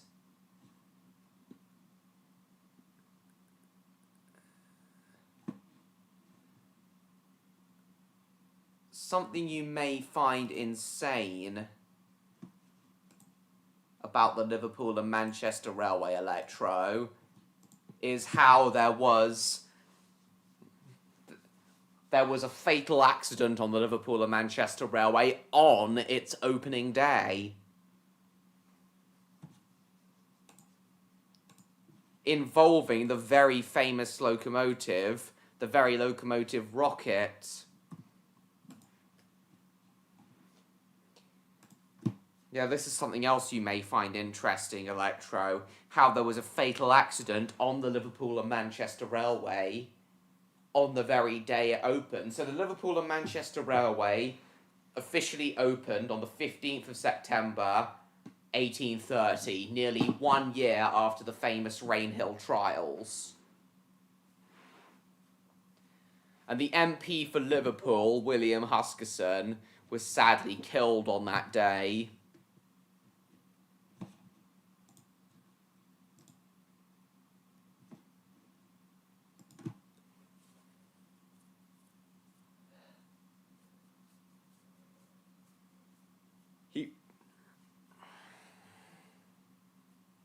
That's not a good sign. No, it wasn't. What happened, Electro, was William Huskisson wanted to see the Duke of Wellington. William Huskisson basically rode aboard a train hauled by the locomotive Northumbrian, which was being driven by George Stephenson himself.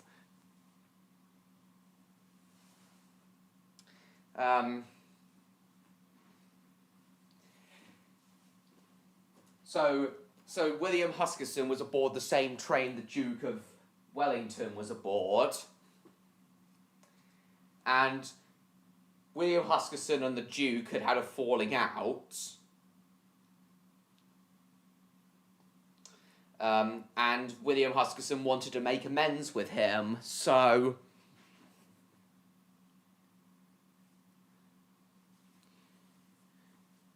the train stopped at Parkside Railway Station at the halfway point to take on coal and water. Huskisson got off the train during this fuel stop. He wanted to take the opportunity to repair their relationship and to shake his hand. But then Rocket was approaching, being driven by Joseph Lockery. "Engine approaching, take care, gentlemen," is what the railway staff shouted. The disembarked passengers climbed back into their seats or stepped completely out of the way.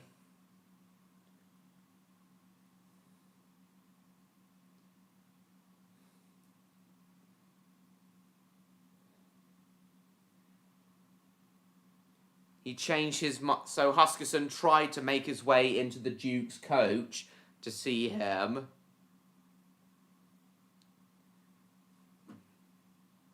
Indeed, indeed, Jacob.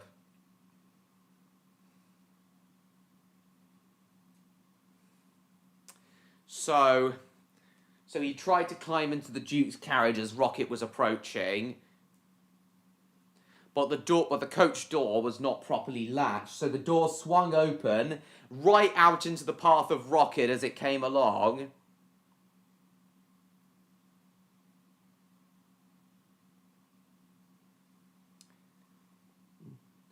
So the door swung out right into the path of Rocket as it came along. William Huskisson was thrown onto the track and his leg was crushed by Rocket. Door was ripped from a railway building and Huskisson was placed on it as a makeshift stretcher. And George Stephenson tried to use the locomotive Northumbrian to rush the MP to hospital.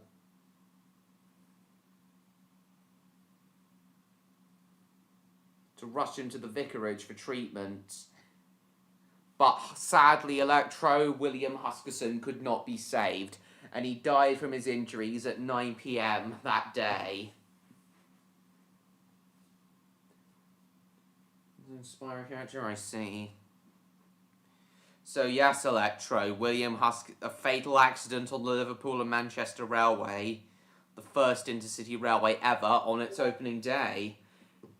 In a way, I'm sure it was in a way, there was a silver lining to this incident, because it showed, with such a significant figure being killed, it showed the public just how dangerous railways could be.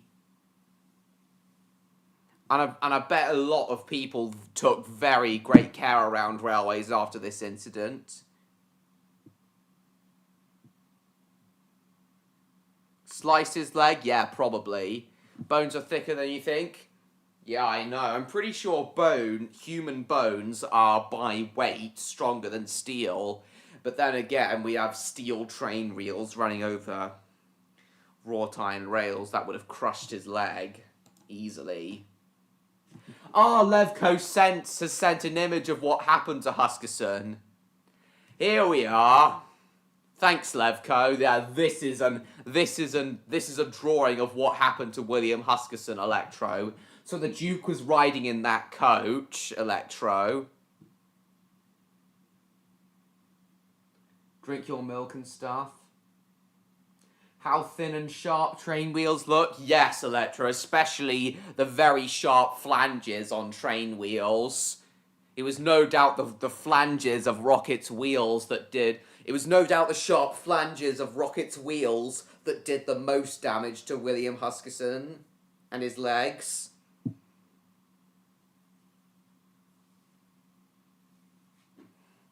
Drink your milk and stuff? Yeah, very strong. So yes, Electro, this is an illustration of what happened to Mr. Huskisson. So there's the door. He tried to board the King's compartment through that door, but the door swung out. It wasn't properly latched. The door swung out, he fell off, and his leg was crushed. Sadly.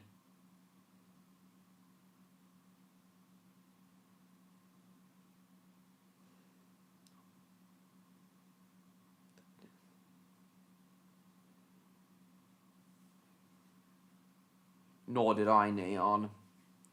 So yeah, this illustration gives you a better idea of what happened to Mr. Huskisson, Electro, and everyone else for that matter.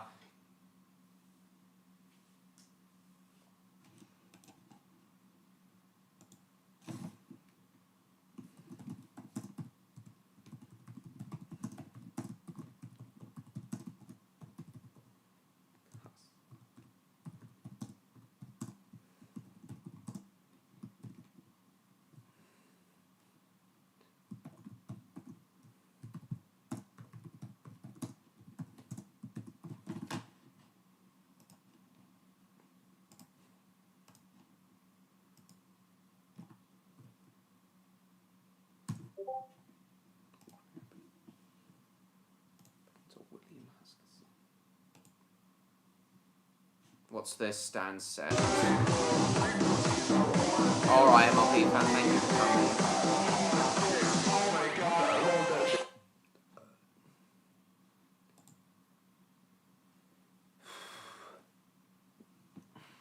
Thanks, Jacob.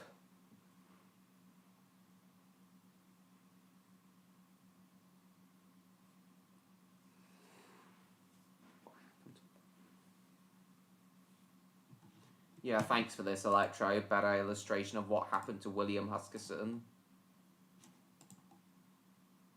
Here we are.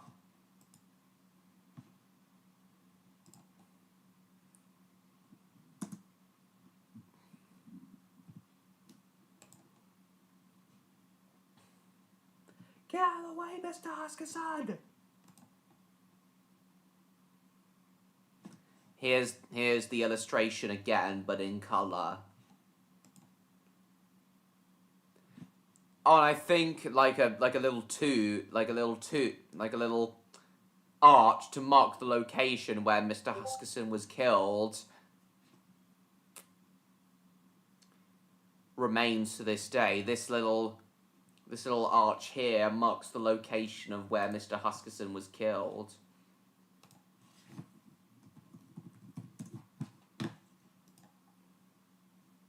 Canterbury and Whitstable Railway. I've never heard of that one, Mitch, but I guess we can briefly talk about it since it's relevant to the subject of this stream.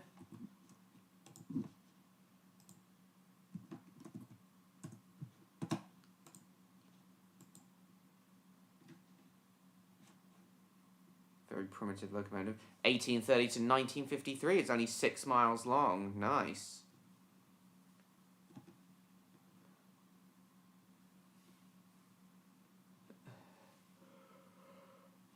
1830 between Canterbury and Whitstable? No, this was not the first railway. The Stockton and Darlington Railway predated it by 5 years.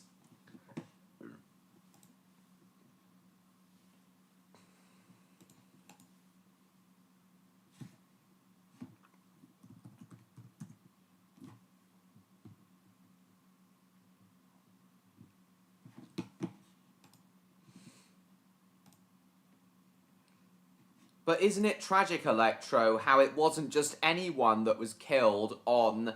Isn't it tragic how it wasn't just anyone that was killed on Liverpool and Manchester Railway's opening day, Electro? Not just anyone, but an actual member of British Parliament that was killed.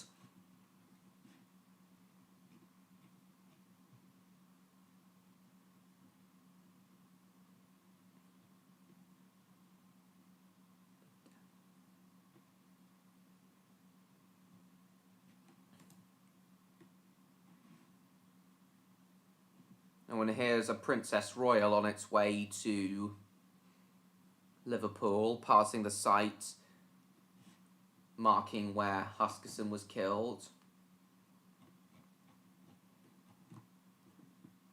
A very bad twist of fate indeed, but I do believe there was a silver lining to it, because it showed the public just how dangerous railways could be. And it marked the start of railway safety as a whole.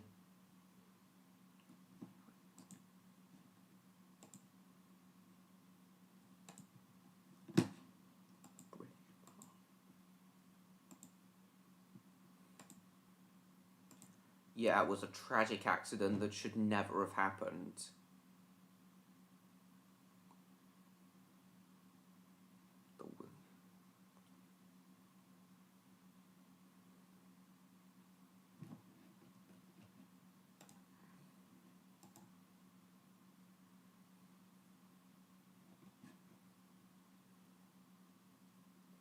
Highly influential. Huskisson was a highly influential figure in the creation of the British Empire. Oh, that was interesting.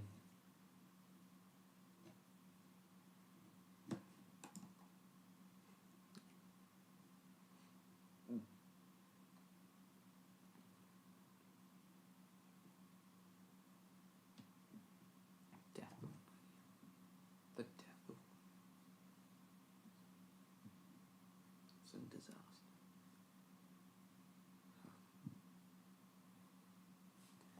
Yeah, it was very bad. Anyway, I think it's only right that we end this stream tonight by talking about what many consider to be the very first railway of all. Not the first steam-hauled railway, the very first railway as a whole. Stan will like this, the Tanfield Railway. I'll just let him know we're talking a bit about the Tanfield Railway.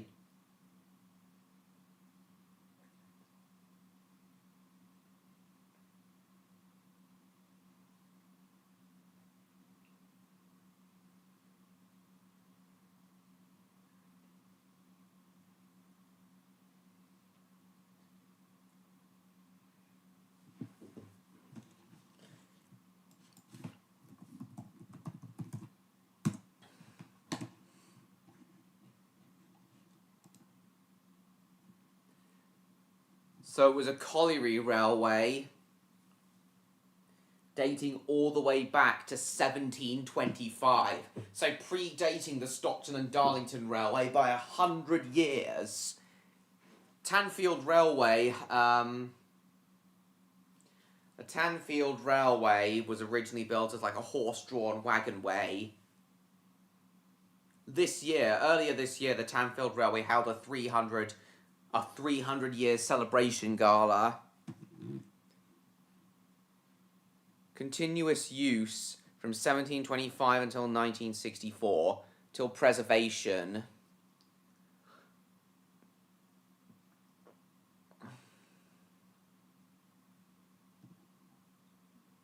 A preserved railway began in like the 1970s. Passenger trains began on July 2nd, 1981. Ran for a week in August 1975. Stellar Electro. Frac remodeling and refurbishment.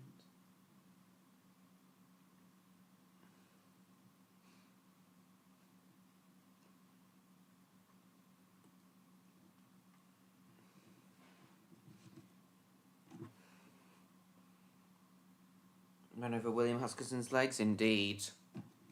Neon Electro still there?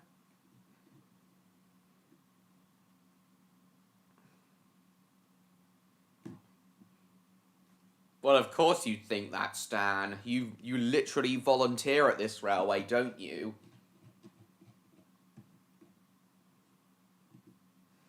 I just thought we'd end the stream by talking about a railway that literally predated the Stockton and Darlington by 100 years.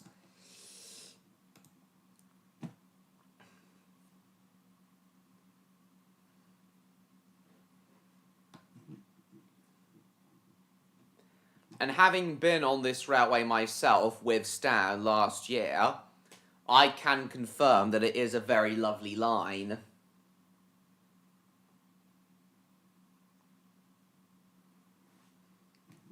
I certainly see why Stan considers it very unique.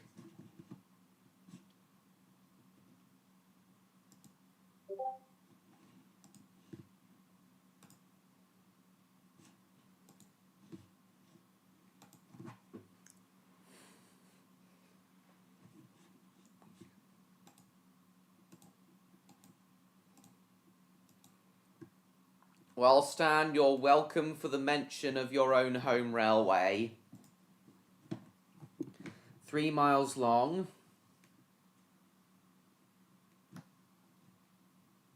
And celebrating its 300th anniversary this year. As I said, predating the Stockton and Darlington by 100 years.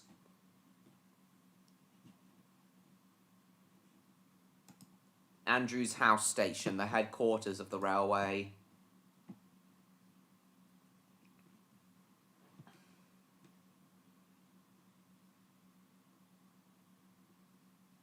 Hauling coal. You might see me. Oh, okay. Marley Hill engine cell built in 1854, industrial use till 1970. East Chanfield Station itself opened in 1997. Causey to Hampshire, full of Woodline Gorge. First train south to Causey was on 21st July 1991. The oldest locomotive on the railway built at Gateshead in 1873. All the carriages stock. Dates from the 19th century. Well, that relates to this stream, I guess, if all the Tanfield Railway's coaching stock dates from the 19th century. Guess it relates. Oh yeah, Twizel. This is one of the railway's locomotives, Twizel, recently returned to service. Built in 1891, this locomotive, and very recently returned to service. Owned by the Beamish Museum, though, not Tanfield. Built in 1891, so this engine is relevant to this stream. That's your equivalent, something like the Great Central Railway or the Blue Railway? Personally, Jacob, I see the Tanfield Railway as the standard gauge equivalent of the Tallylyn Railway. It had a very similar, when I went on the Tanfield Railway, it had a very similar vibe to the Tallylyn Railway, so I see it as the standard gauge Tanfield Railway. Here we are, a black Hawthorne Leslie locomotive called Wellington, built in 1873, stored, awaiting overhaul. Yeah, I think you said before, Mitch. One of the most elegant industrial engines? I do agree. Stan, Jacob thinks that Twizel is one of the most elegant industrial engines. Do you agree?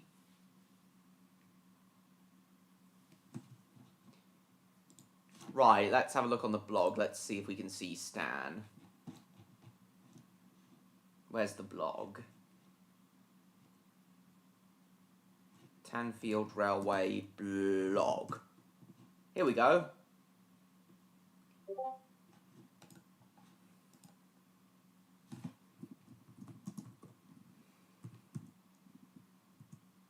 It is nice. Do you agree it's one of the most elegant industrial engines?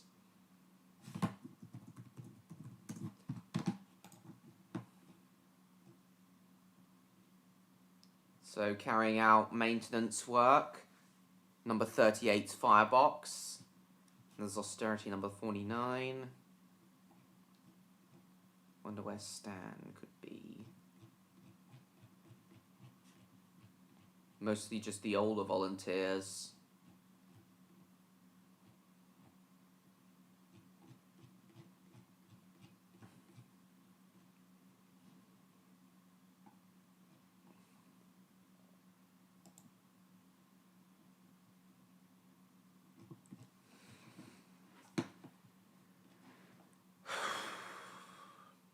There's Stanley. Horden.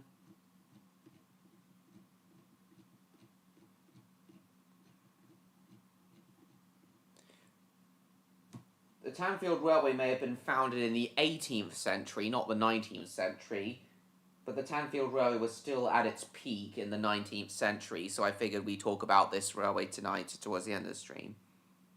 See more if you click on them? Okay.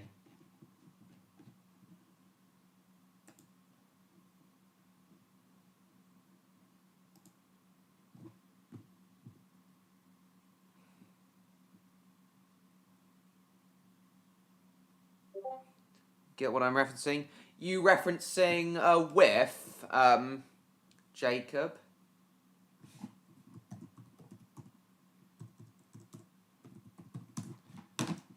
Nice.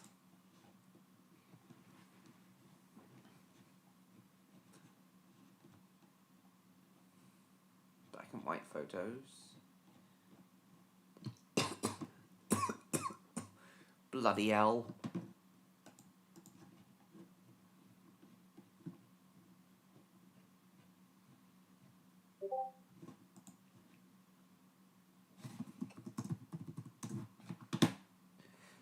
I haven't seen one yet, Levco. Stan, are there any photos here you think... Any photos on this blog you think... Anywhere here we think we know we'll see you, Stan?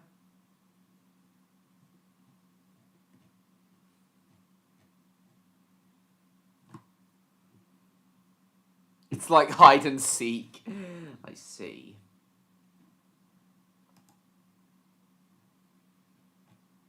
Any photos of you that were posted in June? I keep seeing this one old guy. There's Diesel number 2, which you've shown us a video of before, Stan. September's my best bet? Okay. You mostly volunteer on Sundays, don't you, Stan? So... Saturdays and Sundays, so let's have a look at all the ones on Sunday.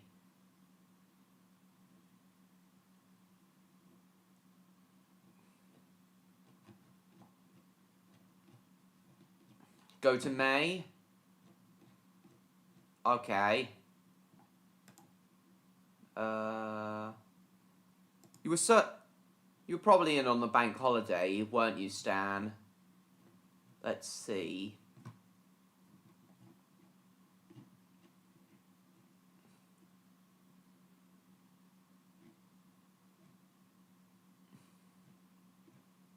Irene.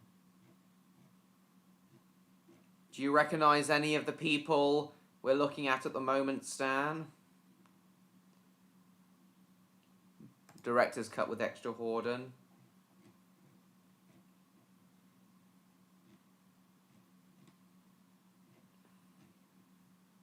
Clarkson!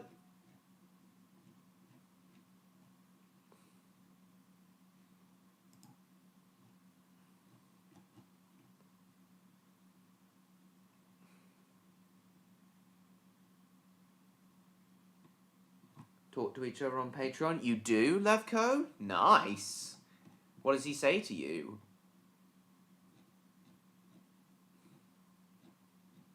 Oh yeah, you were there when Furness Railway number 20 visited the railway.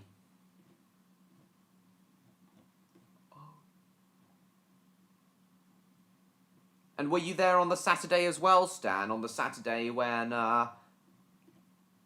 Furness Railway number 20 was there?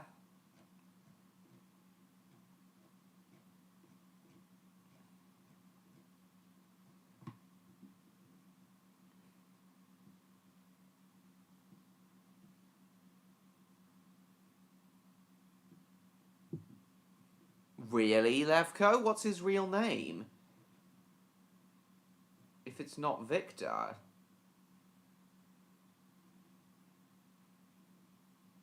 Hang on. Is that you there, Stan? I remember you in that photograph. That hair there.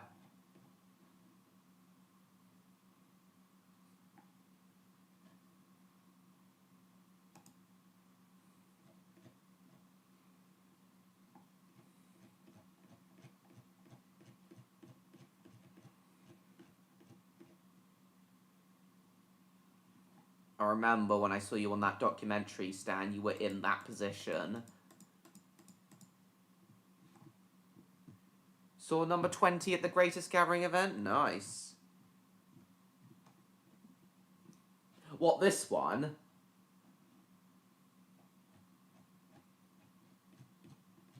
You were in this? Are you in this one?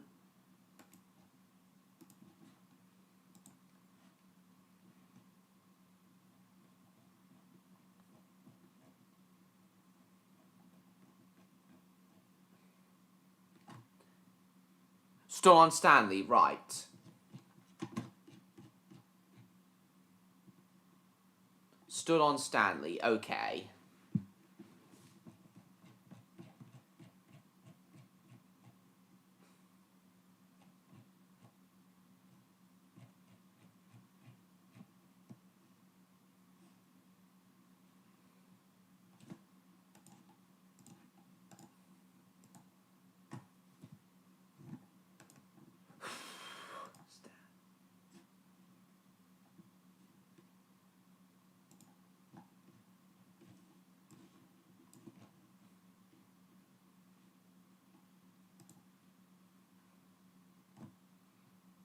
Oh, they didn't post it. Oh, right.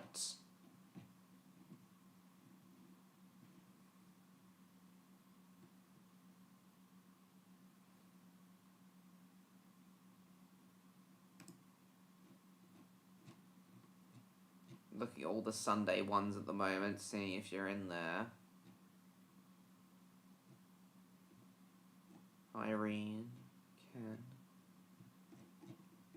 What about the Diesel Sunday? Were you there for the Diesel Sunday, Stan? Oh, not many photos taken there. Oh, well.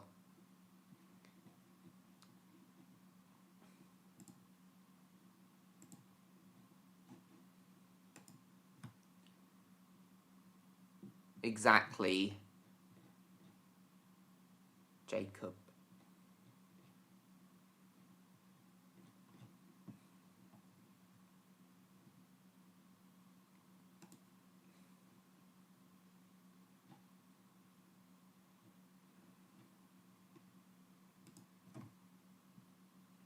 Oh, you couldn't go? You were busy? Oh. What were you busy with?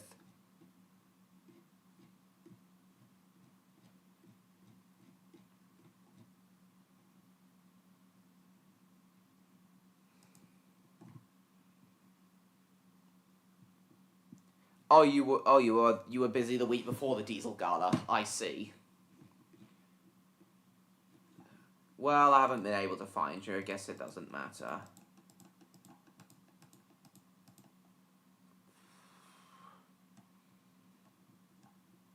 Bum, bum, bum, bum, bum, bum.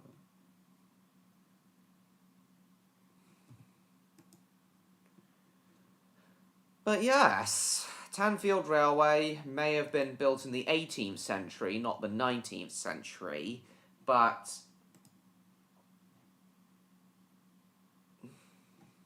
it was thriving in the 19th century, so I wanted to briefly talk about it as the last thing in tonight's stream. We're only going to go for 5 more minutes, Levko. I'm getting very, very tired now.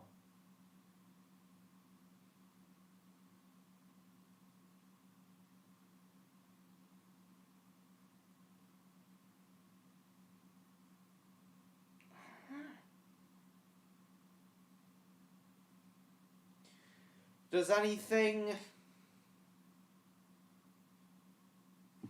the documentary earlier? Oh, it might have... Because it was a BBC documentary, Stan, it might have been too copyright sensitive.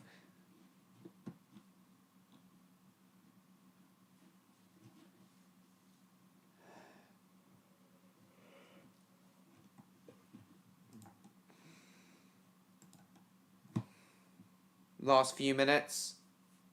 Yeah, we've been talking... Yeah, welcome back, Electro. We've been talking about... We've been talking about one of the very first railways ever built, Electro. Built in the 18th century, not the 19th century, though, Electro. We've been talking about it, though, because it was at its peak in the 19th century, though. The Tanfield Railway is what we've been talking about, Electro, which just so happens to be the railway Stan volunteers at.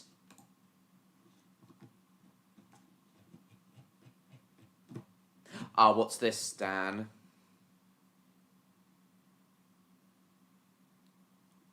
Oh, what was it? Stephen Wilkie. That's interesting. Did he actually give you permission for that? Whistle up at the Tanfield Railway. This whole whistle up marked the beginning of Railway 200.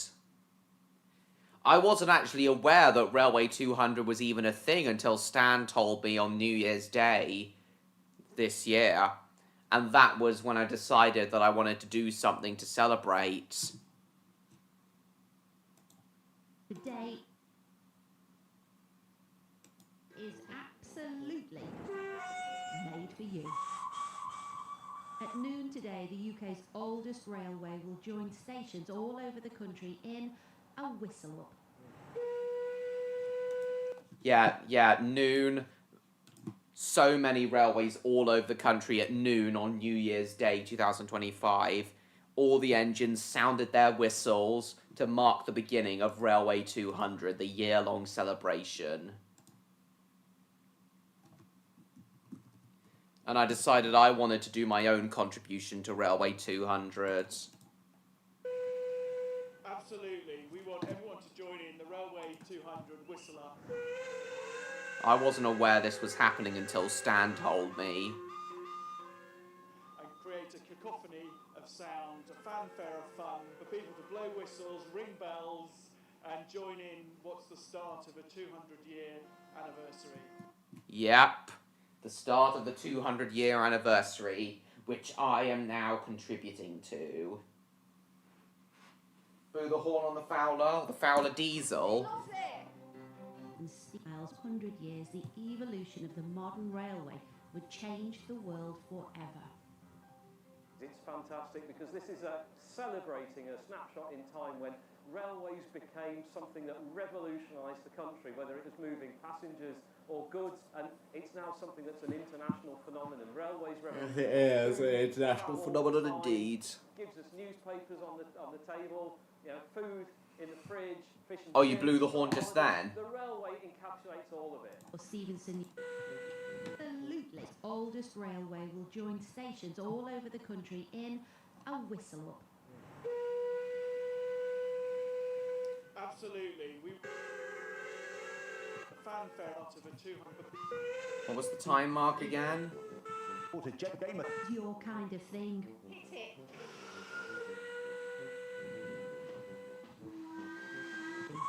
All over the country. And what's the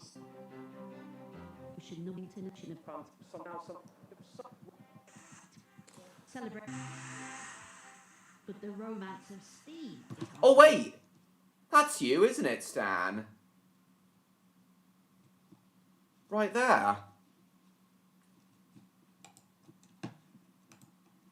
Oh, the red Fowler.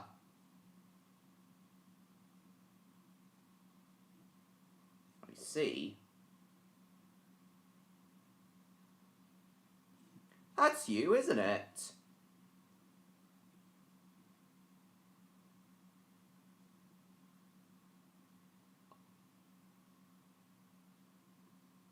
What do you mean, ew? Oh, cancelled trains. I've had my vows renewed on a train track. Why is my hair... I don't know. And also I've run Casey Jones's bell. You've run Casey Jones's bell. Irene Reid. Yeah, caterer.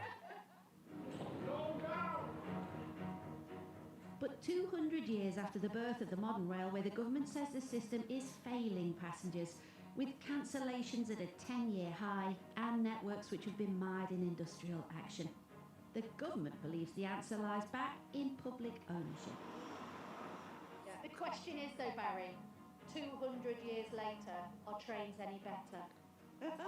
Not as good as steam. Still love steam. No, not as good as steam. Certainly not. Railway 200 plans a year of special events. And this is one of them. It may be an unofficial contribution, but this is one of those special events. Today at noon, so grab a whistle or a bell and head to a station near you. Oh, he broke the whistle chain. Oops.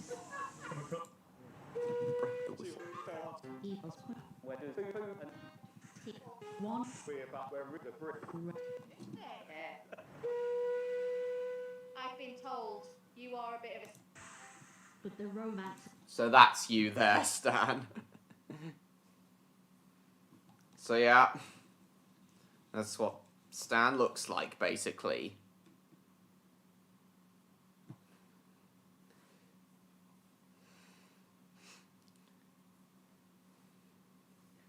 You kind of encouraged us to find you, though, Stan, didn't you?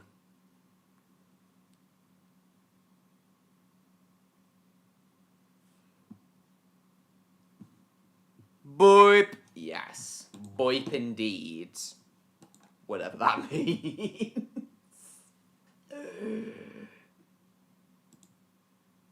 Still there, Electro? Well, he's not. He's not 11. He's a lot older than that. Levko. in my youth, man? Yes, indeed. So yeah, that's Stan for you all. If you ever go to Tanfield or go and see someone who looks like this at Tanfield, then it's Stan.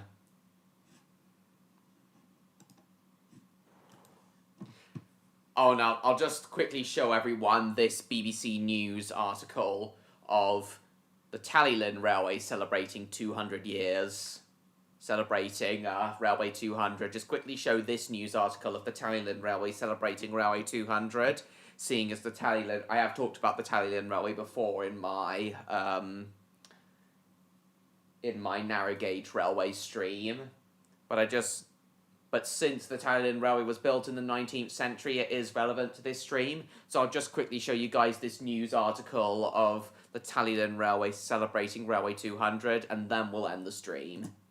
Now it's full steam ahead for celebrations to mark the 200th anniversary of the model.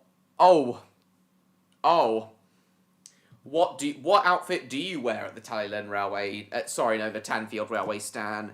Now it's full steam ahead for celebrations to mark the 200th anniversary of the modern railway. Train enthusiasts will descend on the Tallylyn Railway in Wales this week, which was the inspiration behind the Thomas the Tank Engine series. And Breakfast Jay McCubbin... No, it was the inspiration behind the Skarloey Railway, not the series as a whole. Which was the inspiration behind the Thomas the Tank Engine series. And Breakfast Jay McCubbin has been there to find out why they feel so passionately. And Breakfast Jay McCubbin, which was the inspiration behind the Thomas the Tank Engine series. And Breakfast Jay McCubbin has been there to find out why they feel so passionately about trains.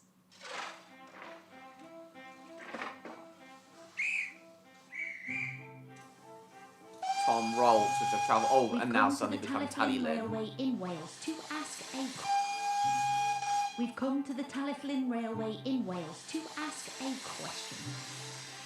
200 years after the birth of the modern railway, why do so many people love trains? Where did it all start? It all started reading these books, the well-known books by the Reverend W. Audrey, who was a volunteer at this very railway. For Max, the obsession began when he was a boy, when his family introduced him to steam, when he was given his first Thomas the Tank Engine books. Aww. Today, creating Thomas content online for the global Thomas fandom is Max's life. Yeah. Max, Terrier 55 Stepney. Terrier 55 Stepney, I didn't notice. It all started reading these books. I didn't recognise his voice to begin with. Audrey, who was a volunteer at this very railway. Donkey jackets. For Max, the obsession What exactly began is a when he was donkey boy. jacket? What exactly is a donkey jacket, Stan? For Max, the obsession began when he was a boy, when his family introduced him to steam, when he was given his first Thomas the Tank Engine books. Today, creating Thomas content online for the global Thomas fandom is Max's life. Yeah. Full time. It was never meant to be that way, but you know. Here we are. But yeah, there's people making entire blockbuster film kind of productions, and we all help each other. You'd love it. You'd love it, Mitch. Yeah, there's people making entire blockbuster film kind of productions, and we all help each other. Yeah, all the special effects, you've got pyrotechnics, everything you want. And it is all inspired by the books which were inspired by this very railway. Tallylyn is the world's first preserved railway. In 1951, volunteers stepped in to save the line and freeze it in time. Today it runs exactly as it did back in the age of Queen Victoria. There's a lot of smoke in the air, there's a romance of steam, there's all of that. I met my wife here. We've been married for 40 years next November. She's also a volunteer on the Tallylyn Railway, and her brother's a driver on the Tallylyn Railway. So, yes, it's a special place.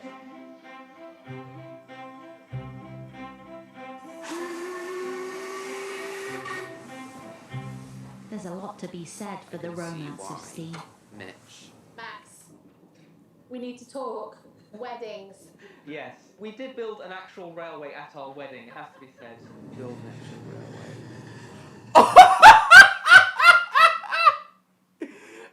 miniature railway was built through like the wedding marquee at their wedding. That is brilliant. That is a brilliant choice for the wedding. Brilliant. And I take it that little truck there carried their wedding wings. That is so funny. Actual railway at our wedding, it has to be said. Yes, we did build an actual railway at our wedding, it has to be said. So deep is Max's love of steam, a train was ring bearer at his wedding this summer. Ring. My beautiful wife Holly wanted a wedding dress with a lovely train. Yeah, she got one. That is so cute.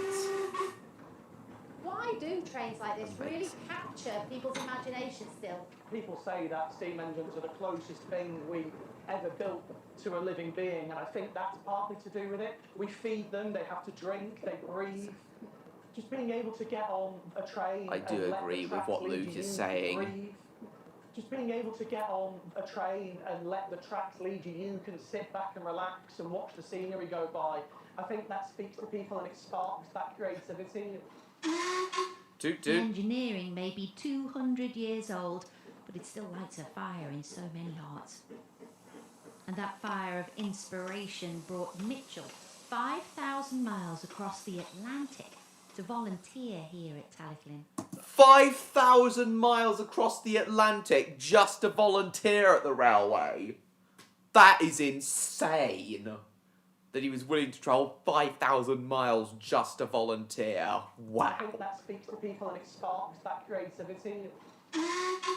The engineering may be 200 years old, but it still lights a fire in so many hearts.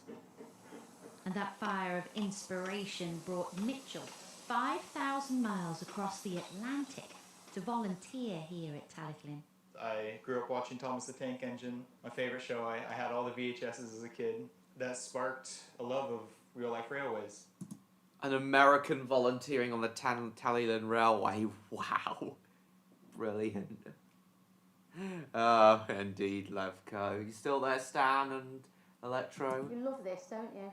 If I went back to 7-year-old me and told him that in 11 years' time you're going to be working on steam engines... Michelle Dalberg. If I went back to 7-year-old me and told... Is he a Thomas YouTuber? His name might ring a bell. That in 11 years' time you're going to be working on steam engines, firing them, cleaning them, right up close and personal, he would be thrilled beyond belief. Later this week, enthusiasts all over the UK will mark the 200th anniversary of the birth of the modern railway.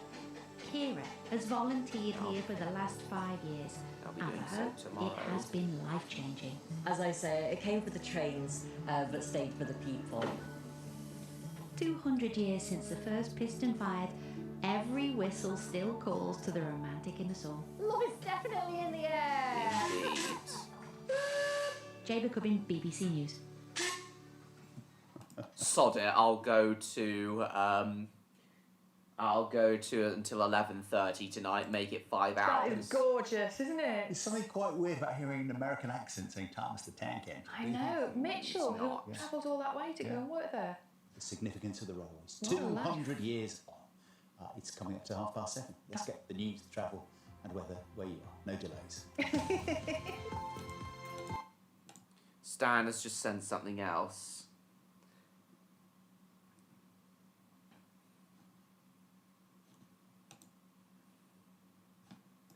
Here's Stan in the cab of... That's a donkey jacket then. Oh, you're growing a moustache, are you now, Stan? Nice. So you're in the cab. What locomotive cab is that?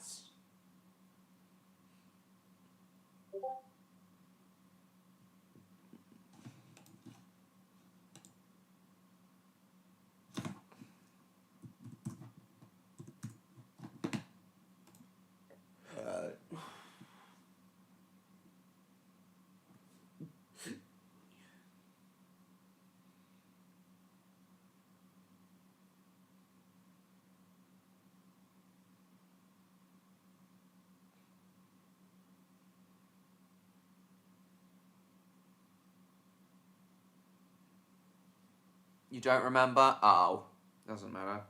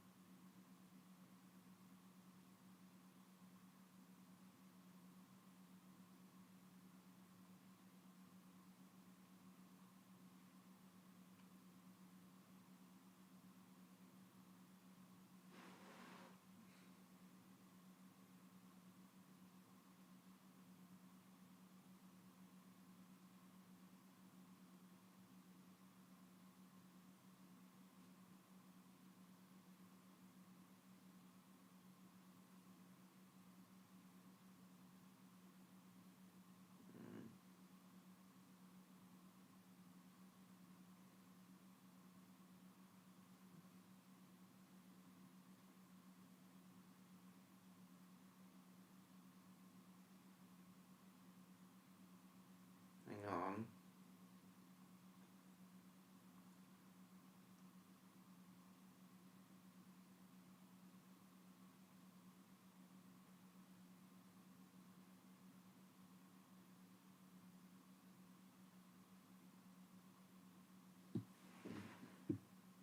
Who's supposed to meet the Bluebell Row in real life? Well, Mitch, if you're not already in my server, Mitch, you can join it and show us that way.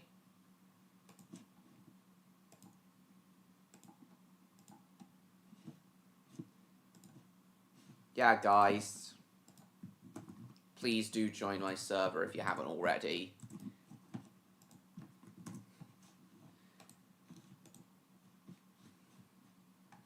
Yeah, you can join the server, Mitch. I'll have a look.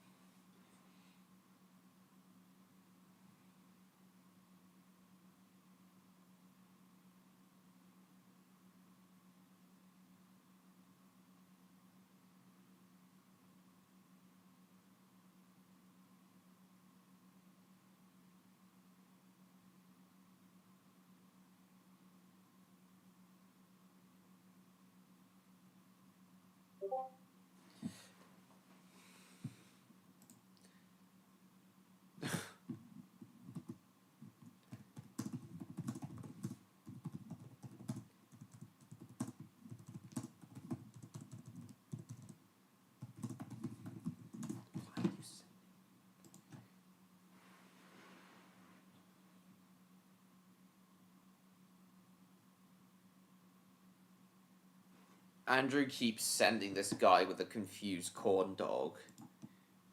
Weird.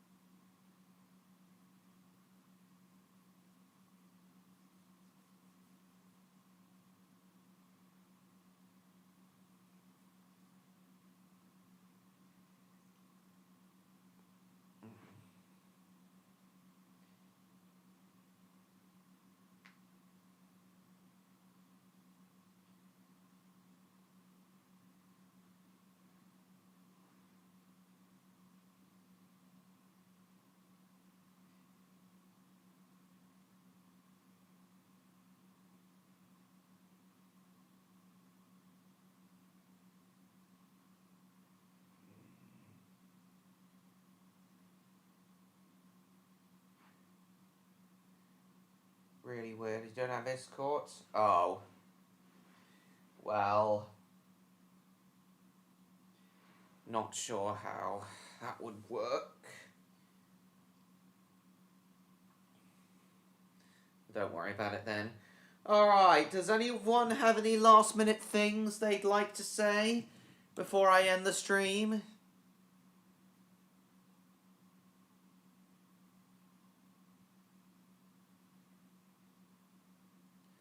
Do any of you have any last minute things you'd like to say before I end the stream? In relation to trains and such?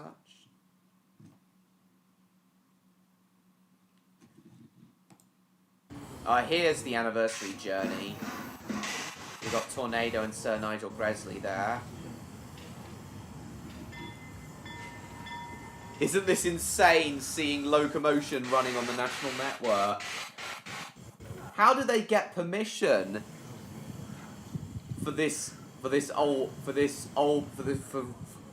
a replica of such an old engine that can only do 15 miles an hour?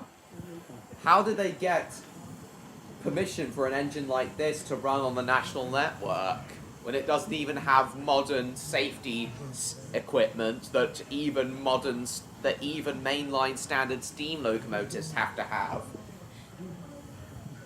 How do they give it permission for it to run without AWS and TPWS and such? It must have been a very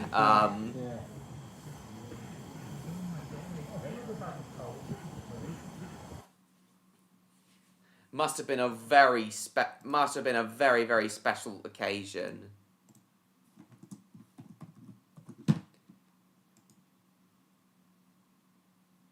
I commented this with Railway 200's New Year's Day whistle up video.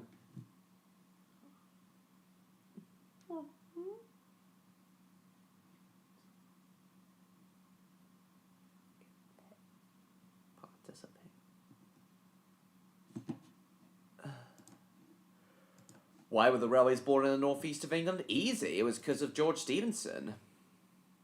Alright guys, this is where tonight's stream will have to end. It's been a very, very fun one tonight, guys. An hour longer than I thought it would be. It's a very, very fun one. I enjoyed talking with you all about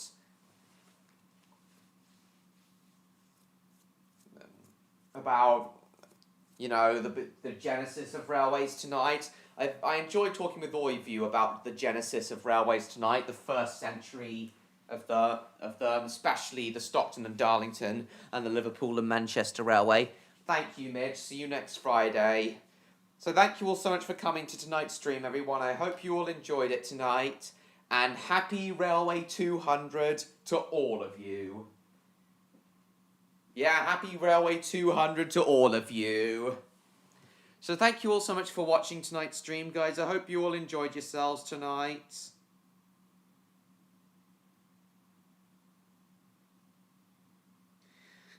Please like, comment, share this stream with your friends. Don't forget to subscribe to me, Train Lover 16, if you haven't already, to stay tuned for my upcoming content.